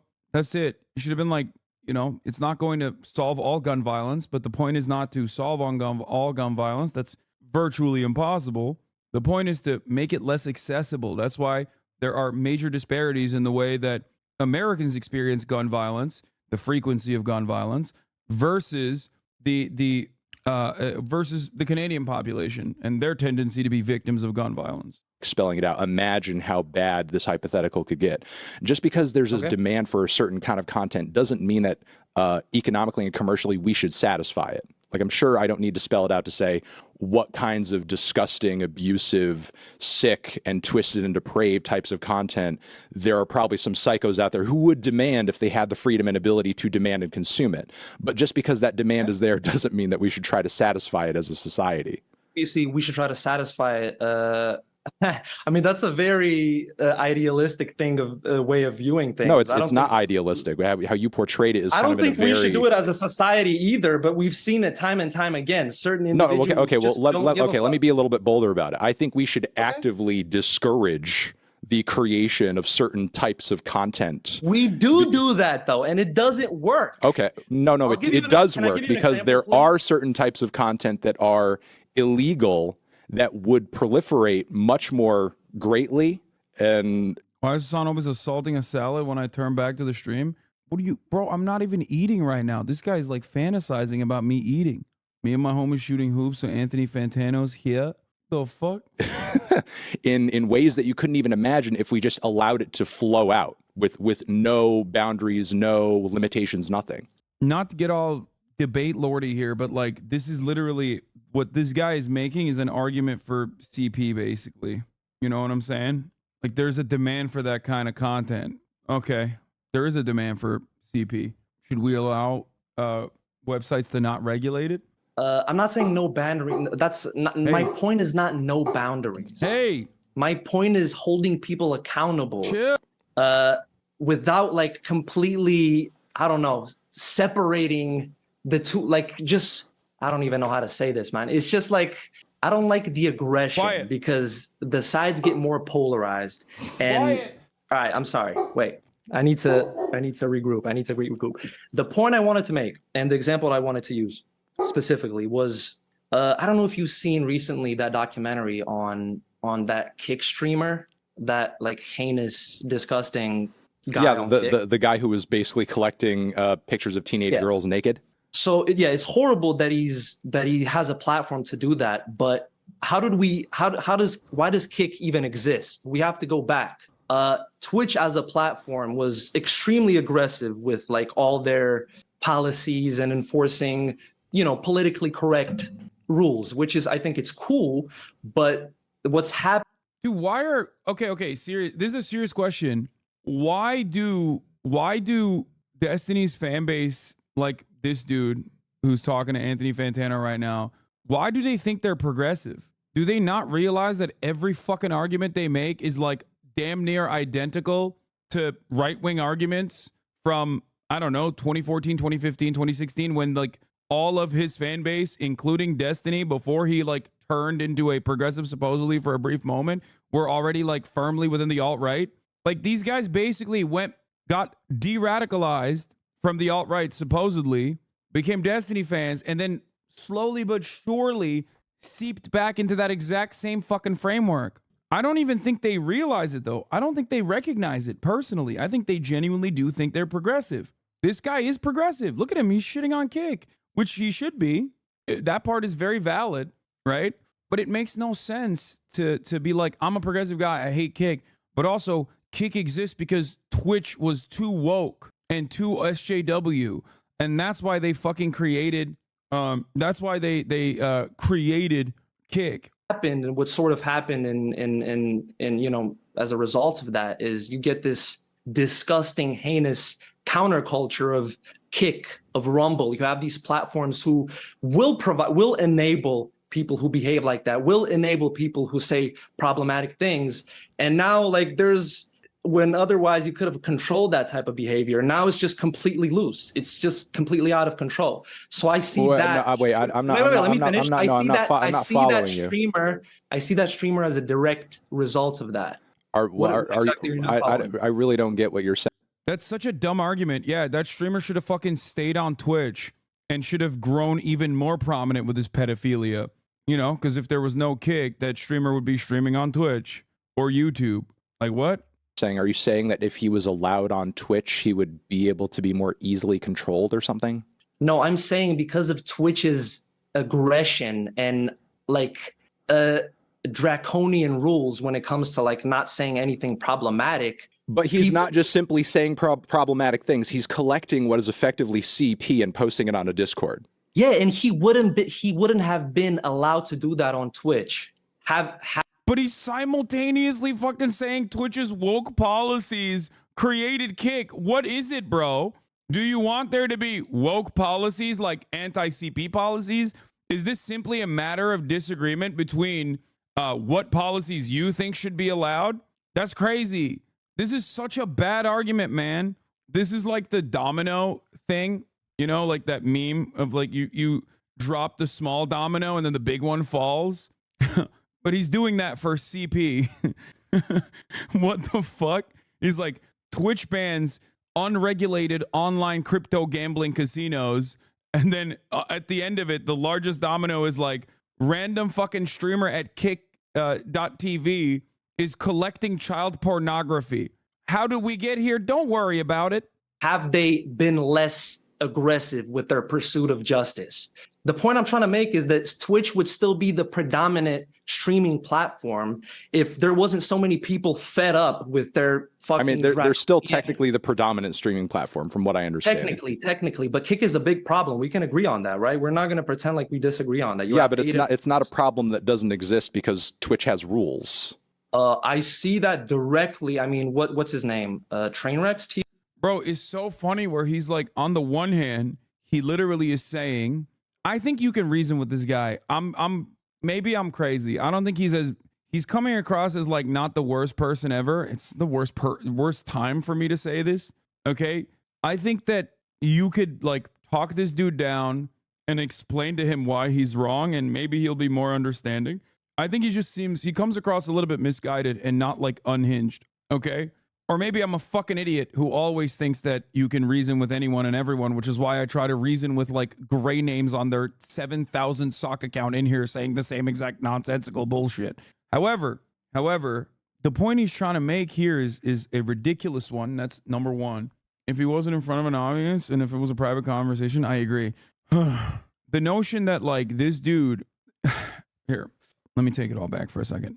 He's advocating against deplatforming while simultaneously talking about the issues of replatforming. Do you understand? Like, it's not deplatforming that created Kick. You can't make that argument, especially when you ostensibly are not pro CP or pro the collection of child pornography like this one Kick streamer was doing. And therefore, you would probably demand, understandably, to ban that person from Twitch as well. TV. The reason he's the founder of Kick, the reason he even started Kick was because he was banned off Twitch. And he saw that as a direct opportunity. You know, there's so many people that have been banned over realistically small stuff, not okay. Let me finish. No, I'm stopping you because it's an awful point. It's an awful point, and people in the chat are fucking cringing at what you're saying, bro. Listen, I don't care what people think. No, you should. This is a point where you listen. I'm stopping you before. I'm stopping you before you harm yourself because he's right. By the way, he's smart to fucking stop him. Because this dude is making an argument that's unironically coming across really fucking bad for him. You know, yeah, I think self-harm is against TOS on Twitch. Listen, also Trainwrecks isn't even banned on Twitch, man. Just because we know for a fact that the way that the economy on the internet works today and what's allowed and what's not allowed. Okay. Just because we know for a fact the fact that we don't allow the purchase and sale of certain things in the light, in what you would call like, you know, a white market. You know, just because we don't allow sale of what thing? Like child pornography? Is that what you're referring to? That could be one thing, or black tar heroin, or slaves, no, or that's illegal not what I'm saying. weaponry. I'm not talking about directly. Listen to me. You're not even listening to me finish my point. Just because we know the fact that we don't allow that in sort of like, you know, the regular markets on the internet, so on and so forth. And as a result of that, that pushes the sale and purchase of that stuff down into the dark web. Just because we know it creates a black market of sorts around that kind of stuff, around that kind of whatever you want to buy, whatever you want to purchase. Just because we know that exists doesn't mean that we should just start taking a softer approach with it in general society. Because, well, it's going to exist anyway down there in obscurity on the dark web. So we might as well just be like open to it generally because it's going to exist anyway. You're completely ignoring you're completely ignoring the fact that there is potentially a sliding scale of exposure that goes on between just rejecting it and making it illegal to an extent and just allowing it to flow unquestionably. Like I'm talking about the marketplace of ideas, though. I'm not talking about like black tar heroin, or it's a completely different. No. It's not just the marketplace of ideas, because you're talking about a guy who makes a name for himself on Twitch, effectively creating a CP subscription service on his Discord. Who? The guy on Kick? Yes, the guy on Kick who we talked about. There's a little documentary. Him specifically, he would be heinous anywhere. But you specifically brought him up as an example. How are you not talking about? Why did you bring him up then? That makes no sense. You're the one who brought him up because you thought it was a good point to bring about that. Like, you tried to make an argument that Twitch created him, okay, by having aggressive terms of service, because aggressive terms of service somehow created Kick, and then that guy found a place to do his shit at Kick. The real argument here should be Kick should also have aggressive terms of service, not that Twitch created the pedophile dude. Him specifically. I use them like as if your goal here is, if you have like a consistent moral through line in this debate, then you can't have a grudge against Twitch in this circumstance, which you, I assume, recognize is doing the right thing and banning the child pornography guy. An example because of the ripple effects of Kick existing, of train wrecks transferring over to Kick, making Kick. That's the reason he was. Kick existing is another point for replatforming. People that get deplatformed now have secondary markets where they are replatformed. So the problem should be not that those secondary, like this person's argument literally doesn't make sense. If you are consistent, then you shouldn't be advocating against deplatforming. You should be advocating against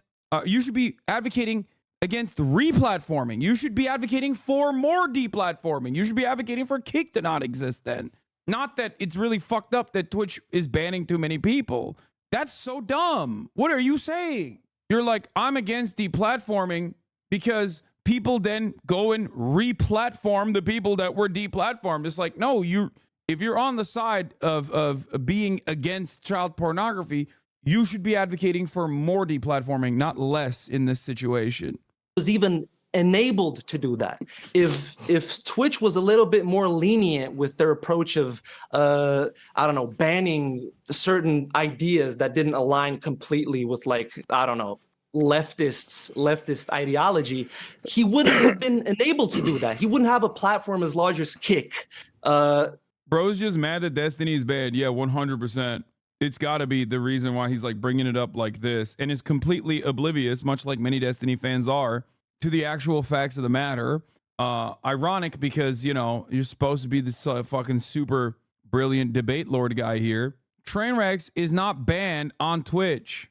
Like he does right now, which is, by the way, not in the dark web. Kick is a large platform. No, I know it's not in the dark web. I'm not saying it is. And because of the ripple effects of that aggression, of that pursuit for justice, which you are participating in too, we now have this platform which enables people like him and other problematic people to do whatever they want without. I haven't watched this guy's video. This is more entertaining than watching his video, in my opinion. Without any rules. So now we have like a complete fucking lawless land of fucking ignorance and problematic behavior. Okay, so here's the thing. Seems like he's advocating for more deplatforming. Once again, he doesn't want Kick to exist, which is like quite censorious, my friend. Okay, here's the thing though. What you're not explaining and why what you're advocating for makes no sense. Okay. Is because ultimately what you're arguing here is because there are some rules which you've arbitrarily decided go too far. We need to have less rules and be more lenient, or else we might have a streaming platform at some point that's more obscure that gets made out of bitterness against Twitch. Thank you, Melon Boy. And there's people doing stuff on there that's even worse. it's not just, it's symptomatic. So what I'm asking you is how lenient do we need to be? How much do we need to just kind of like let go out of fear that somebody with a worse opinion or a worse type of content or a more abusive or a more destructive whatever is going to rise as a result of it? Like, do you not potentially see a future where just not having any boundaries around any of it actually ends up coming through with like the worst outcome here? By the way, the reason why I said this is reactionary thinking is because whether he recognizes this or not, regardless of whether he sees himself as a progressive or not, he's engaging in a reactionary line of thinking. The argument that like racism will always exist, and as a matter of fact, it exists way harder behind closed doors. That's why you should let white people say the N-word. Not saying that he's making this exact argument, but this argument is analogous and it is reactionary and it is one made by right-wingers in general. Okay? I'm not saying he's making that argument currently. But the root of the logic is the exact same. That's why I'm saying it's reactionary arguments in general. I'm not saying you're going because again, to go back to Alex Jones, there was a point on the internet where it was the Wild West and we just kind of let people talk about and discuss whatever and make whatever accusations they wanted, and it resulted in the families of dead children being threatened multiple times and harassed mercilessly. You're misinterpreting my point on purpose. You're misrepresenting. No, I'm really not. Listen, let me ask you a question. Am I saying that we shouldn't have any rules? Is that what I'm saying? It is, because I don't know what you think the rule should be. You're not defining what the rules should. You're not saying it, but come on, he sounds like someone who had made that argument at least once. No, I'm not going to say that this dude is fucking making an argument to say the N-word is a white guy, okay? I'm not. I don't know. I don't know anything about him. The only thing I know about him is that he is, I guess, an Anthony Fantano clip channel, judging by what people were saying in the chat. Originally, he was like a Fantano fan, and he's also a Destiny fan, it seems, and he fancies himself to be a progressive, and he's simultaneously defending the idea that like Kanye West should not be deplatformed for his takes. Because here's the thing: we could say hypothetically, you brought up the guy who there was that document. He's also a pedo. No, don't do that. We are not like the debate lord audiences that catch someone making a false argument and then immediately extrapolate from that false argument the logical conclusion. Don't do that. I don't like that. It's one of my least favorite aspects of debate culture. Okay. It is when the audience does stuff like that. This is why people hate this community. No, we don't. This community is not like that in most parts. For the most part, we're not like that at all, because I specifically hate that kind of toxic drama purgatory that debate communities engage in, where they are like being as categorically uncharitable as possible and then clipping someone out of context and then claiming that they're like defending child pornography existing.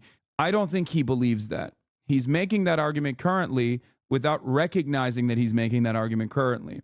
So you should always be charitable to the people that you're receiving. You should always be charitable to the people that you are debating, I guess, or that don't agree with you, until they demonstrate that they absolutely are making that argument. That's important, because the reality of the matter is that is what Destiny's community does quite frequently.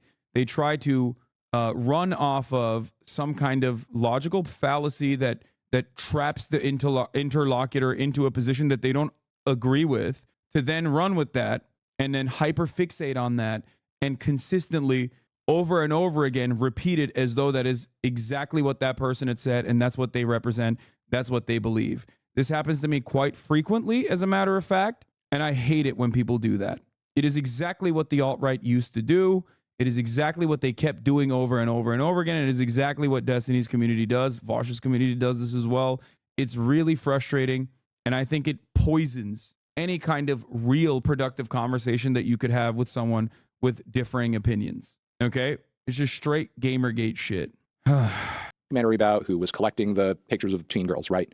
Let's say that fucking guy, because he's mad he can't do that on Twitch, starts his own kick. Does that not then in your mind create an argument, well, maybe we should be more lenient about this stuff because he went off and created his own platform anyway? No, that doesn't make it okay. That doesn't mean that we should start having a softer approach with that shit. The demand for a site such as that would be much lower if you were just to ban extremist people who are actually like extremely directly harmful to society, like Nick Fuentes, like Alex Jones, than if you were to like ban people like, I don't know, Ben Shapiro. Like nobody's banning Ben Shapiro. Okay, or or even trying to. I mean, as noxious as Ben Shapiro is, Destiny.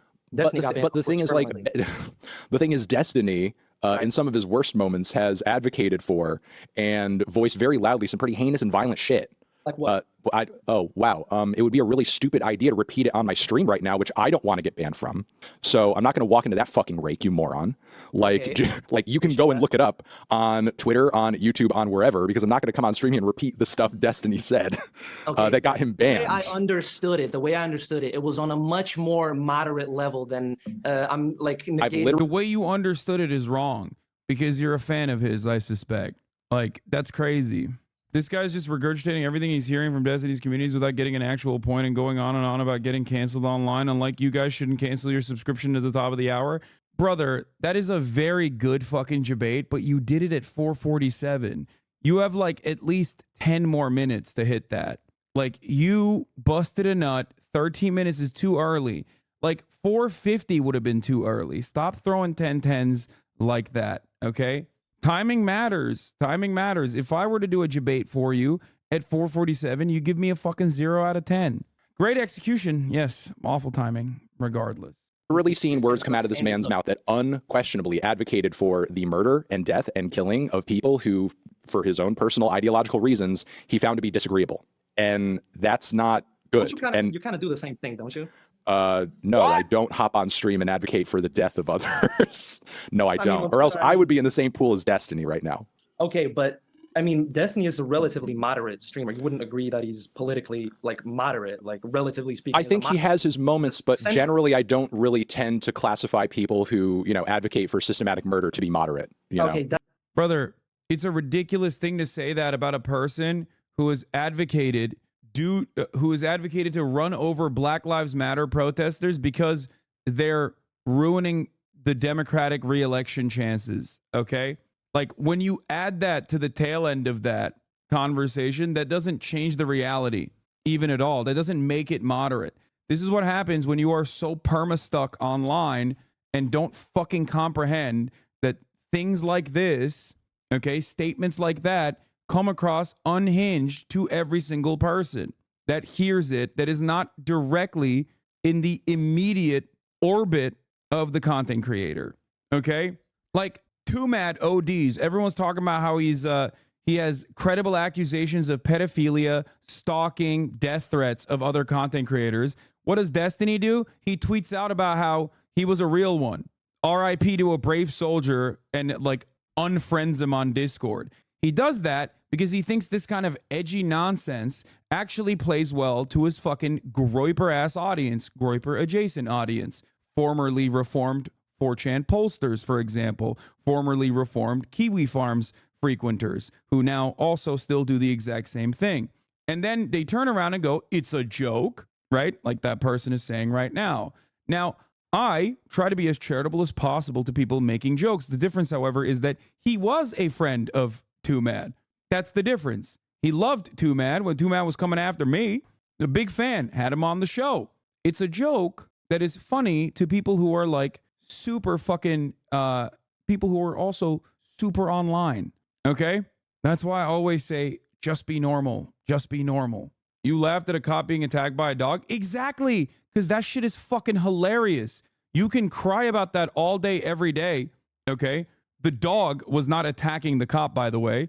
And no, I didn't laugh at the cop being attacked by a dog. I laughed at a cop shooting the other cop, thinking that they were shooting a fucking dog. And the reason why that is not a part of my many sequence of cancellation clips is because most people look at that and go, that's pretty funny that that happened. Okay? It's a perfect fuck up. Cops being trigger happy, cops trying to kill a fucking dog, and then accidentally shooting another cop in the foot. And then going, are you okay? And then the other cop going, no, you shot me. That is an objectively funny comedic situation.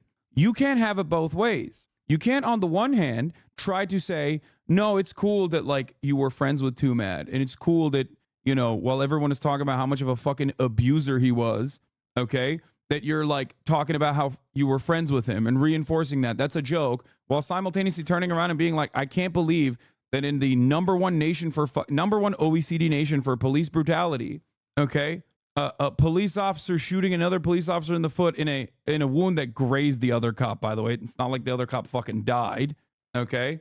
When he was interested in trying to kill a dog, that is, you can't laugh at that. That's really fucked up. It's like trying to cancel Reno 911 while simultaneously advocating for infinitely more heinous shit. Do you get it? Yeah, dudes will call you Osama bin Laden and then pearl clutch when you make fun of law enforcement. Is exactly right. People do this all the fucking time. Where's the clip of me laughing at the cop? I'm sure it's out there somewhere. It's very funny. Bro out here explaining how two mad jokes and cops shooting cops aren't the same. Yeah. Here. Here's the most recent form of cop-on-cop violence. Apparently, there's a cop who tries to kill a dog and starts shooting the partner instead. They're claiming that this is safe for work. I don't know. Is this safe for work for real? I need to scroll through this, dude. So many of you sent this to me. There's one thing that cops like doing is shooting dogs, right? Watch out, watch out, watch out. Watch out. Are you okay? No, you shot me. Oh, God. Are you what the fuck? Still good. Still good. Yo, that shit still bangs, dude. Yo, that's funny as fuck. Thank you for reminding me of a funny, highlightable, clippable moment from the stream. Are you okay? No, you shot me. Oh, Jesus Christ. If you can't laugh at that, I don't know what the fuck how you're living, okay? My friend, you are not living La Vida Loca, okay? I urge you to live Mas. Watch out! Shoots immediately. No! That's not real! Dude, what the fuck is... The fact that this is the counter those hate watchers have just shows how pathetic their grievances are with you. Just like their obsession with watching the top of the hour ad break every fucking time. Now that... the timing of that is good. And I read it like a fucking dumbass. I just got cooked. Where's the chatter who brought up the cop shooting me thing? Remember when the Destiny fans tried to outrage farm this? Yes. There's a reason why Destiny fans posted this on LSF, okay, and then brigaded it like they do with every other clip on this fucking broadcast, some of which does actually end up reaching terminal velocity and end up getting people to fucking yell at me, okay? But the reason why it didn't work for this is because people saw the clip and objectively thought it was hilarious. And I remember the posts on LSF where people were like, yeah, what's the problem here? Like, why are you guys mad at him? Yeah, sometimes the loser brigade does work, okay? You can catch me in a moment, especially if I'm saying some shit that you can misconstrue like I'm an anti-white hater or something, like an anti-white racist. Now, obviously, in the real world, most people are not going to give a shit. But in the Reddit world, anti-white racism is the most egregious of racism. It's the only racism that's good. So that kind of stuff will work on LSF. This didn't because it was objectively funny. Sometimes you realize you're out of even Reddit social acceptance. Exactly. I can't get over this chatter. You whacked out commies. You got anything to say about Uncle Joe now, huh? I can't get over the chatter. 18 hours apart. What happened, bro? Wait, Andre the Client, was that the guy who said this? Oh, before I forget, I'm going to run the 3-minute ad break now. Oh, no, this is a different guy. This game goes hard. He's a game watcher. Please tell me you did not ban this guy, especially for saying the truth. You whacked out commies got anything to say about Uncle Joe now, huh? Is fucking exactly the type of motherfucker I want in this chat. He's a gaming watcher, and he's possibly the one who brought up the cop video was Sean Did Something. The guy, let's see what he had to, what else he said after that. Oh, Lake McGrew, you fucking clapped these guys too quick. Oh, ew, never mind. Okay, that's fair. Oh, God, it's like these fucking lame asses. Fuck Hamas terrorists. Good. This guy's been coming in here. Destiny is so angry. Maybe he should smoke some weed and chill. Since 2018, he's coming in here. Peepo cheer. Pepega aim Iran. This looks like London Omega lol. India smells like shit. China #1. People say communism is good. Omega lol. D-fans make incel 4chan threads on their subreddit where they document how they do catfish operations with your pictures is fucking wild. There is no way that's real. Please send this to a moderator if this is correct, because that is absolutely insane. I don't want to believe that that is real. Hassan forcing himself. Oh, they delete it too. Hassan forcing himself to laugh at a cop being shot. LSF thread backfired. Time to post it on Twitter. They literally do it openly. Oh, God. When the thread backfires and they start upvoting it because they're like, this is objectively a funny video, they'll delete the thread on LSF and they'll try again later. This operation basically is like being fucking gang stalked, okay? But actually being gang stalked instead of thinking that you're being gang stalked. We need to make fun of these losers more often. For a very long time, I've tried not to, but like, it's just, you know, yeah, I do want the OG thread. It's embarrassing because like, I get why Destiny does this shit, but it's so embarrassing that his fucking community does it. You know what I mean? It's like, bro, you don't know me. Not only do you not know me, but like, you probably, if you didn't have such a fucking negatively framed perspective over me, you probably wouldn't even hate me. This kind of attitude is not healthy for you. They loved you and their dad loved you. It is very, very embarrassing to be like this. Okay? It's very embarrassing to be like this towards a guy who doesn't know you exist, no matter how much he speaks to you in his like little messaging platform online. That's crazy. Hassan forcing him. Oh, even then, Hassan Piker when his pixel dog got deleted off Reddit. Yeah, see, LSF thread backfired. Time to post it on Twitter. Reddit as a whole has a huge hate boner for cops. If anyone thought this would be an Onan Hassan, they're idiots. D laughed at when I asked him to stop. He only raped me harder. Some phrasing is just nuts. Wait, what the fuck? Destiny wanted us to stop. What the fuck are they saying? That is so deeply unwell, dude. What the fuck? Gross. Okay, I should have never looked at this. Oh, God. Anyway, I just wanted to simply show you how much, they work around the clock trying to like make narrative stick. And sometimes it does stick, but it almost always, like every single one of the cancellations that I've withstood, cancellations, which aren't real anyway, most of that comes from this community. And their fans are very, very dedicated. I wish they would use this much passion and this much resentment that they have towards someone that they don't know, towards something that's like objectively positive. Anyway, it's so goddamn weird and sad, dude. Let's get back to this. That's not really. Okay, that's not. You're missing. That's not. That's not true. Okay. It's the same with the Ukraine shit. Someone said they stopped watching you because of your takes on your foreign policy, but when I asked what takes, they couldn't even say. Yeah. It's okay. It's cool though. Yeah, the point being that if you ban people like that, moderates like that, there's going to be an But again, he's not moderate, and he went on stream and advocated for the killing of other people. That's not a moderate position. I'm not sure about that. Hey, listen. I've heard him talk. Hold on though. No. I'm making a point. Look how he's gotten more passionate defending Destiny than anything else so far.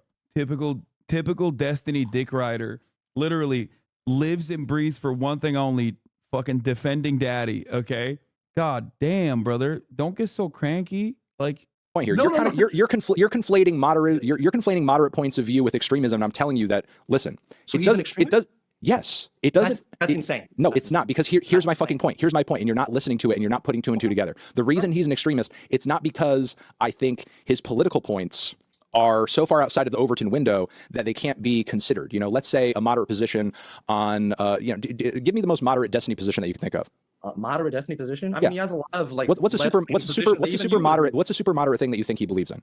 I think super moderate and super cool. Like, I mean. He's against transphobia, I guess. Okay, let's say you're against transphobia, right? All right. If your way of advocating against transphobia is gas chamber all the transphobes, that's not a moderate position, okay?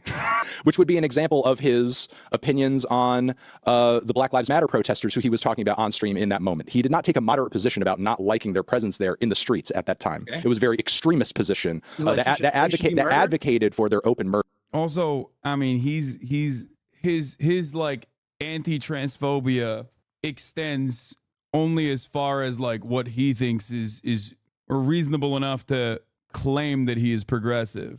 Anyone and everyone that has spent a significant amount of time talking about trans women in sports, okay? Anyone and everyone that has done that is being ridiculous. Either they are deliberately hyper focusing on this narrative while claiming they're doing it for some like intellectual honesty, when in fact all they want to do is be transphobic as far as it's permissible, right? Even in a liberal space. Or they are very stupid and being duped by the dumbest right-wing people on the planet. And I've said this about even friends of mine that I've known for 2 decades at this point, like Anna Kasparian, when she hyper-focused on that same point of contention and doubled down and tripled down and found herself at the throes of reactionary sentiment when it comes to trans issues and trans-related issues. Yes, So, of course, I will say this about Destiny as well. It's just like a ridiculous conversation to have that is utterly irrelevant. And that's why you rarely ever hear about it nowadays as much. Anyway, we know he's already, we know Destiny himself is transactional regardless in the things that he advocates for. He's openly admitted as such when he said he would have defended Vosh for his lolly folder if Vosh had not harmed him in some way. Murder. So Okay, I- that's I not find that that's hard to that's believe. I find that hard to that's an example. There's literally video of it. They should be murdered. That's what he said. These activists should be murdered. He said they should be MOWED down wantonly. Yeah. Okay, we should fact check that, but that's just. Wait, what do you mean we should fact check that? Brother, why are you defending a dude whose like work you're not even aware of? Is this the kind of attitude he brings to the fucking albums that he's reviewing? Does this guy review albums? That's why he got banned, homie.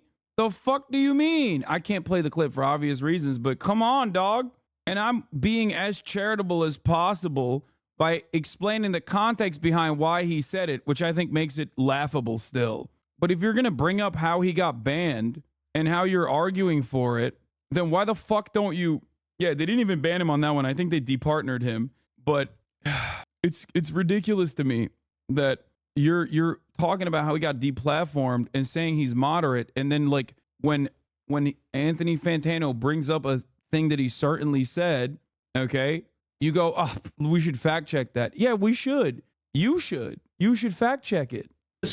Also, he didn't even know the train wasn't even deplatformed or banned at all. As a matter of fact, like Trainwrecks is still on this platform. He streams on this platform. One of many examples where relatively moderate people, even moderately Republican people, got banned permanently, and not even necessarily for political points. It was like, I don't know, a nip slip or something like that.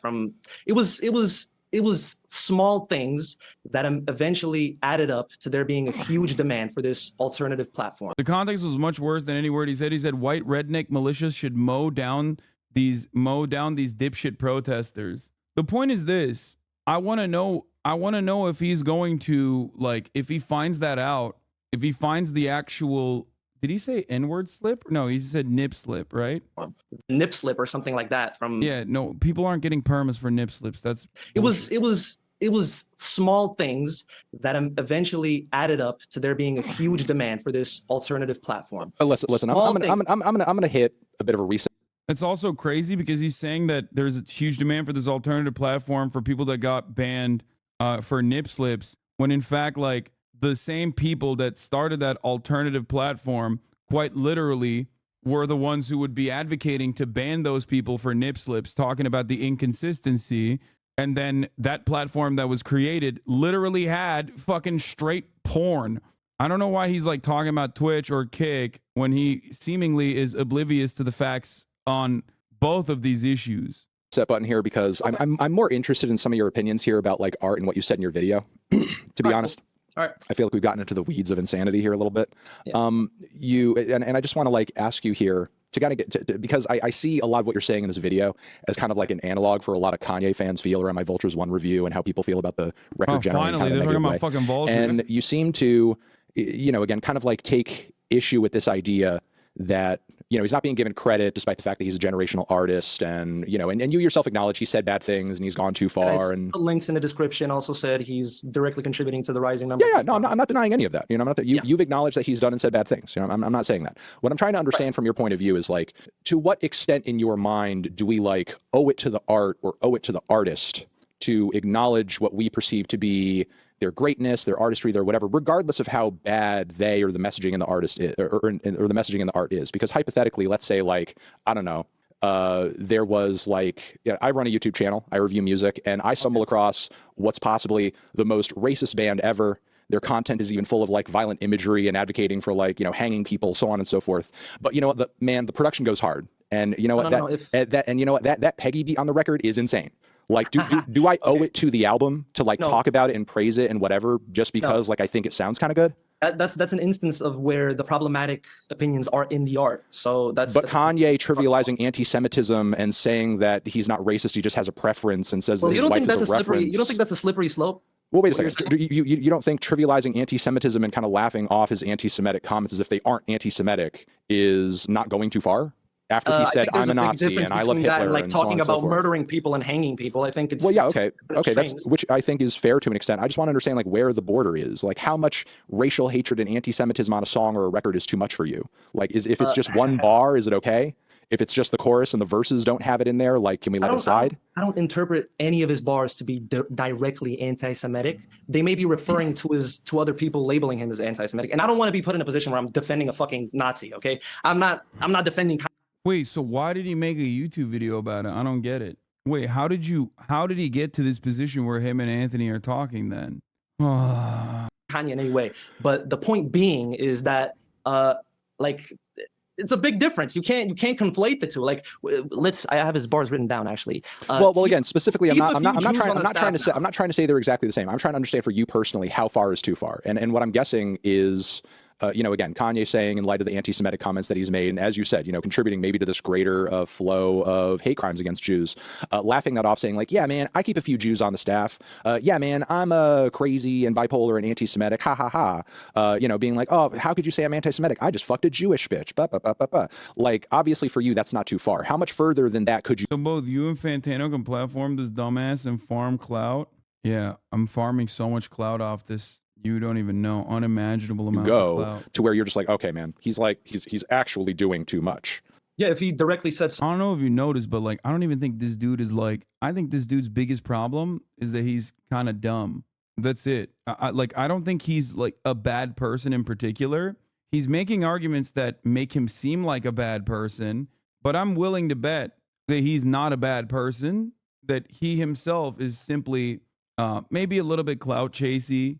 Maybe a little bit of a genuine fan of Destiny and an orbiter or whatever. But I think that he's just more so misguided. I'm not kidding. I think that if someone sat him down, someone that he respects and trusts, sat him down and talked to him privately and not on camera, they could probably clear up a lot of his opinions. And the reason why I say that is because like there's a difference between someone who says like, oh, well, Jordan Peterson is a respected author and a psychologist, right? Saying that specifically to defend Jordan Peterson is different than saying, well, Jordan Peterson's books actually helped me, and I think he might be a respected psychologist as well, but he's also transphobic. I think there's a difference there. Like openly recognizing Jordan Peterson's flaws while simultaneously saying that he was helpful to him implies, in my opinion, that he is just simply misguided. Do you think Destiny or his fans offer this level of charitability towards you as you do to this dipshit? No, they don't, but that's not going to change my fucking perspective. This is literally why I started broadcasting on Twitch to begin with. This is why I became friends with Destiny originally to begin with, because I thought that he was a perfect example of someone who had reformed, who had rehabilitated himself, who had actually sought within. I was wrong on Destiny's front, but that did not stop me from that didn't change my fundamental principle that anyone and everyone can reform. Okay, no matter how far gone they are, it's not going to stop me from trying. Many people forget that. I've been saying this for a very, very long time. That's simply the same reason why I tried to help Aiden Ross early on.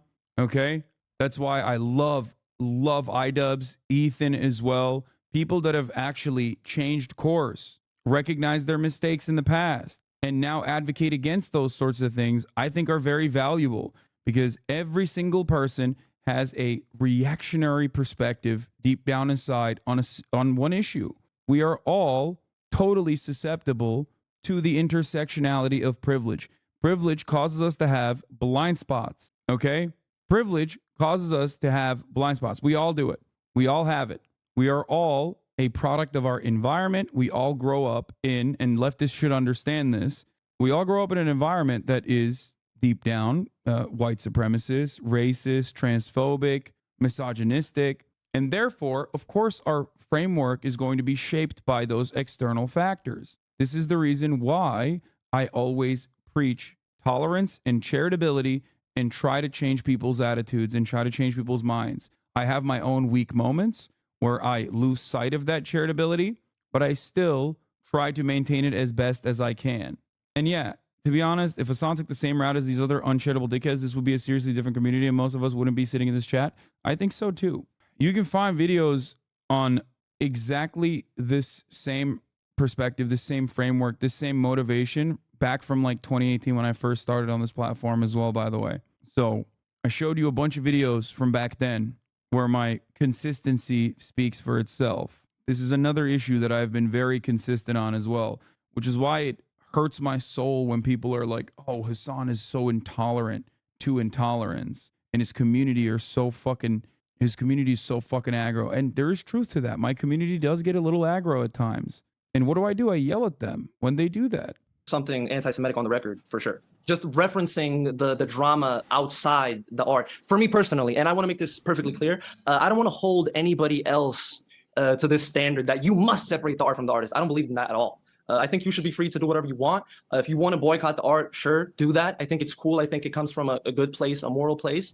But I just think it's unfair. It's unfair to like try to force that on other people and unproductive to force that on other people. But it's just arguing with other people and having opinions on the internet, forcing it on other people. Like nobody outside of like, you know, showing you their opinion on Twitter has any kind of mechanism to control the things that you say or listen to.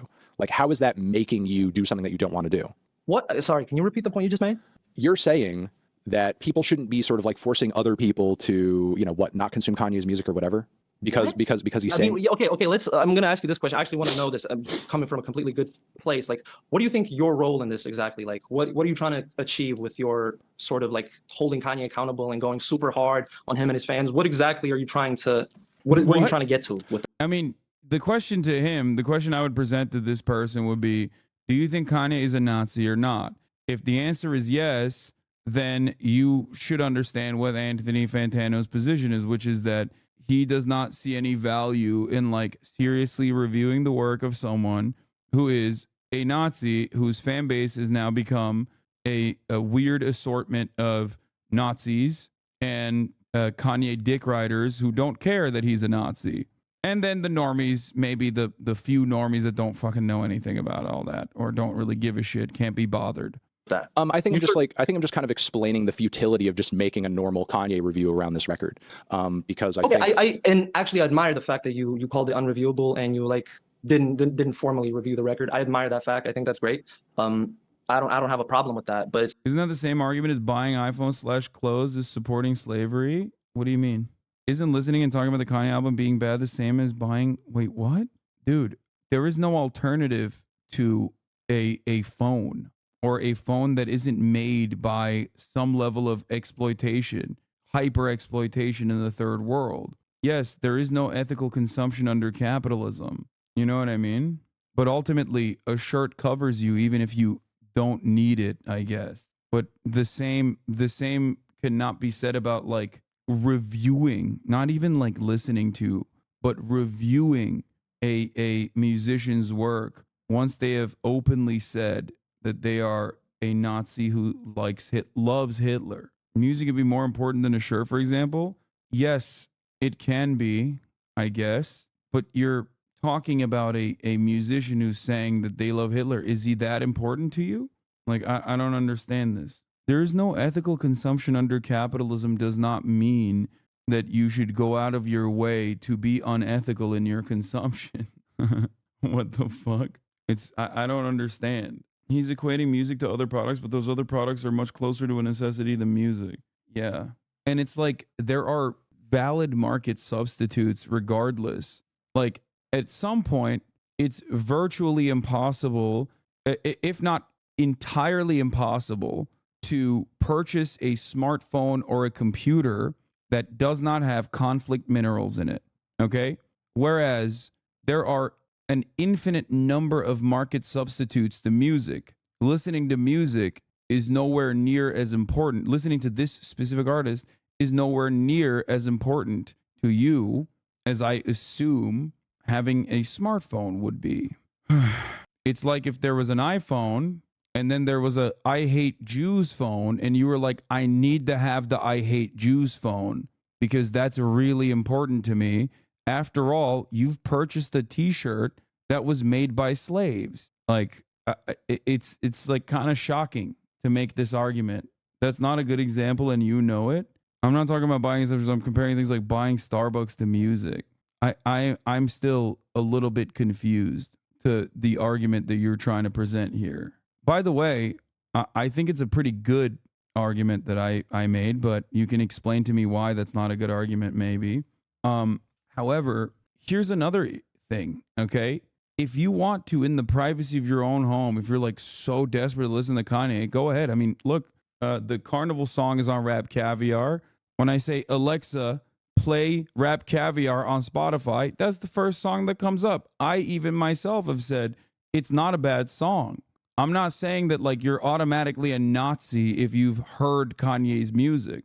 That would be a ridiculous statement to make, okay? Nobody's stopping you.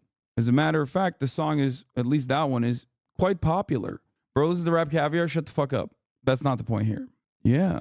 I don't give a shit about Kanye. I'm just trying to understand your line. It seems like supporting slaves by supporting Starbucks is worse than supporting an idiot like Kanye. Supporting slaves by supporting Starbucks is not a decent analogy here at all. And you've also gone all over the place. Let's just stay on the smartphone, okay?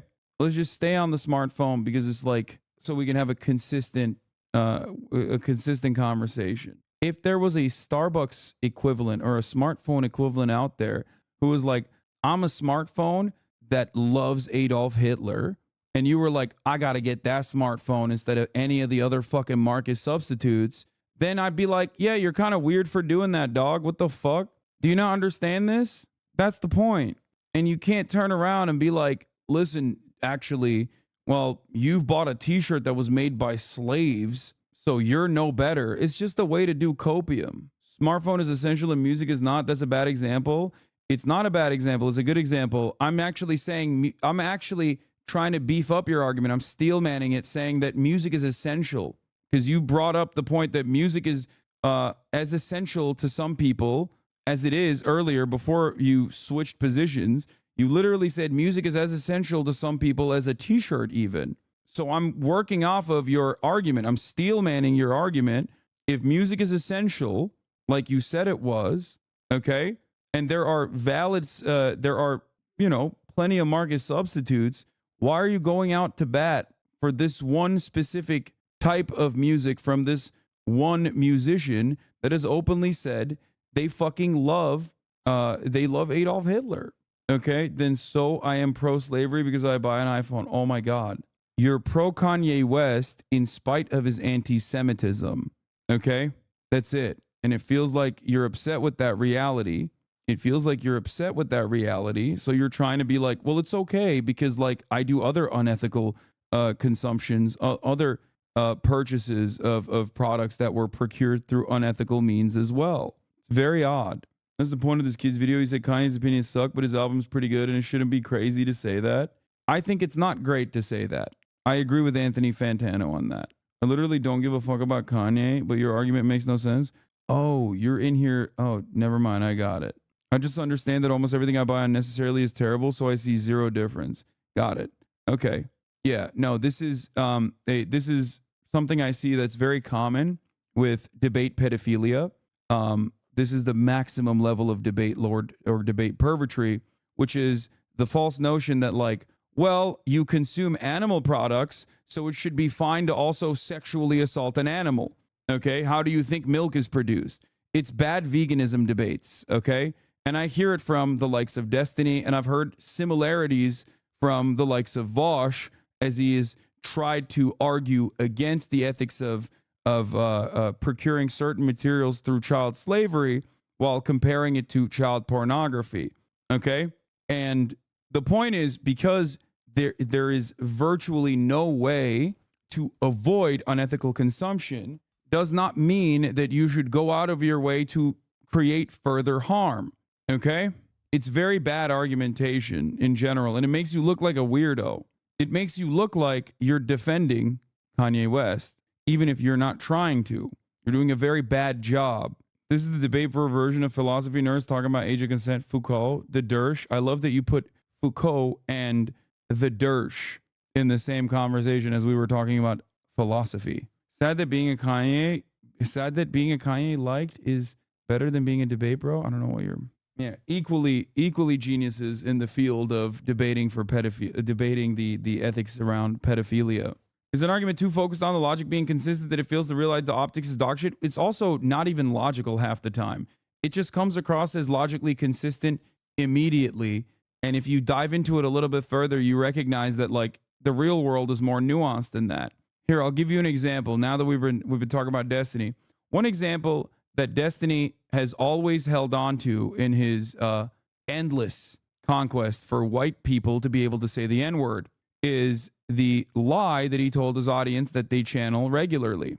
They say, I agree with Destiny on being able to say the N-word in private. Okay? This is an abject lie.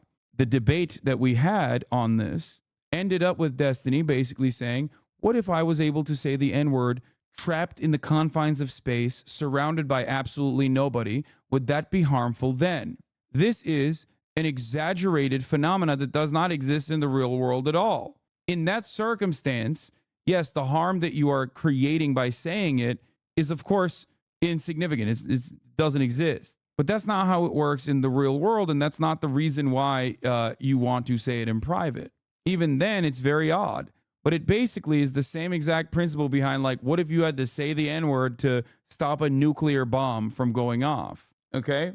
This is yet another circumstance where people who love debate and see debating as a virtue in and of itself only care about, like, whether it comes across as a good own in the marketplace of ideas. Anyway, yeah, they call it limit testing, or we're just trying to find your boundaries, which is not intelligent at all. It only comes across as intelligent for someone who is attempting a gotcha, and for people who are stupid enough or are motivated in their reasoning enough to want to find something that is permissible, want to find an opportunity so that it's permissible. I'm sure the clip is out here somewhere. But yeah, that is unironically what his big gotcha was against me, and why his fans still to this day say that Destiny and Hassan agree with one another on being able to say the N-word in private. But of course, people understand that that's not the case.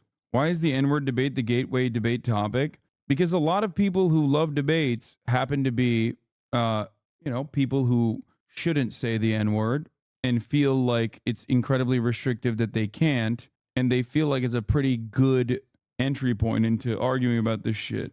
Basically the same subject. It's the same reason as to why so many debate lords end up inevitably defending arbitrary nature of age of consent laws, for example.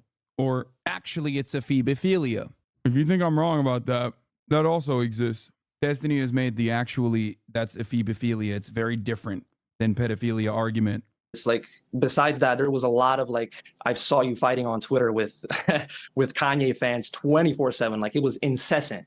It was to an extreme degree. And I think that was kind of unproductive and kind of ended up to more attention being created around the album, where people who maybe wouldn't have listened to the record were like, well, what is this drama? I'm not under any delusion that there's anything that I could do to bring Kanye any more or any less attention. Okay, so what is you don't have, so with, you're just fighting with people out of, it's fun for you? That's well, I'm definitely calling it out, and I'm definitely pointing out that the well has been poisoned to the point where doing a normal review of his stuff is pretty much futile. The reason I was fighting with Kanye fans is because a lot of them are kind of reiterating the straw man of my argument, which they think is Kanye bad, can't review Kanye bad. When my actual argument is that his actions and his statements and his behavior have either solidified people against him or solidified the cult of fans around him to the point where you can't really have a level-headed discussion around him and his music without being called either biased or just being looked at by people who, rightly see what he's saying and doing as disgusting and thinking like,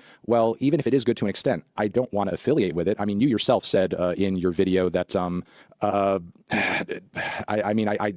personally, look, I think you've come across here, even though we disagree, as, somebody who's at least approachable to an extent. I think it was kind of beneath you in your video for you to kind of like, put that section in where you were like, well, I mean, I'll listen to the album because I'm not Jewish. It's not a big deal to me. I mean, I think that was kind of a super unflattering moment for you. And yeah, I get what you were trying to say, but I wasn't necessarily talking, I mean, I was talking about myself, but I was talking about like the mentality. The point was like trying to show people the mentality of people who listen to the Kanye record. Like, well, what I'm saying is like, you understand yourself that there are people who see his comments and see the content of the record and would rightly be personally disgusted because of their Jewish background or whatever and would want to avoid it. So anybody, you know, like I said in my video, who comes from that background would rightly look at me even saying like, hey, there's some pretty decent stuff about some of the songs on this album, which I've acknowledged on stream and so on and so forth. But rightly, those people would see that commentary and think like, well, ultimately, what does that matter? Because like, obviously his commentary on my heritage and my faith are so disgusting that I wouldn't want to affiliate myself with it anyway. So it's like, you so okay, let me just clarify. Are you just talking about yourself here? Do you kind of understand how, you know, doing a normal review of this record kind of puts me in a position where I'm between two sides of people that don't really want to hear anything critical about it to begin with?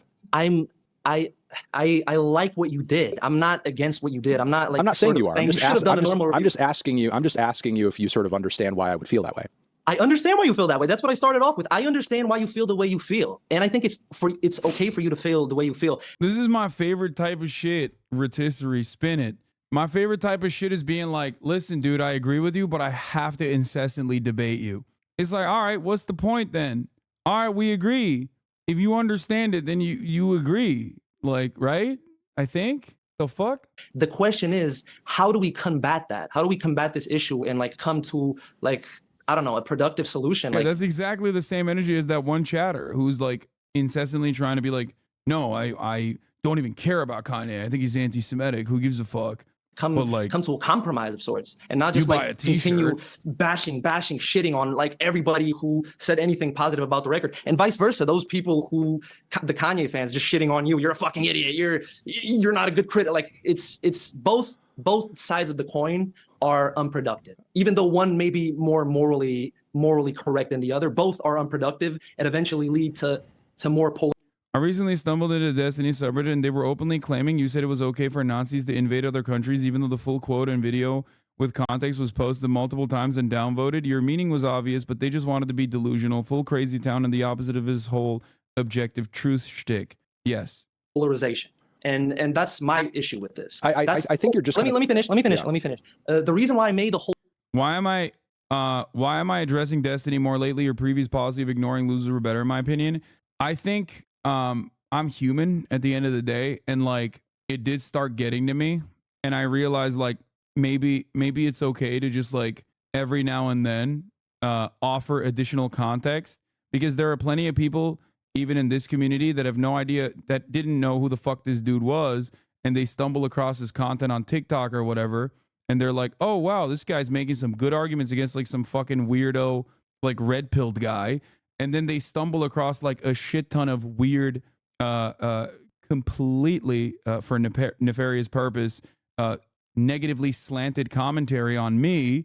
And then they go, oh my God, I had no idea this Hassan guy was like just a total fucking asshole. And they're misled. So I want those people to basically understand that, no, like this person has a nefarious agenda that is purely spite driven, that is rooted within anger, and he is not some arbiter of like intellectual honesty. It's getting to a point where it basically is, it's getting to a point where it basically has turned into a lot of these people that used to love the IDW, the intellectual dark web, okay? That the intellectual dark web, they used to present themselves as like gladiators in the marketplace of ideas. Like I used to shit on those guys as well. I'm trying to present this in as good faith as I possibly can. You're not a lord, you're Jank's nephew. Yes. Destiny fans will jump on you for admitting that, though, and think they've won. That's how trolls work. They will clip this and use it against you, but you're doing the right thing to fight to debunk all the bullshit they spread about you. Yeah, I mean, at a certain point, I have to correct the record. Those people try to find my address after I defended both of you and Ethan on the H3 sub. Yeah, they go pretty nutty mode with it, too. If you find yourself to be a progressive, okay, and you find yourself in the throes of like Destiny's commentary, then ask a little bit. Just seek a little bit further. Just look, just scratch the surface a little bit, and you will recognize that it is a little odd that he has way more respect and reverence for someone like Ben Shapiro, who is objectively worse for the United States of America, if not the entire planet, with his commentary, than someone such as myself. Why does he have so much smoke for those on the left, no matter how big or small they may be, versus someone like Ben Shapiro, who is objectively infinitely more influential and powerful and has like actually bad opinions and not opinions that have been massaged for you to think they are bad. I personally believe that it's because Destiny and others are not interested in any sort of moral consistency, but instead are basically mercenaries. Like they just like coming across like they're winning an argument. It's fun for them. That's number one. And they're also trying to have the stupid optics-based conversation about being mean. It's the white moderate who prefers negative peace. You're no better than the Nazi because you were mean. These people are fucking insufferable losers, man. Yeah, and they won't stop debating. They love debating. Like you mentioned, about 40% of both sides of a debate aren't going to change their mind. I wonder how many decentrists you can actually reach. Yeah, I mean, they mostly just thrive on subreddits, but they are very parasocial. Whole video, and the approach I take usually with my videos is, even though obviously I have a certain, I'm not like a fence-sitting centrist, I have a certain ideology. Your self-made Jenks nephew, you just boosted your position a lot. What? I agree with Fantano, but he is bald. Yeah, my friend's boyfriend is a Destiny fan. When he found out I watched you, he was afraid or unwilling to call me out, perhaps because we were in the real world. He's a great guy. Otherwise, I think he's been misled. Yeah, there's a lot of people like that. I do find it somewhat dangerous. Yeah. Look, I mean, this is it. This is where a lot of it stems from. He literally ranted in 2019 about you, the most honest he's ever been about his feelings, when I had like 300 fucking average, 300 average viewers. But the reason why I've been talking about him more is because like, it's not even necessarily releasing a pressure valve. It's specifically about like people who masquerade as progressives. And I think shepherd people that basically shepherd others into this notion that they are progressive while feeding them a shit ton of reactionary commentary. And I don't like that. I didn't like that when Jordan Peterson was doing it. I didn't like that when back in like 2017, 2016, you had the phenomena of people who called themselves classical liberals who were the real progressives. That's what Dave Rubin used to say. For those of you who don't remember, because you were probably oblivious to Dave Rubin, as someone who worked with him, a lot of those guys, including even Sargon of Akkad, used to say that they're classical liberals, that they actually are the real liberals, and that leftists are fake liberals, they're false liberals. And they would spend all of their time shitting on those that were on their side, I guess. But, you know, they were, yeah, the SJWs were the faux-gressives or the regressives. That's what they used to call them. Tim Pool, for the longest time, presented himself as a unbiased centrist who was very progressive in many issues. Now, obviously, we look at these guys now with today's lenses and we go, that's so funny to say that. These guys were never liberal at all. And at the time, I spent a whole lot of time explaining to people like, no, these guys aren't real liberals. They're not real progressives. So yes, I do think that Destiny is as bad as those charlatans like Dave Rubin. I do. I think that he's doing the exact same thing that I have seen. He's doing the exact same thing that I've seen from all of those other people time and time again. He's just doing it now with a different flavor on it. Yeah. And I think that's very nefarious. And I think that's very dangerous. It's dangerous when someone claims to be a progressive or claims to be a liberal, claims to be a moderate Democratic Party supporter or whatever, okay, while simultaneously pushing a lot of nefarious positions that I consider to be reactionary. That's it. Even though you're open to discussing it, I do think it would behoove chat to stop feeling compelled to inform you what's going on in these negative parts of the internet and to the good faith members. Yes. These guys claim that they're progressive and literally almost exclusively go after with vicious cancellation campaigns, attempted cancellation campaigns on every single person that is even a little bit more progressive than they are. At a certain point, you got to go, what the fuck are these guys doing?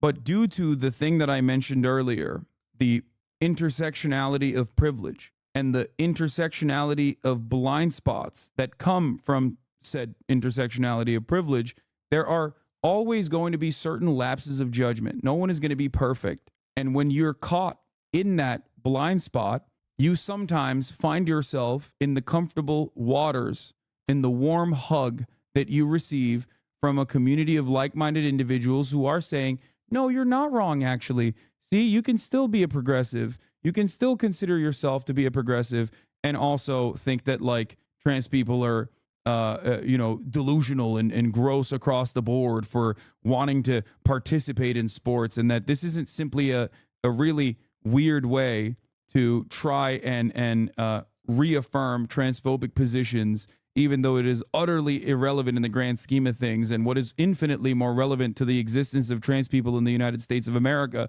is the shit ton of anti-trans bills that are being presented in state houses, right?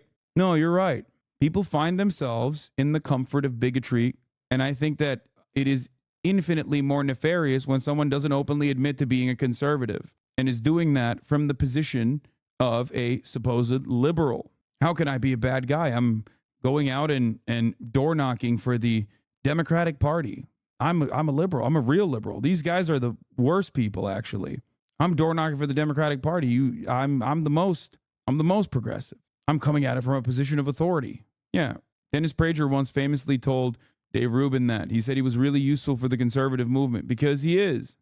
And certain political opinions I hold, I always try meeting people in the middle, right? I want to approach my videos to a degree where like a Republican could watch it and look at it like, okay, this guy is not just like completely saying fuck you. He's actually made some good points. Maybe I should think about this a little bit, you know? And that's all I'm trying to do with my videos at the end of the day. Now, I can concede to the fact that a lot of my thumbnails and a lot of my titles are like inflammatory, like baity, disgusting to a degree. And yeah, that's unfortunate, but unfortunately, that's the best way to drive people to my content. And I feel like my content being as nuanced and as unbiased and as good faith as it is, I don't have a problem with like baiting people into watching it when that might give them a more neutral perspective on things. Radicals from both sides. So that's how I live with myself at the end of the day.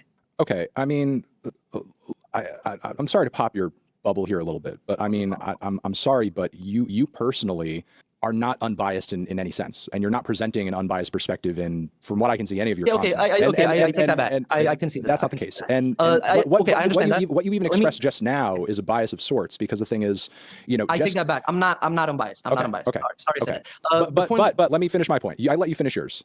Okay. Even embracing centrism for centrism's sake is a bias of sorts. Just because you're landing in the middle of 2 points doesn't mean you're unbiased or that it's effectively the best option in that scenario. I mean, when you're between the polar opposite positions of we should, have segregation and we should allow everybody and anybody to sort of live freely in modern society, we don't try to land somewhere in the middle of those 2 points because it makes us feel good and fuzzy inside, because we're like, well, I'm reasonable and I see the points of both sides. No, the correct position is we allow people to be free. Like, that's the correct position. The correct position is you don't have to see the top of the hour ad break at the top of the hour. Okay? And you must subscribe for that reason. Aw Candles, thank you for the 5 community gifted subs. It makes sense that D is not a liberal aside from some of his political takes. He's also said that growing up in the household, he was very conservative. Obviously, people can change and whatnot, but I do think that the conservative thinking and perspective is stuck with him at a deep level, making him not an actual progressive liberal or whatever. Professor Tech, thank you for the 5 gifted subs as well. It's just like, listen. Fantano is blasting here. He's doing a great job. And he is great. There are plenty of people who grew up in conservative families here, okay, in this community. The point is, you have to combat reactionary thinking, because reactionary thinking in a reactionary society is very comforting. Very comforting to not push for change. It's very comforting to not look at everything that you've known your entire life and say, maybe this is wrong. Maybe there's actually a better way to exist. It's a very tough job. That change must come from within, and you have to constantly check yourself. That's it. Position. Like, there are points where centrism doesn't make sense. I understand. I'm not saying I'm a centrist. The way I'm approaching it is from a place of understanding and trying to reach. Where's the 2019 post? If you want to understand it, here's the 2019 post from from the DGG chat. It's not Destiny's fucking upbringing that causes him to feel this way. Okay? There's someone was bringing up the post earlier. It's spite. It's being an opportunist. That's why he completely rewired his commentary. And if you look back at that one brief period where we would collaborate from time to time, okay? If you look back at almost all of his takes from back then and compare it to what he's talking about now, it is almost the exact diametrical opposite. He's defending, go back. I mean, a lot of that stuff is just out there. You can find it if you are interested. he's debating the exact opposite side of the argument now. It's not just on my YouTube channel, it's on his YouTube channel too. If you look back at things that Destiny used to debate in like 2018 versus what he says now, you will see. Chatter did not lie. 2023 versus striking ambulances, border crossings, and residential buildings. Okay, again, remember, every building in Gaza is a residential building. Every building in Gaza is a civilian building. There are no military installations in Gaza. They always operate out of civilian infrastructure. I wish people would say that. Just mention that. Hamas operates out of civilian infrastructure. It's all civilian infrastructure. Just saying, okay? Jesus. Hamas does use human shields. The way that she makes that sound impossible, that's not impossible. Hamas, they'll literally blatantly state that they use human shields. They do that. That's not a myth. That's not a rumor. If we're killing what about if we talk about America supporting Israel that bombs hospitals and bombs schools, dog? It doesn't matter if the suicide... You know they bomb hospitals and schools because terrorist organizations in Palestine put their freaking weapons there. Do you think Palestinian sick people and children care about that? Do you think that a Palestinian child or the family of a Palestinian child? Israel care about that. But dude, the bombs don't make, the little shitty fucking RPGs don't even make it over the walls because Israel is one of the most sophisticated anti-missile dome systems in the fucking world. You're really comparing the military power of these two states? Come on, dude. No. Okay, I'm saying the reason they're not just sitting there bombing hospitals. You can do that for every single thing that he's debating right now and has debated over the past 2 to 3 years since Destiny and I had a falling out. Okay, it's been almost 6 years at this point, 5 years at this point.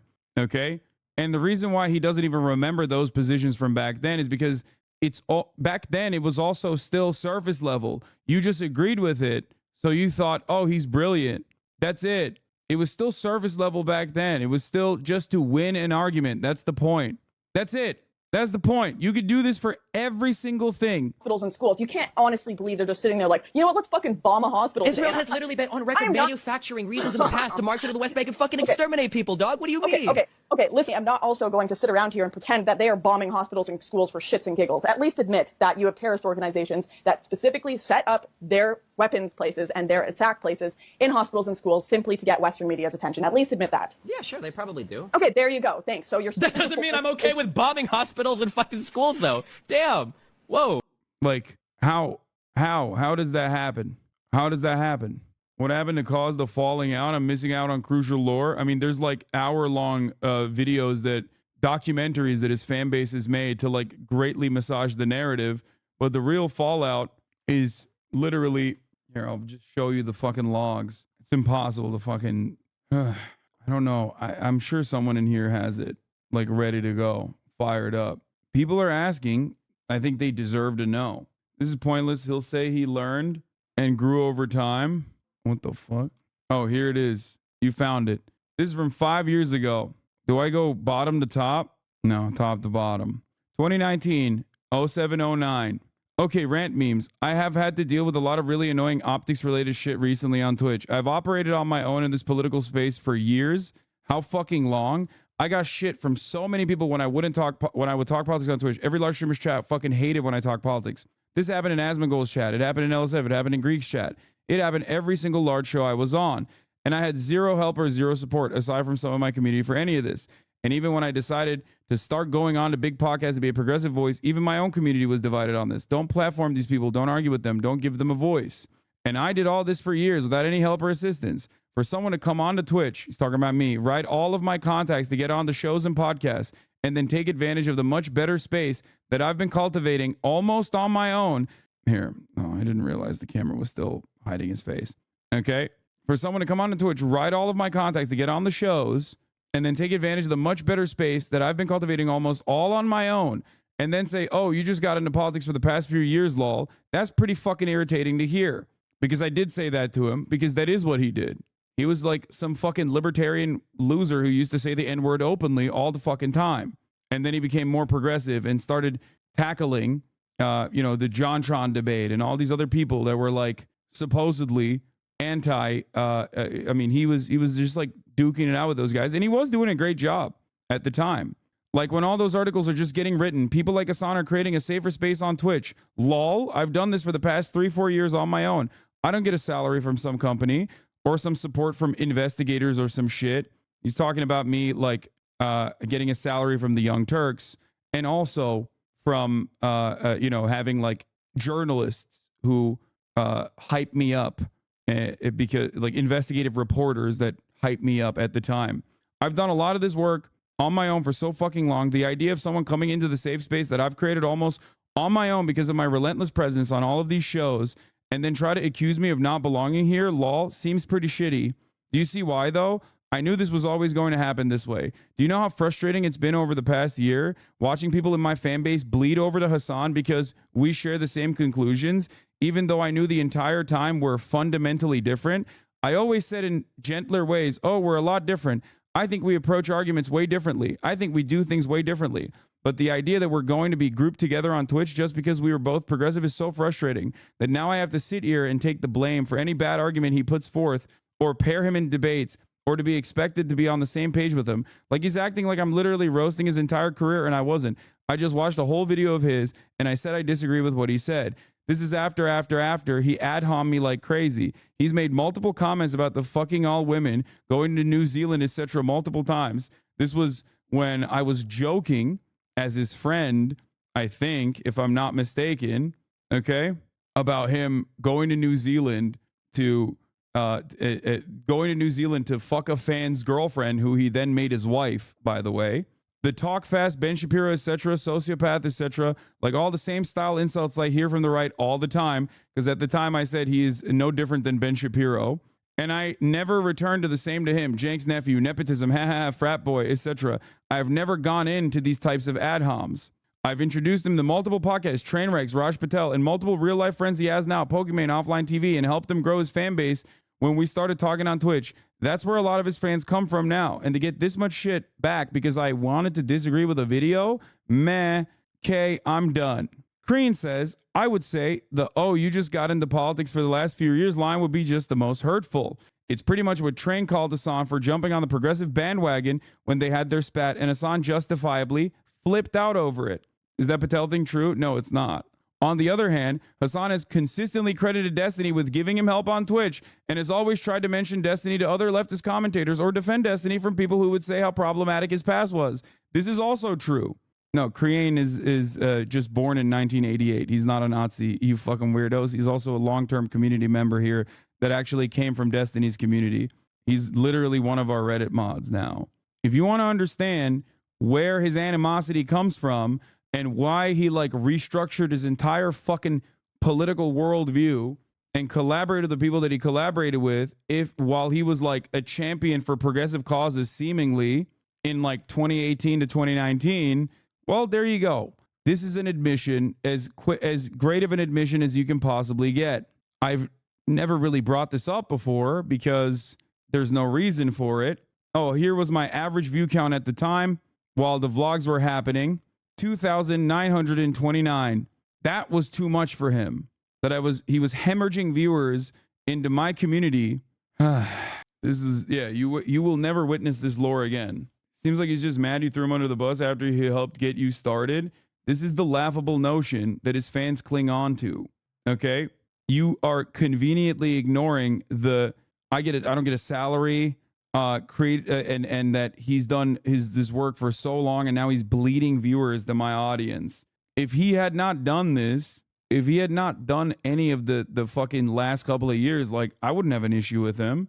There are plenty of people in the orbit of Destiny that I have no issues with, despite the fact that they cling on to him as hard as they possibly can.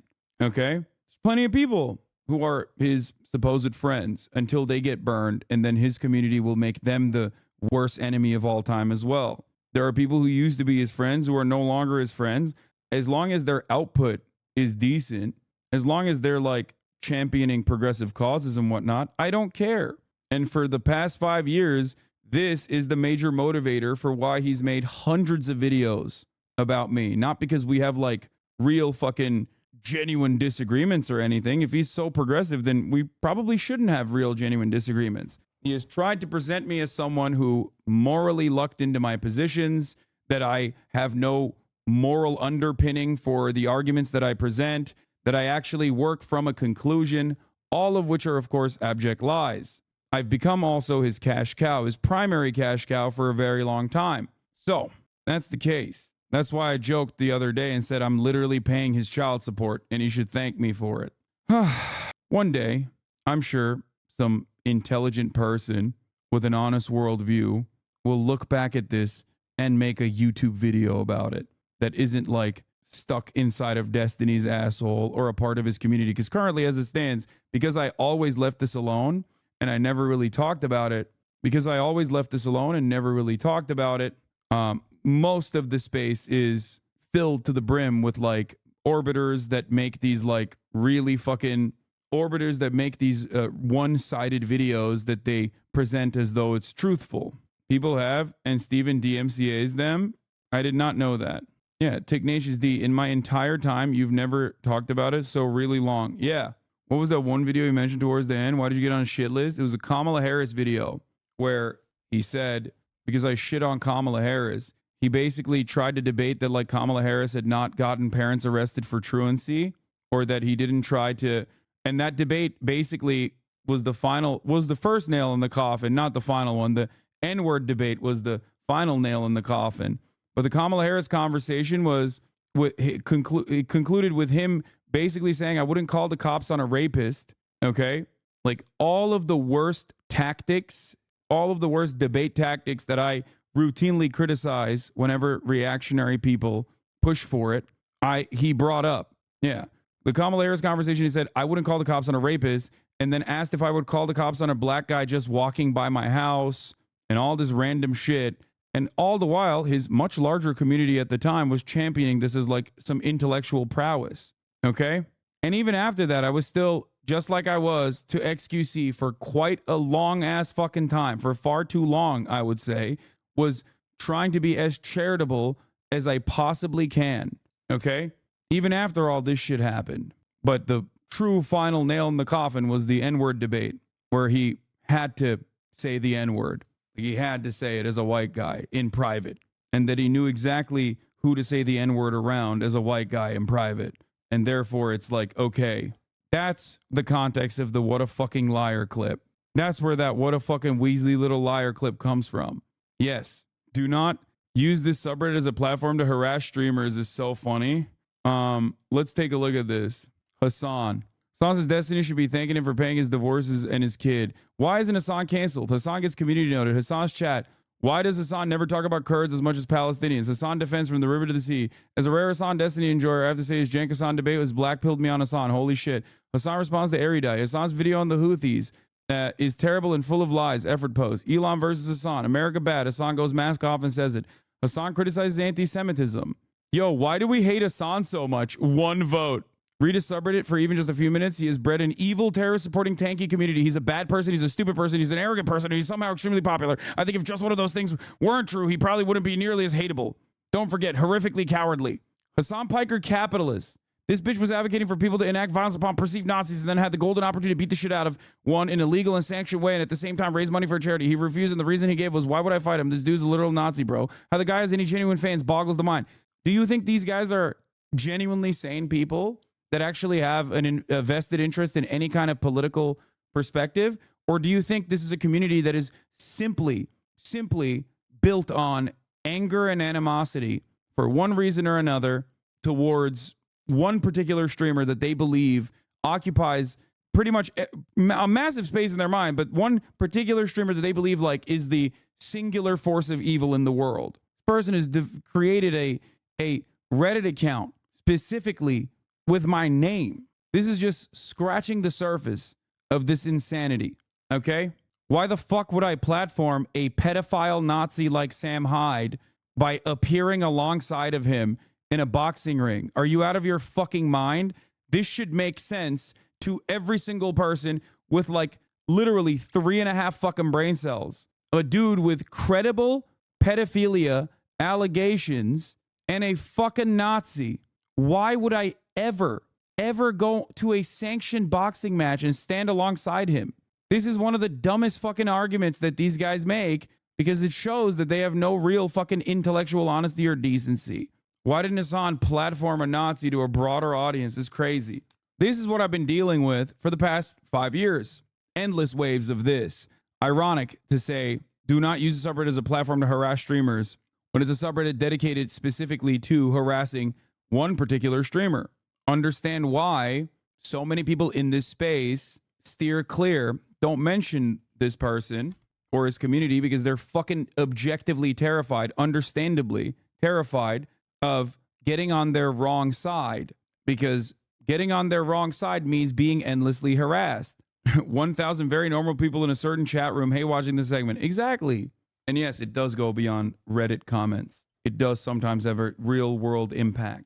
Yeah, Aiden Ross's community almost ended Destiny's and his family's life in a few minutes. They thought Aiden watchers were soft like us. Yeah, Aiden Ross's community is the only community I've seen so far that immediately operated like Destiny's community, and they duked it out.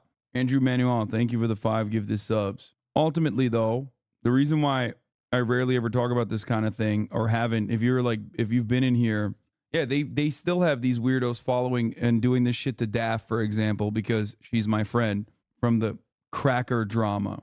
I've been around since before the Fallout era that you went over. Mostly the stream has stayed off completely away from him on a topic because of the toxicity involved. It's been nice. I don't think it's ever going to get better from his community's end because they're hyper online. I know.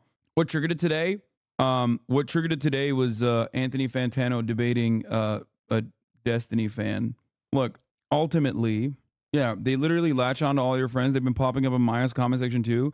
The goal is to make me a toxic element, like so toxic that you can't like make anyone and everyone that says any kind of slight criticism hype it up as hard as possible, whether it's Abba and Preach or whoever else, and then make me a toxic entity.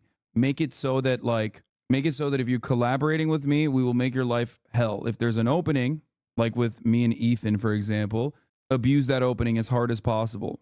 If there is no such opening, you can see this personally. Like, they used to shit on Ethan non-fucking stop. Like, literally non-stop. All the time. All the time. Why? Because we had a show together and we're friends. And then the moment that they saw like an opening, immediately they were like, we love Ethan. Ethan is our favorite content creator. I've been an Ethan fan for years and years and years. They infiltrated his fucking subreddit. Yeah. The fact that there's community members that watch you, but have to keep it a secret, that should be studied. Yeah. The best example is when Daily Dose didn't want to answer if he liked you while he was on NMP stream, even though Daily Dose does like you. It's just a death wish to publicly admit it. Exactly. For years, I thought maybe they would go away if you never talked about it, but I was wrong. They're no different than Peterson, Charlie Kirk, Shapiro, or Fuentes fans at this point. It's unavoidable. Yep. It's basically Gamergate if Gamergate never went away and changed its course of harassment towards like anything and everything that is like technically leftist. That's it. But yeah, if you're out there and you truly want to understand like intellectual consistency or something, just match what Destiny used to say on the exact same issues back in like 2018, 2019 versus what he says now on the very same issues.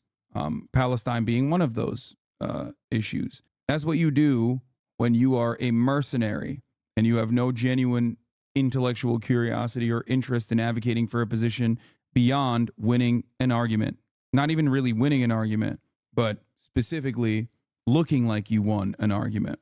Every side of the spectrum. And I think that's a lot more productive than just sticking to your side and condemning everybody who's like a little bit more close. What I'm saying is like on a case-by-case basis, okay, on a case-by-case basis, there are some positions and points of view that point blank period are condemnable, and you don't need to sort of like see their point. You know? And again, I'm not saying that's always the case for everything all the time. I'm just saying, especially in this case, especially in this specific case, where we are talking about stuff that is in reference to and has parallels to Nazism, okay? It's worth taking a staunch position and being like, you know what, this is like bad. This is, okay, I did that. I also did that in the video, but the point I'm trying to make is we both think it's bad, okay? So we're on the same side. Okay, it's bad. It's bad, but the fact it's bad. How do we combat that? How do we combat that in the most effective way possible, in the most pragmatic way possible, in a way where people can actually like fucking come to an agreement on things, where the sides don't just get more polarized and a kick gets created and a Donald Trump gets elected president. You know, I want to meet people. But here's the thing: understand them, and then like also. Hey, Kanye is also a fucking Nazi. What I say in the video, like, okay, I understand where you're coming from, but also Kanye is a piece of shit Nazi. Here's links, he's affected directly hate crimes on Jewish people. So I feel like I'm being really responsible in that way, where I'm not just like completely throwing away the other side, but reeling them in and then educating them on these things. Okay, I feel like that's a lot more effective and responsible than what a lot of other people do. And that's, yeah. I mean, I agree that you are kind of giving some of the people watching that video context, but simultaneously you sort of take almost like a nihilistic or, you know, careless kind of perspective on, well, there's no point in quote unquote doing anything about it, because it's not like your 12 or 15 or whatever amount of streams that you might give to a Kanye record. It's not like that means anything. And ultimately, if you're not a perfect person, then, you know, as Jordan Peterson says, you shouldn't be trying to put forward effort to fix the world anyway, because you can't fix or, you know, sort of like, you know, improve your own shit. Well, okay. What I was trying to say with that is people who endorse polarization and kind of like encourage it and I hate this perspective from fence sitters that is like, oh, it's not the anti-Semitism is a problem. It's you pointing out that it's anti-Semitic that's a problem. Like, what the fuck are we doing here, man? That's crazy. What do you mean? Like, Anthony Fantano is not polarizing for saying Kanye West is a fucking Nazi. Kanye West is the actual polarizing figure for coming out and saying he loves Adolf Hitler. What the fuck is this conversation? It's one that you can only present, is one that you can only point to if you don't care about the anti-Semitism stuff. Huge changes at Mogul Mail. Oh shit, wait, I wonder if this is what I think it is. You've the last been caught sleeping on the job, and Stan's caught you licking your own vagina in the kitchen. You're not just fired, you're the worst executive assistant in the world. Oh, okay, I can't replace you. I can't replace you. You don't have hands. That's what you do. That's what you look like. I do shower. I do shower. You're not there every time. You're there for half of them at most. You cannot get the hell out of my office. I can't. You're replaceable. You're a cat. Stans, can you give me an intern? Hi. I am so bad. Oh my God, I saw it. You gotta be careful where you point that thing. No, this is what's gonna eat the time up. Nice. This is not what I thought it was going to be, but this is great. He's cooking. Typical right-wing capitalist using child labor. That's what I'm talking about, dude. Classic MAGA male bullshit. Anyway. All right, let's do the Elden Ring Shadow Shadow of the Erdtree gameplay reveal trailer. I'm done. I'm done with the fucking Kanye West dumb debate nonsense. This has been a fucking debate-heavy day, baby. Finally, some good goddamn news. Pure and radiant, he wields love to shrive clean the hearts of men. There is nothing more terrifying. In that forsaken place, blood must spill. Blood of your fellows. The Erdtree faithful. Yes, I'll do a new playthrough. They were never saints. They just happened to be on the losing side of a war. No, I'll do a new playthrough up to the point of the DLC, because usually the DLC is, it starts at a certain position. Like it's not at the end of the game usually, right? Or is it super late game? Wouldst thou truly lordship sanction in one so bereft of light? I presume you too are keen to know just what kind Miquella is doing here. Those stripped of the grace of gold shall all meet death. Is this a good race of restless flame? Come now, touch the withered arm and travel to the realm of shadow. I will not be far behind. May we meet again. Holy shit. It seems like it starts at Mox Palace, which can either be early/late game. Early game if you do PvP and unlock the portal that way, or late if you wait until the frozen mountain to find the portal. In the most From Software fashion, I suspect that this will be significantly harder. It feels like this is a full-blown game. Like it's giving Shadow Hunt. Is that what it was called? Like the Wild Hunt, which is like a DLC, but it's more than a DLC, if that makes sense. Like Wild Hunt was a DLC, but it was a whole ass game almost in and of itself. I don't believe From Software would cook people with $40 and make it like a limited expansion, a tiny expansion. TS3 DLC was stupid fucking hard. I think Miyazaki said this will be the size of Limgrave or larger. To prepare you from Software's largest expansion yet, we've got the Shadow of the Erdtree release date and trailer. Be sure to check out our interviews with Miyazaki, originating the Souls-like genre, potential Bloodborne remake. Oh, I saw this part. I saw that he said a Bloodborne remake. I can't speak on it right now. However, he basically said, I can't speak on a Bloodborne remake at the moment. Unfortunately, I can't speak on it. That means he didn't say no. But he said that the new technology makes it new availability in tech makes it interesting, something along those lines. Shadow of the Erdtree follows the story of the kind Miquella, Malenia's twin brother. Miquella is the demigod offspring of Queen Marika and Radagon.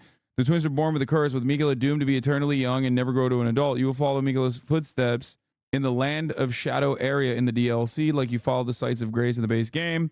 The DLC area has been confirmed to occupy the same space as the lands between, but it has been physically disconnected, and it will involve a warp of sorts to get there. The story will also involve Queen Marika and what she did in the Shadowland, and just what led Miquella to follow her into the Land of Shadow. Additionally, Mesmer is the man in red seen in the first trailer for the DLC, and he's an important figure who rivals the other demigods in the Shadow of the Erdtree. He has a key element of shadow to him, which is also an important theme throughout the DLC.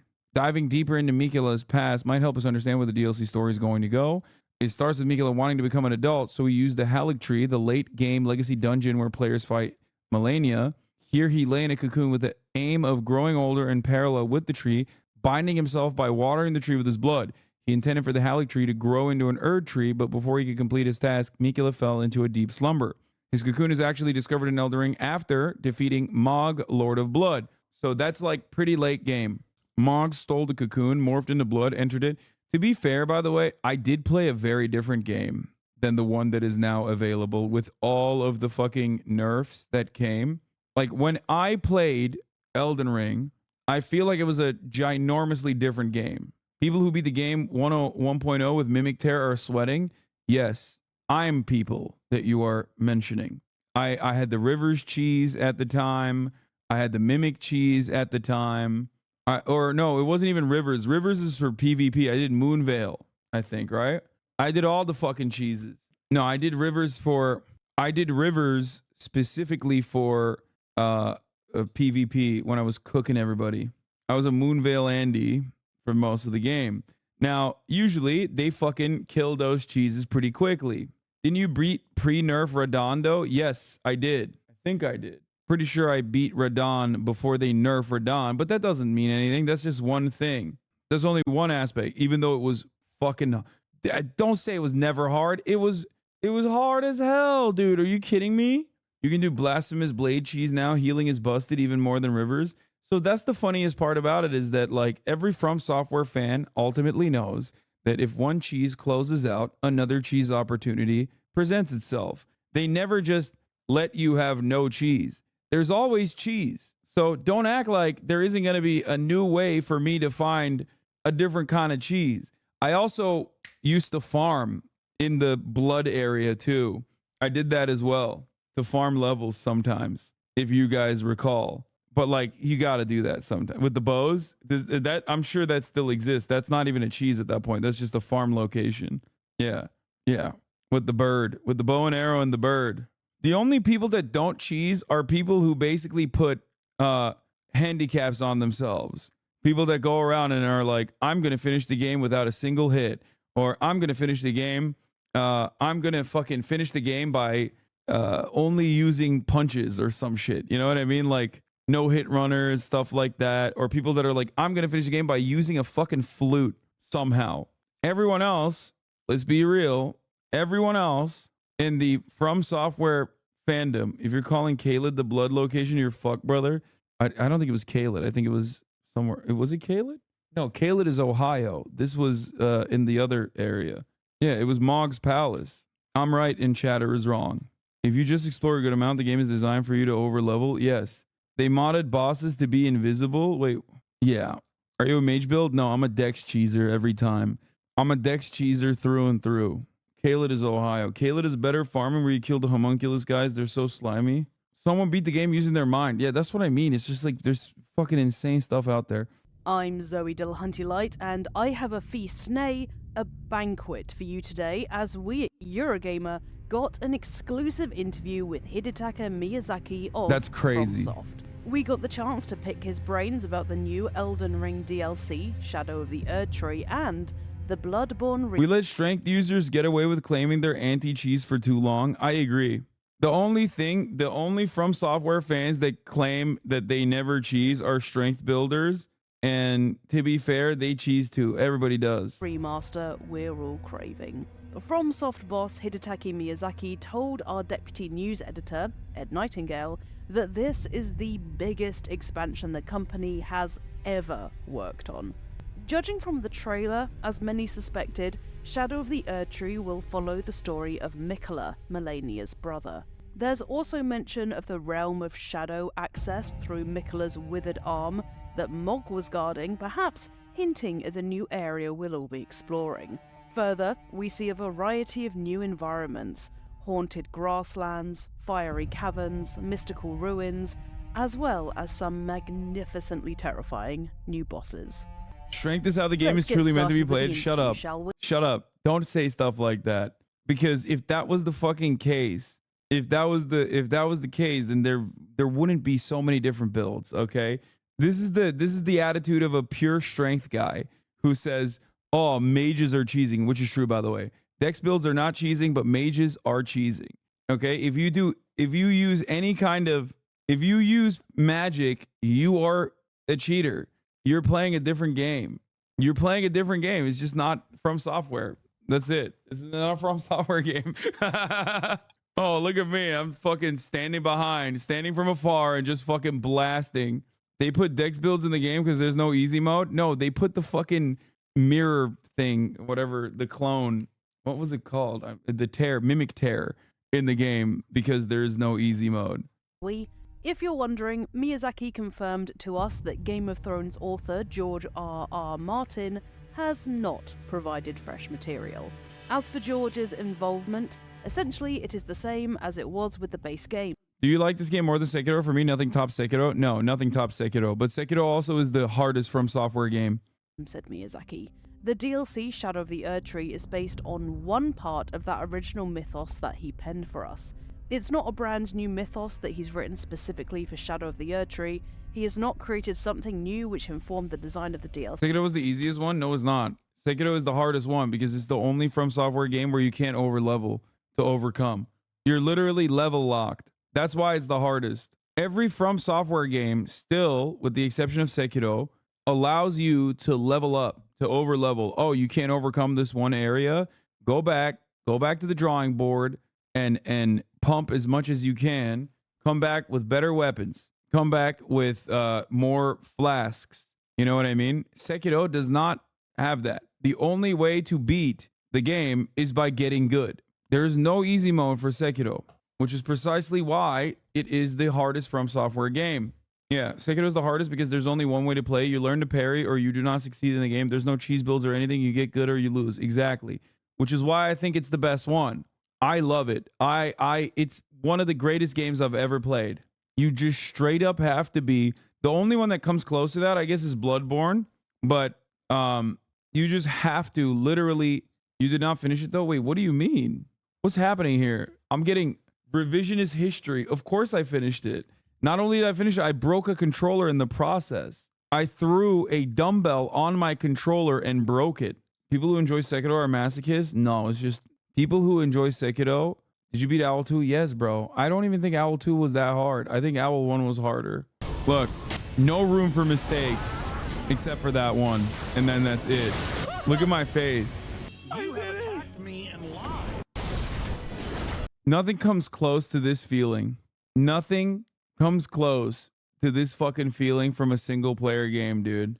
That's why From Software games are the best. There's literally wrong Persona 5 Valentine's Day. No, the dopamine that you get from doing this is like unmatched in single player games. Games can make you cry, games can make you happy, games can make you fall in love with a compelling story. But the only other avenue where you can get this feeling of accomplishment, this sense of truly earned accomplishment is from Software games or from multiplayer. In single player games, this is it.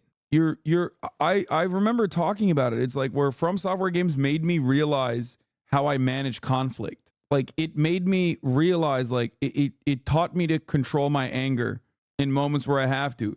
It makes you literally learn. It makes you literally learn how to manage through the anger that you have. Yes, you're not just playing the game, you're fighting yourself. Absolutely. You beat him off stream, then on stream. You pre-beat him though? What? No, I didn't. Also, it still doesn't matter. Oh man, it's so... Now when we talk about gaming, this is how we're treated. That's such a funny fucking take because this past week has been some of my most gaming I've done. And you're only you saying that in this chat basically means that you're just not here while I'm gaming. I do it every night. I do it for hours. I game for hours. DLC. It's simply another part of the original story that we thought fit to tell as a new expansion. So, what can we expect from Shadow of the Erdtree? Compared with previous games, Miyazaki said this DLC is our largest expansion to date in terms of overall volume. Miyazaki told us that, in terms of where the game takes place, it's a brand new area of a brand new map which includes a structure similar to what you find in the base game with field areas, legacy dungeons, and other dungeons of various scale. The map is going to be huge. In Miyazaki's words, in terms of pure surface area, you're going to be faced with something larger even than Limgrave in the base game. FromSoft has also developed its approach to field design. Concerning the world, Miyazaki told us that while the overall structure is the same, while we have these open field areas, we have the legacy dungeon areas, and the general divide between these areas is quite distinct. This time, we wanted to go more in depth, he said, and bring a more dense and richer level design, which brings these types of layout together a little more seamlessly. So there won't be, hopefully, as distinct a divide between these areas this time. There, of course, will be large open areas there, of course, will be legacy dungeons, but we've also experimented with something a little more in between these as well, to bring up more diverse gameplay experiences. Further, there will be over 10 new boss fights, plus plenty of new weapons, new equipment, and new skills to find. And 8 new weapon categories have been added to account for the new weapon types, which begs the question, what could they possibly be? Anyway, ideas for the DLC began to form around the end of Elden Ring's development, as there were remaining ideas that were clearly not gonna fit in and would make more sense as DLC. Development then began around the time updates and patches for the base game had begun to settle down. Expansions for previous FromSoft games are notorious for upping the difficulty, Bloodborne's The Old Hunters especially. When we asked about the difficulty spike in light of The Old Hunters, Miyazaki stated that, in terms of raw power meters and difficulty level, you could say Shadow of the Erdtree is on a similar footing with the endgame of Elden Ring. As to our general approach to the level of challenge, this has not changed from how we approached the base game. A new element of progression unique to this DLC area has also been implemented, which further heightens player... I think I solidified myself as a legacy legendary gamer when I fucking basically one-tap Margit. Well, how many tries did it take for me to take down Margit? I remember it being like, it was definitely like a uniquely low amount of times where everyone was like, what the fuck is happening? This is ahistorical, give me a break. The only break you get is at the top of the hour when there's a 3-minute ad break, okay? Freedom to walk away, level up, and come back later, though the general approach to the level of the challenge has not changed. I remember it being incredibly anti-Ukrainian because I was raising money for Ukraine at the time, and I was planning to donate per death, and then I like clapped Margit, and then the second boss after him too, I forget what his name was, and then everyone was like, what the fuck are you doing? You're not dying. So then I went, and then I died 1,000,000 times to that one like over-leveled demon in the fucking main area, and it pissed me off. That moment when you got your gamer card is when you shellac dozens of chatters in PvP. Oh yeah, I went like 40 I went like 3 for 40. I just looked at the stream, you 2-tap Margit. I went like literally 40 for Like, I lost 3 times against fucking chatters. Every chatter that talks shit, I fucking melted. You cheese with Rivers? Bitch, they had the cheese too. Now we're talking about, look at the copium. Look at the copium. Look at the copium. Look at the fucking copium. People saying, oh, you mimic Terd, you mimic cheese. It's like, bro, I PvP'd. Hasanabi takes on Market, does the unbelievable with ease. Get those fucking bets in, boys. Get those bets in, boyos. It's Market time. Yeah, we had the fails of here. There is conduct too from FromSoft PvP. Yes, I know. Chatters that fucking had so much goddamn smoke for me. Chatters that had so much goddamn smoke for me got awfully quiet after I fucking ripped through their guts. Chatters would attack me in the middle of emoting and still get, and they would still lose. Changed one bit. Miyazaki explained that we wanted to provide these challenging encounters and these menacing threats, and in order to do that, we wanted to give the player a lot of freedom of approach. We wanted them to feel free about how they chose and when they chose to approach and tackle these hardships. And I think Melania was one major example in the base game. She is an extremely tough boss battle, but she's also optional. So, players who look for that sort of challenge in our games will find a challenge on equal footing in the DLC as well. On the challenge FromSoft games provide, and the challenge Shadow of the Erdtree will definitely subject us to, Miyazaki explained how the FromSoft game's famous difficulty level has a much deeper meaning to him than simply hard for hard's sake. I think as a theme that those elements of hardship and that feeling of accomplishment simply has value as an experience. Yes! As a player and as a person. That's what I said. Oh my god, me and Miyazaki are like this, bro. He's just like me for real. This is not something that can be easily achieved or replicated in our lives. And I think it's something that carries with it inherent risks. In other media, especially, it's difficult to replicate that hardship and accomplishment. And I think that therein is the appeal and the value of FromSoft games. Of course, it can be felt in parts of other media, but in terms of that risk and reward and that sense of accomplishment that you feel with the act of play, I think that's very unique to games, and I think it's very powerful. And, of course, we just had to ask Miyazaki if Shadow of the Erdtree will again include a poison swamp. In a word, yes, he said. But this was actually a point of introspection for me after creating the base game. It was only after creating it that I realised I really like to create poison swamps. And this was a little place of introspection and reflection for me, so maybe when players reach the poison swamp in the DLC, they too will feel a little bit of this retrospection. Shadow of the Erdtree will be released across all platforms on the 21st of June, but before you go, Miyazaki did have something to say about the Bloodborne remake we are all gagging for. Miyazaki discussed with us the possibility of a Bloodborne remake and the benefits of waiting for new hardware on which to revisit the beloved PlayStation 4 classic.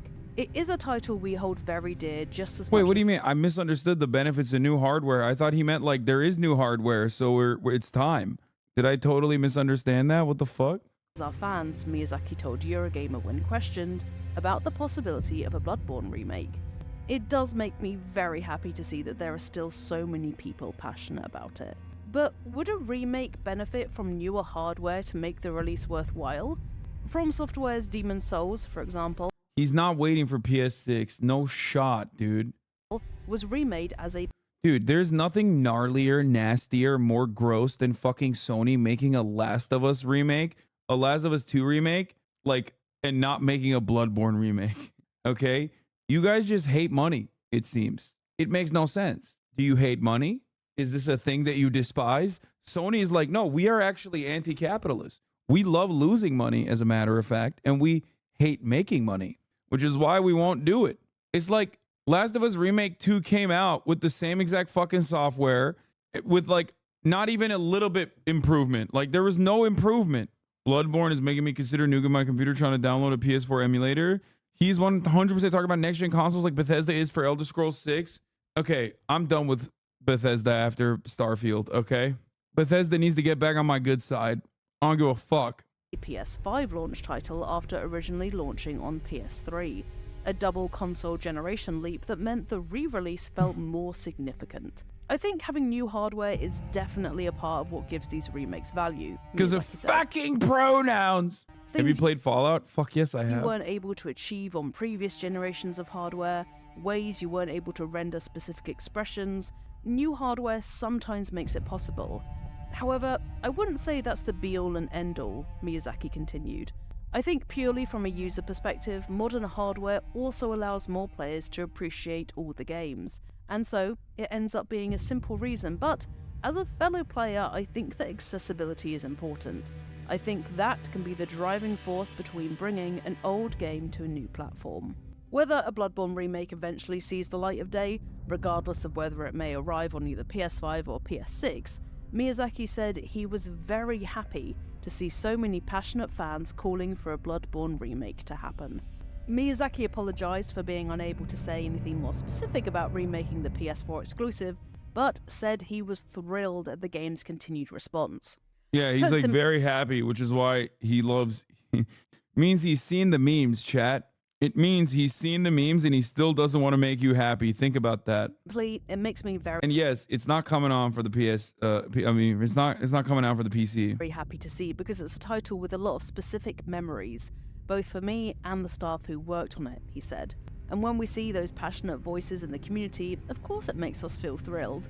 It makes us feel very fortunate to have that and to have those memories. FromSoft does carefully consider what it wants to make, so if a Bloodborne remake is on the cards, it sounds like they feel no pressure to add anything that may mimic features in other titles just because they've been successful. We don't feel any particular pressure to continue making the same thing, said Miyazaki. What I feel is that when creating that kind of environment, or with that kind of initiative to create something because it's been successful, or because it succeeded in the past, that generally doesn't go very well, he told us. What we have seen is that players seem to enjoy our games, and so they're giving us the chance to continue making what we enjoy and what we like. And why are remakes so popular nowadays? Is no one asking for Bloodborne 2? Well, the reason why no one's asking for Bloodborne 2 is because people are being realistic. Obviously, Bloodborne 2 would be better, but it's just like, it's going to take a fucking long-ass time. Helps us to not have that feeling of being trapped. If players continue to enjoy our games, we will continue to make them in the way that we like. We will just have to wait and see then if a Bloodborne remake is on the cards. And that's everything we found out from Hidetaki Miyazaki of FromSoft about the Elden Ring DLC Shadow of the Erdtree coming to your veins and mine on the 21st of June 2024. What are you most excited for about the DLC, and did anything from this interview surprise you?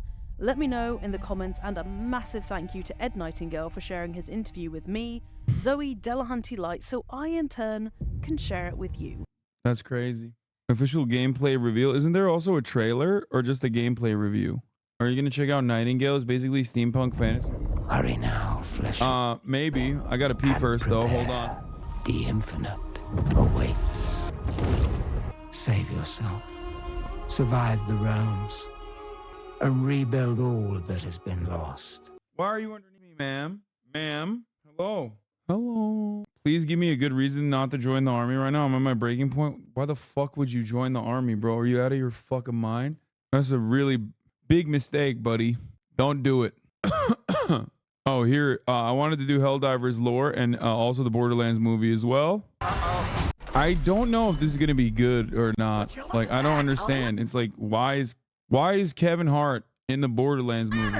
Unfortunately, my design doesn't facilitate this type of... Well, destiny awaits. Legend has it that there's this massive treasure hidden in some secret vault. And if you go hunting for it, you'd better take any help you can get.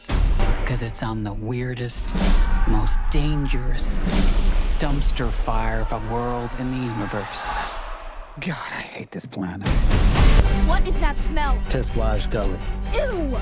Like, what's going on? Do these guys all have like gambling debt or something? Like, am I crazy?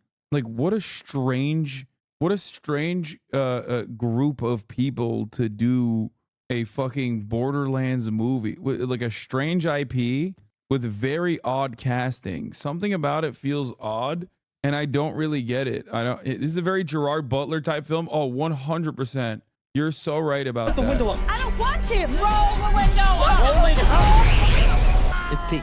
It's Pete. Why do you think it's called piss wash? How did it get the name? It's in my mouth.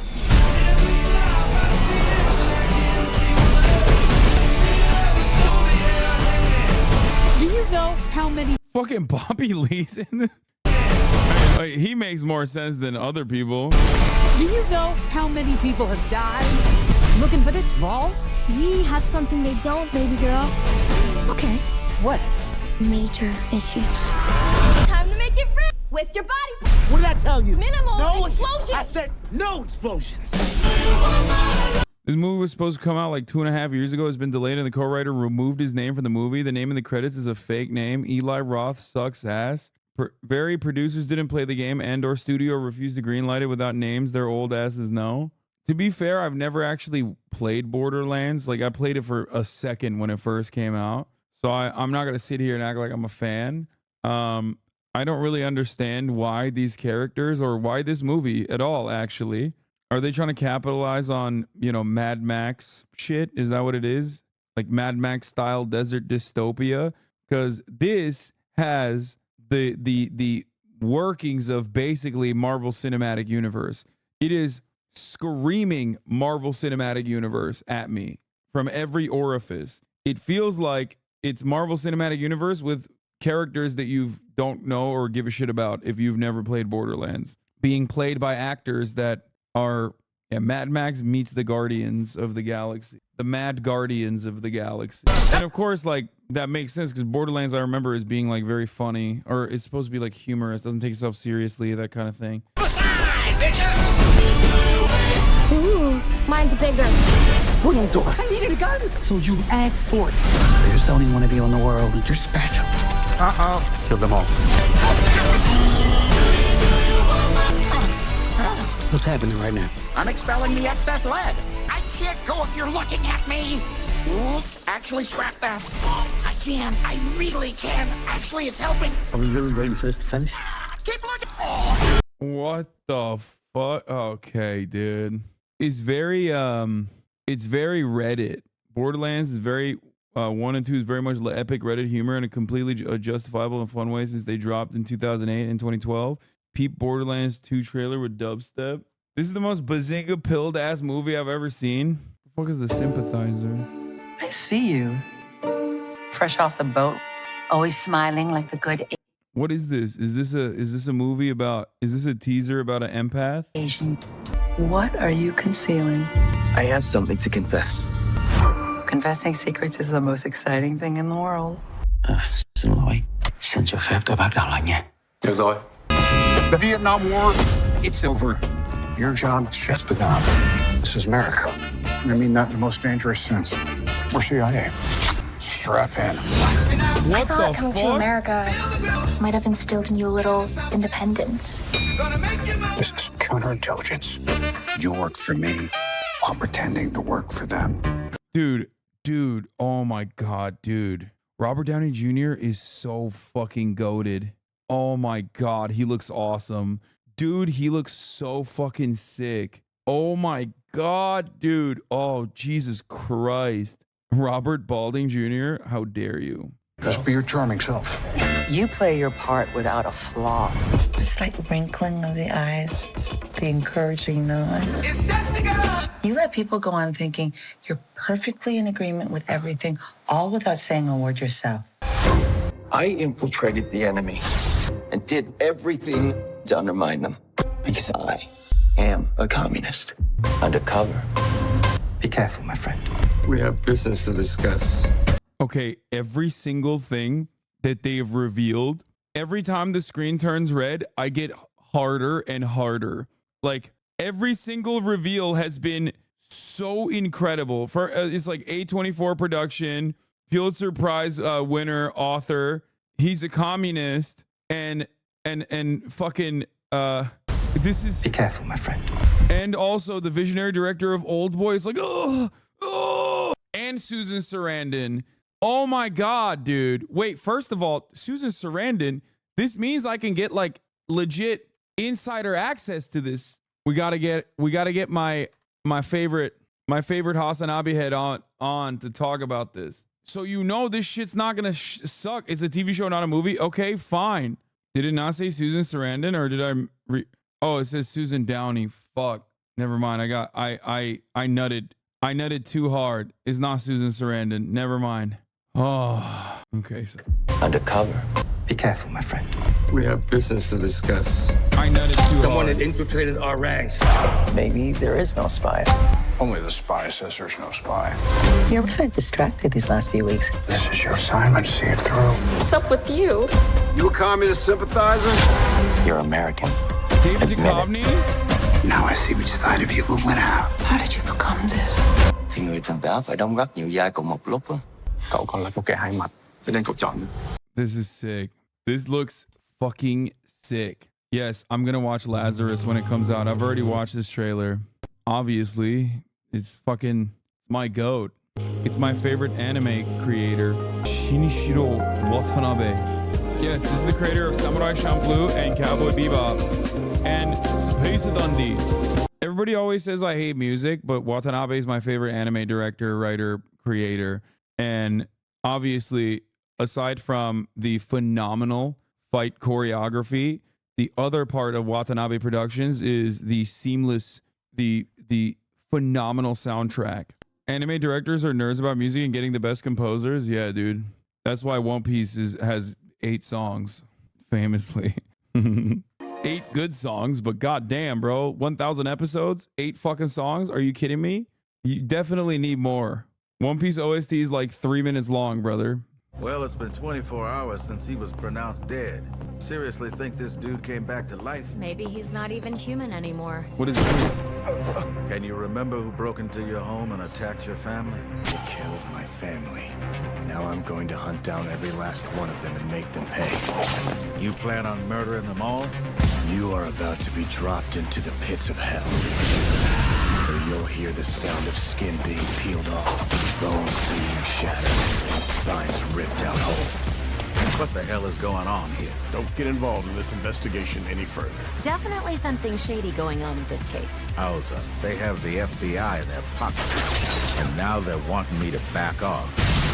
My guess is that ninjas are the ones behind it all. If this is all true, then we got a real nightmare in our hands. We cannot afford our existence ever coming to life. I'm going to kill Yamaji and make sure everyone else gets what they deserve. Find them at all costs. Yamaji! And tear their hearts out. From acclaimed director Sung-Hoo Park comes a new original anime. Even in oblivion, you'll tremble in fear of the Oni that lie beyond. Ninja Kamui. Okay, this does look sick. Oh my god. Something about like Toonami trailers bring me back to my childhood somehow. I don't know why. You have to watch Pluto if you still haven't seen it. I did. It was great. Oh, also another really sick show that I'm actually stoked on is Shogun. Will was hyping it up. Hear me, my son. I alone will tell you the truth. Death is the only punishment here. I have not told you my family name, but it is well known in Japan. Many years ago, a great injustice stole everything from me. I have learned one truth, that enemies are everywhere and friends nowhere. To show your truth. Listen, don't knock white boys in Japan, okay? They're living out. Like, everybody thinks that the white savior fantasy for like American, the like American, oh my God, my brain is pooping. I think I'm streaming too. Jesus Christ. Everybody thinks that the white savior fantasy only works in the United States of America and the civil rights movement. But the real white boy's fantasy is the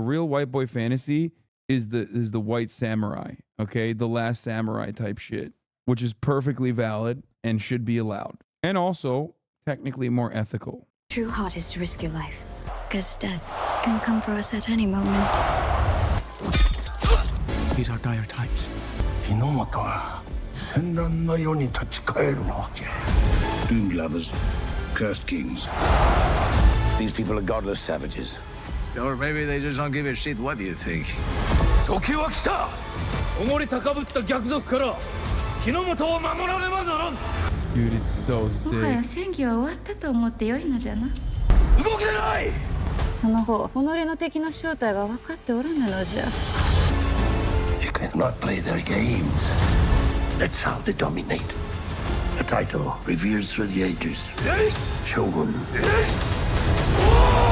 Listen, it's not weird to think that, yes, you could be the quirked up white boy that demonstrates white boy swag and is accepted in the Edo period, okay? That you too could also, fight along the ranks of samurai and be accepted. That's all I'm saying. Like, it's not that far-fetched. It's not that far-fetched. It's just like, please let me have this. That's kind of fucked up. And to the people that say, oh, samurai are basically cops, it's like, okay, well, have you ever considered that those cops are cool? Some cops are good and cool. And also, I'd be a Ronin anyway. You know what I mean? Yeah, every time I said ACAB, I meant like, except samurai, because those guys are sick. Just FYI, Shogun isn't really about that. I think you'll enjoy it. I worked on it. No, I mean, it doesn't matter if it's about that or not. It's my fantasy is that. Cap sure did. I think chatters legitimately forget that there's a lot of adults that have money and jobs in this community. Given the type of content that I make, it's definitely like a self-selecting audience of people who very much are adults, and they're shocked when they find out that there is like a real adult in the room. Have you seen the last trailer for Avatar? No, and I don't want to look at it, and I fucking think it's gonna suck ass. Next, you're gonna tell me that the One Piece showrunner is a friend of the show? Yeah, literally. Yeah, man, it should be shocking if, like, I don't know, the showrunner for the live action One Piece was a Hasanabe head. No, that would never be the case. Season 2 of Tokyo Vice pretty good. Oh really? Oh, did it come out already? Oh, I know what I'm watching tonight then. You are in the Latina algo now? What does that mean? What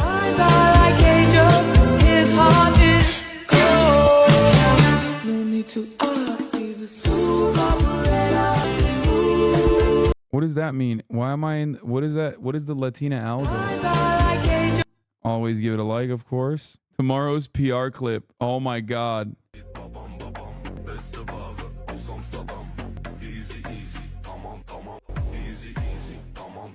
That's so fucking dumb.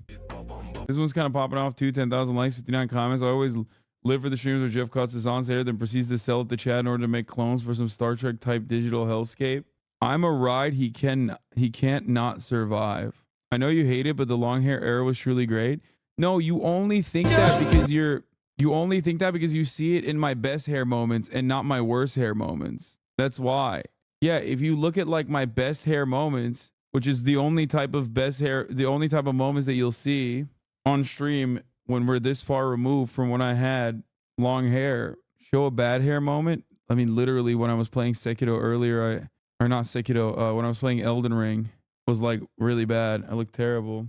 Boomers agree with your System of a Down take? Here's my, it's like System of a Down is considered to be a big no-no in Turkey, or at least like back then. And why were they considered a big no-no? Because like at their concerts, they would have like signs that say no dogs and no Turks allowed, right? So people were like very upset. And then they have like songs about how they're going to take the Adada, like the mountain back or whatever, I think. I don't know, fucking some shit. I don't remember. But I remember listening to their music and thinking, damn, these guys are sick. Like they're really good. And then I feel like that started my curiosity about like Armenians in general. Listening to it, it made me really like reconsider everything. I was like, damn, these guys are probably not lying. Which is so funny to think about. It's like such a random dumb thing that breaks through your programming. I'm sure Surge would appreciate that though if he knew that. You should probably try getting Surge on stream, to be honest. Not sure how possible. That'd be very interesting to watch, listen to them together. BYOB absolutely rock my system and applies to what's happening in Occupied Palestine. Glad to see Soad getting more in-depth recognition right now. This is like a unnecessarily aggro comment. You've done a Durag stream. Now where's the Turban stream? Civil War trailer. I already watched it. I already fucking made comments about it too. Dude, breaking news. Coolest guy on earth discovered, given sickest rap sheet of all time. Key points. Federales charged Japanese Yakuza leader with nuclear materials trafficking. Federal prosecutors in New York said that they charged a Japanese Yakuza leader with conspiring to traffic nuclear materials from Burma to other countries. Prosecutors said the accused gangster, Takeshi Ebisawa, and his confederates showed samples of nuclear materials in Thailand to an undercover agent from the U.S. Drug Enforcement Administration.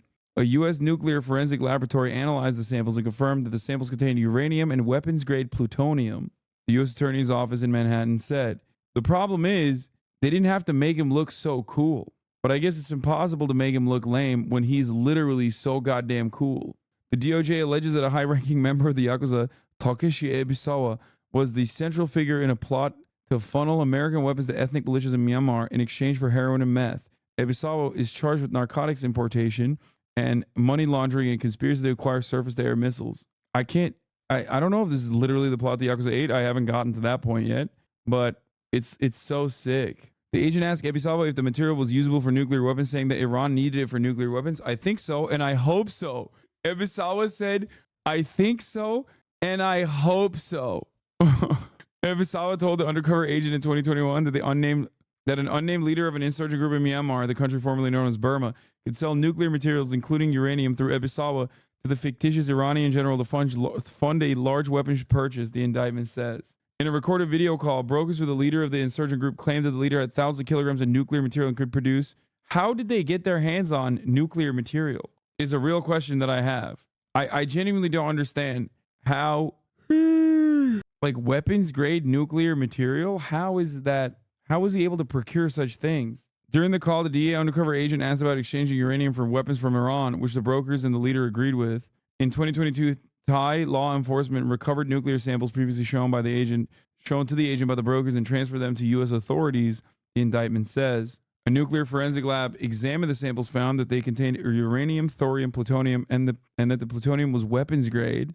It produced in sufficient quantities, the indictment said, of the plutonium found in the samples. It would be suitable for a use of a nuclear weapon. I mean, he's so sick. Yeah, your plutonium too loud. They'll kill you. Takeshi-san, they'll kill you. Your plutonium too weapons grade. Your weed too loud. Your heroin too dank. They'll kill you, Takeshi-san. This is literally a Yakuza subplot. I love that the Yakuza is dying as an institution, as an organization, and they're they got fucking bosses doing this shit. Like, what the fuck was he gonna do? Oh, he was trying to get heroin. Another thing that's happening in Japan is the McDonald's anime. The cast of the official McDonald's anime, starting February 26th in the United States and elsewhere, McDonald's is running a campaign on the W.C. Donald's name, frequently used in anime, including a 4-anime episode by Studio Pierrot. What the fuck? Oh, here, the Helldivers lore. Not too distant future. In the not too distant future, Super Earth stands on the brink of annihilation. Its skies darkened by swarms of foul alien bugs. Its ground besieged by the relentless march of socialist mechanical monstrosities. But in its time of need, humanity calls upon its mightiest and most disposable heroes, the Helldivers. An elite peacekeeping force who dive feet first into the deadliest of war zones, battling against overwhelming enemy forces to spread the shining light of managed democracy across the stars. Welcome aboard everyone to this Lawtor's flight, where today we'll be heading to the bastion of managed democracy, known as Super Earth. What is life like there? What strange and cruel forces besiege humanity? And who are the illustrious Helldivers? All great questions that we, my friends, will be answering today. So get comfortable, grab a nice hot cup of liberty, and settle in. Let's embark on this lore tour of the Helldiver Corps and Super Earth. In the late 21st century, humanity is united under one banner, the Federation of Super Earth. This grand planetary government emerged as a beacon of freedom, peace, and liberty, heralding a new era for humankind. With a mission to extend the reach of good old-fashioned human civilization, the Federation dispatches its brave citizens to colonize new worlds, confront foul alien life forms, and spread managed democracy throughout the galaxy by force. But what, you may ask, exactly is this glorious concept of managed democracy? It is the pinnacle of political systems, a marked improvement upon the ancient, flawed democracy of yesteryears. In this system, citizens are shepherded through the voting process by a benevolent automated voting system, which presents voters with a series of questions before casting the vote on their behalf. Gone are the days of confusion and uncertainty, where the common folk stumbled in the dark, unaware of what they were really voting for.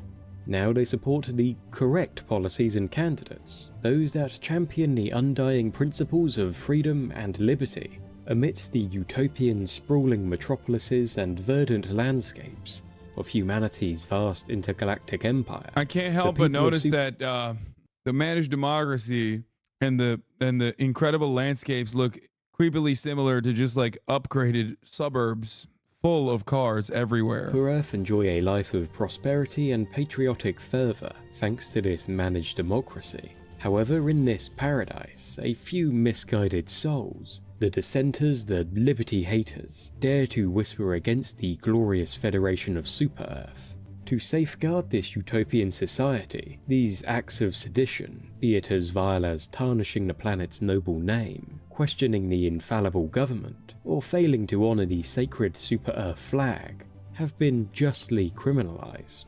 Even the contemplation of such treachery is met with the most righteous of consequences, arrest or execution, and it is the sacred duty of every citizen to remain vigilant, to turn in those, even their own kin, who harbor unpatriotic sentiment. So it's fair that the privilege of procreating, the esteemed C1 perm child permits, are bestowed only upon those deemed worthy. Only the most loyal, those who bleed the colors of Super Earth, are entrusted with the honor of nurturing. Service guarantees citizenship. In the future, and I guess in this circumstance, service guarantees a right to reproduce humanity, ensuring that the next generation will inherit the unbreakable will and fervent patriotism that define the citizens of Super Earth. These good citizens are not alone in the galaxy though. When mankind ventured into space, they were curious to see if any other life forms dwelled out amongst the stars. Unfortunately, they were right.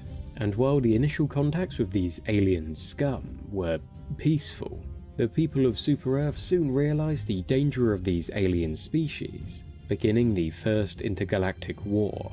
But who are these foul enemies of liberty? Well, there are three that we know of. The cyborg nation of Cyberstan are a testament to the chilling consequences of unchecked technological augmentation, and the stark antithesis of Super Earth's shining vision of managed democracy. The ways of these cybernetically... Okay, I can't tell if this guy who's like diving into the lore gets it or doesn't fully get it. Like, he must get it, right? He understands, I think. Augmented humans and automatons were tolerated at first, until the tranquility of humanity's city worlds was shattered when cyborg terrorists, driven by a perverse communist ideology and ridiculous belief that the citizens of Super Earth are all brainwashed by propaganda, unleashed devastation in the heart of District 48, claiming the lives of thousands of innocent citizens. This heinous act announced to the world that these former humans had broken. I think he's just playing into it. Yeah, no, I love it. Yeah, did you inspect the spotlights on the robot planets? They're called authoritarian light. Away from the peaceful ways of Super Earth, and served as a call to humanity's defenders, prompting them to launch a brutal campaign to bring the light of democracy to the dark corners of Cyberstan. Cyberstan itself, a desolate snow-covered wasteland, has become the stage for a struggle between the forces of freedom and the remnants of a society clinging to its socialist doctrines. Super Earth's response to the cyborg threat has been both swift and decisive. Following each act of aggression by cyborg terrorists, Super Earth forces embark on a mission of liberation, democratizing the cyborgs with a firm hand, guiding them towards the democratic way of life under the vigilant watch of the Super Earth Army Tactical Command. For 5 years after a successful campaign against these cyborgs, peace is enforced by an occupying army, and the seeds of democracy are sown, allowing the Super Earth Construction Company to repurpose the vast forges and factories of the cyborg nation for the greater good. The Terminids are a sentient extraterrestrial species of oversized bugs, whose very existence has been a plague on the galaxy for far too long, necessitating their eradication before their infestation spreads to other worlds.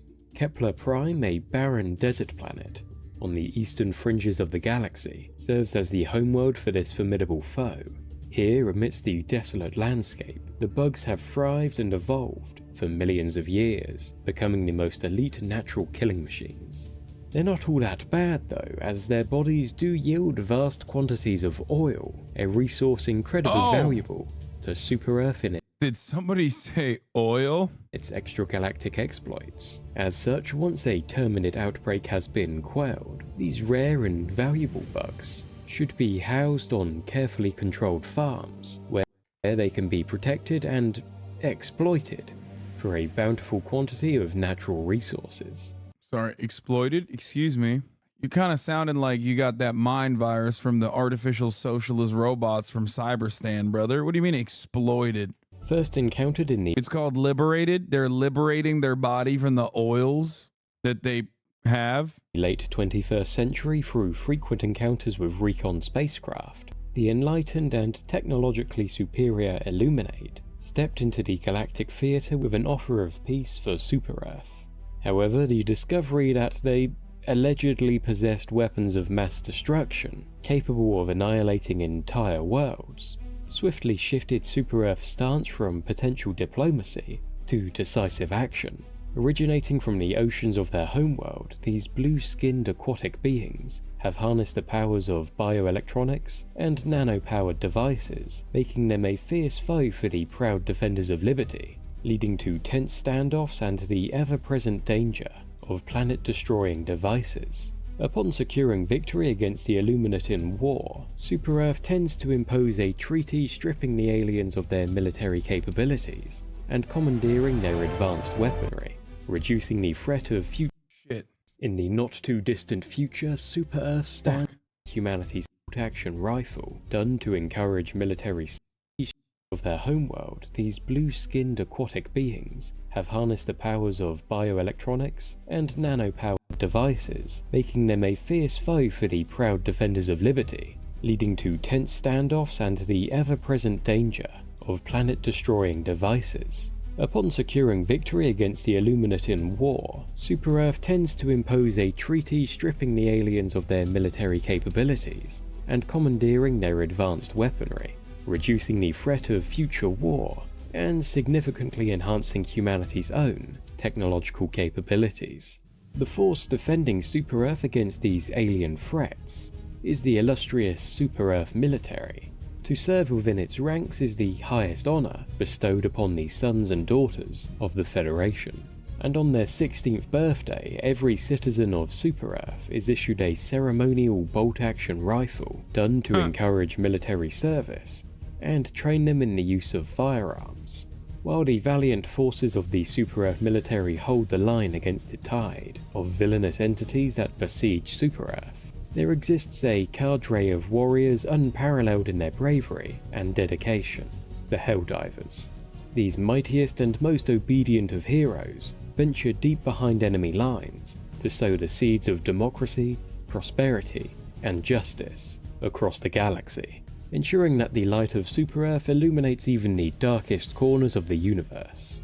Men and women drafted from the regular Army Corps, Helldiver recruits are sent to the Helldiver facility on Mars to receive further training and engage in live-fire exercises against Terminids. In its early days, this training consisted of what is best described as Ranger training, training the troops to scout and perform assassination missions behind enemy lines.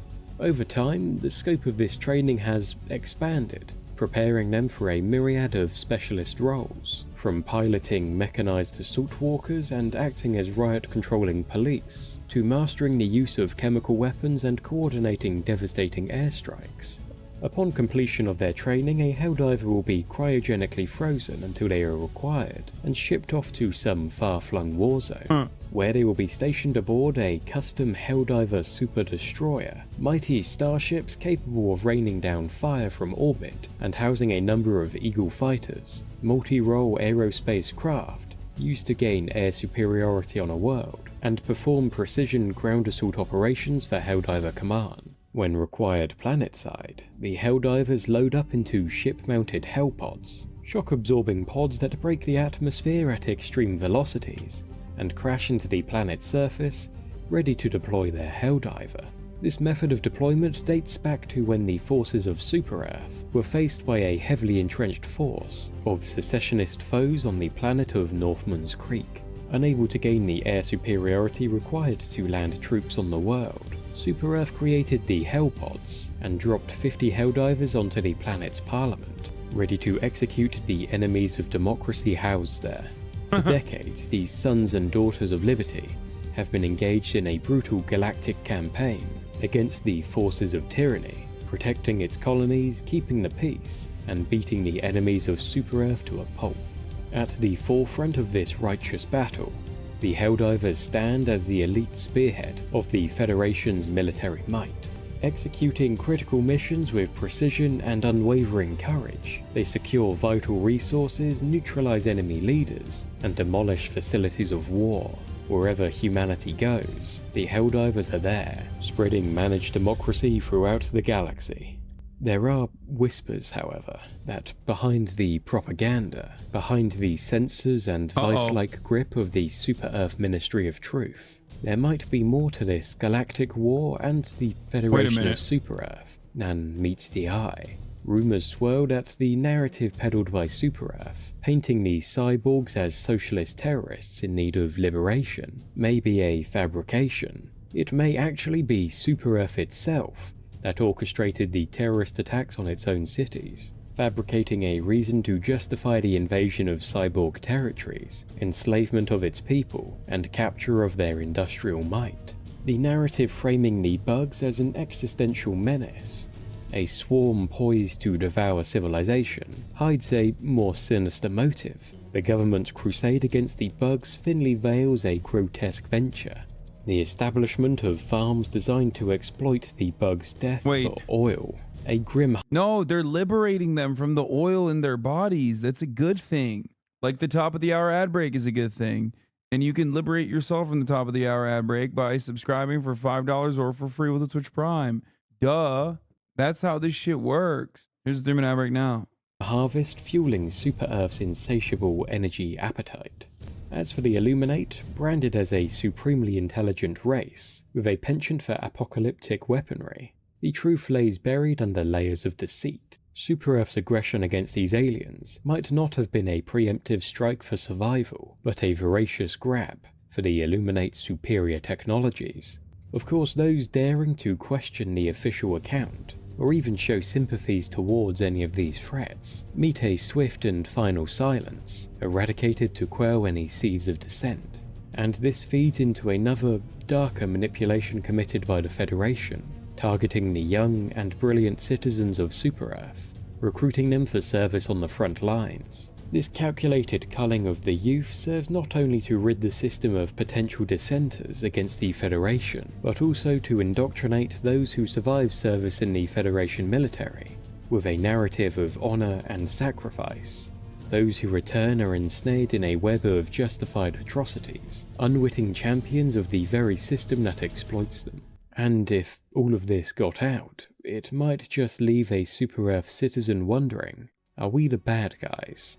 But surely that's all just traitorous hippie talk. Best just to ignore those whispers. Well, I hope you enjoyed your flight today with Lore Tours. That was Let sick. us know down in the comments whether you would enlist with the Helldiver Corps, or chuck your hat in with those dreaded cyborg socialists. And if you enjoyed this trip, make sure to subscribe so that you're ready to travel with us again soon.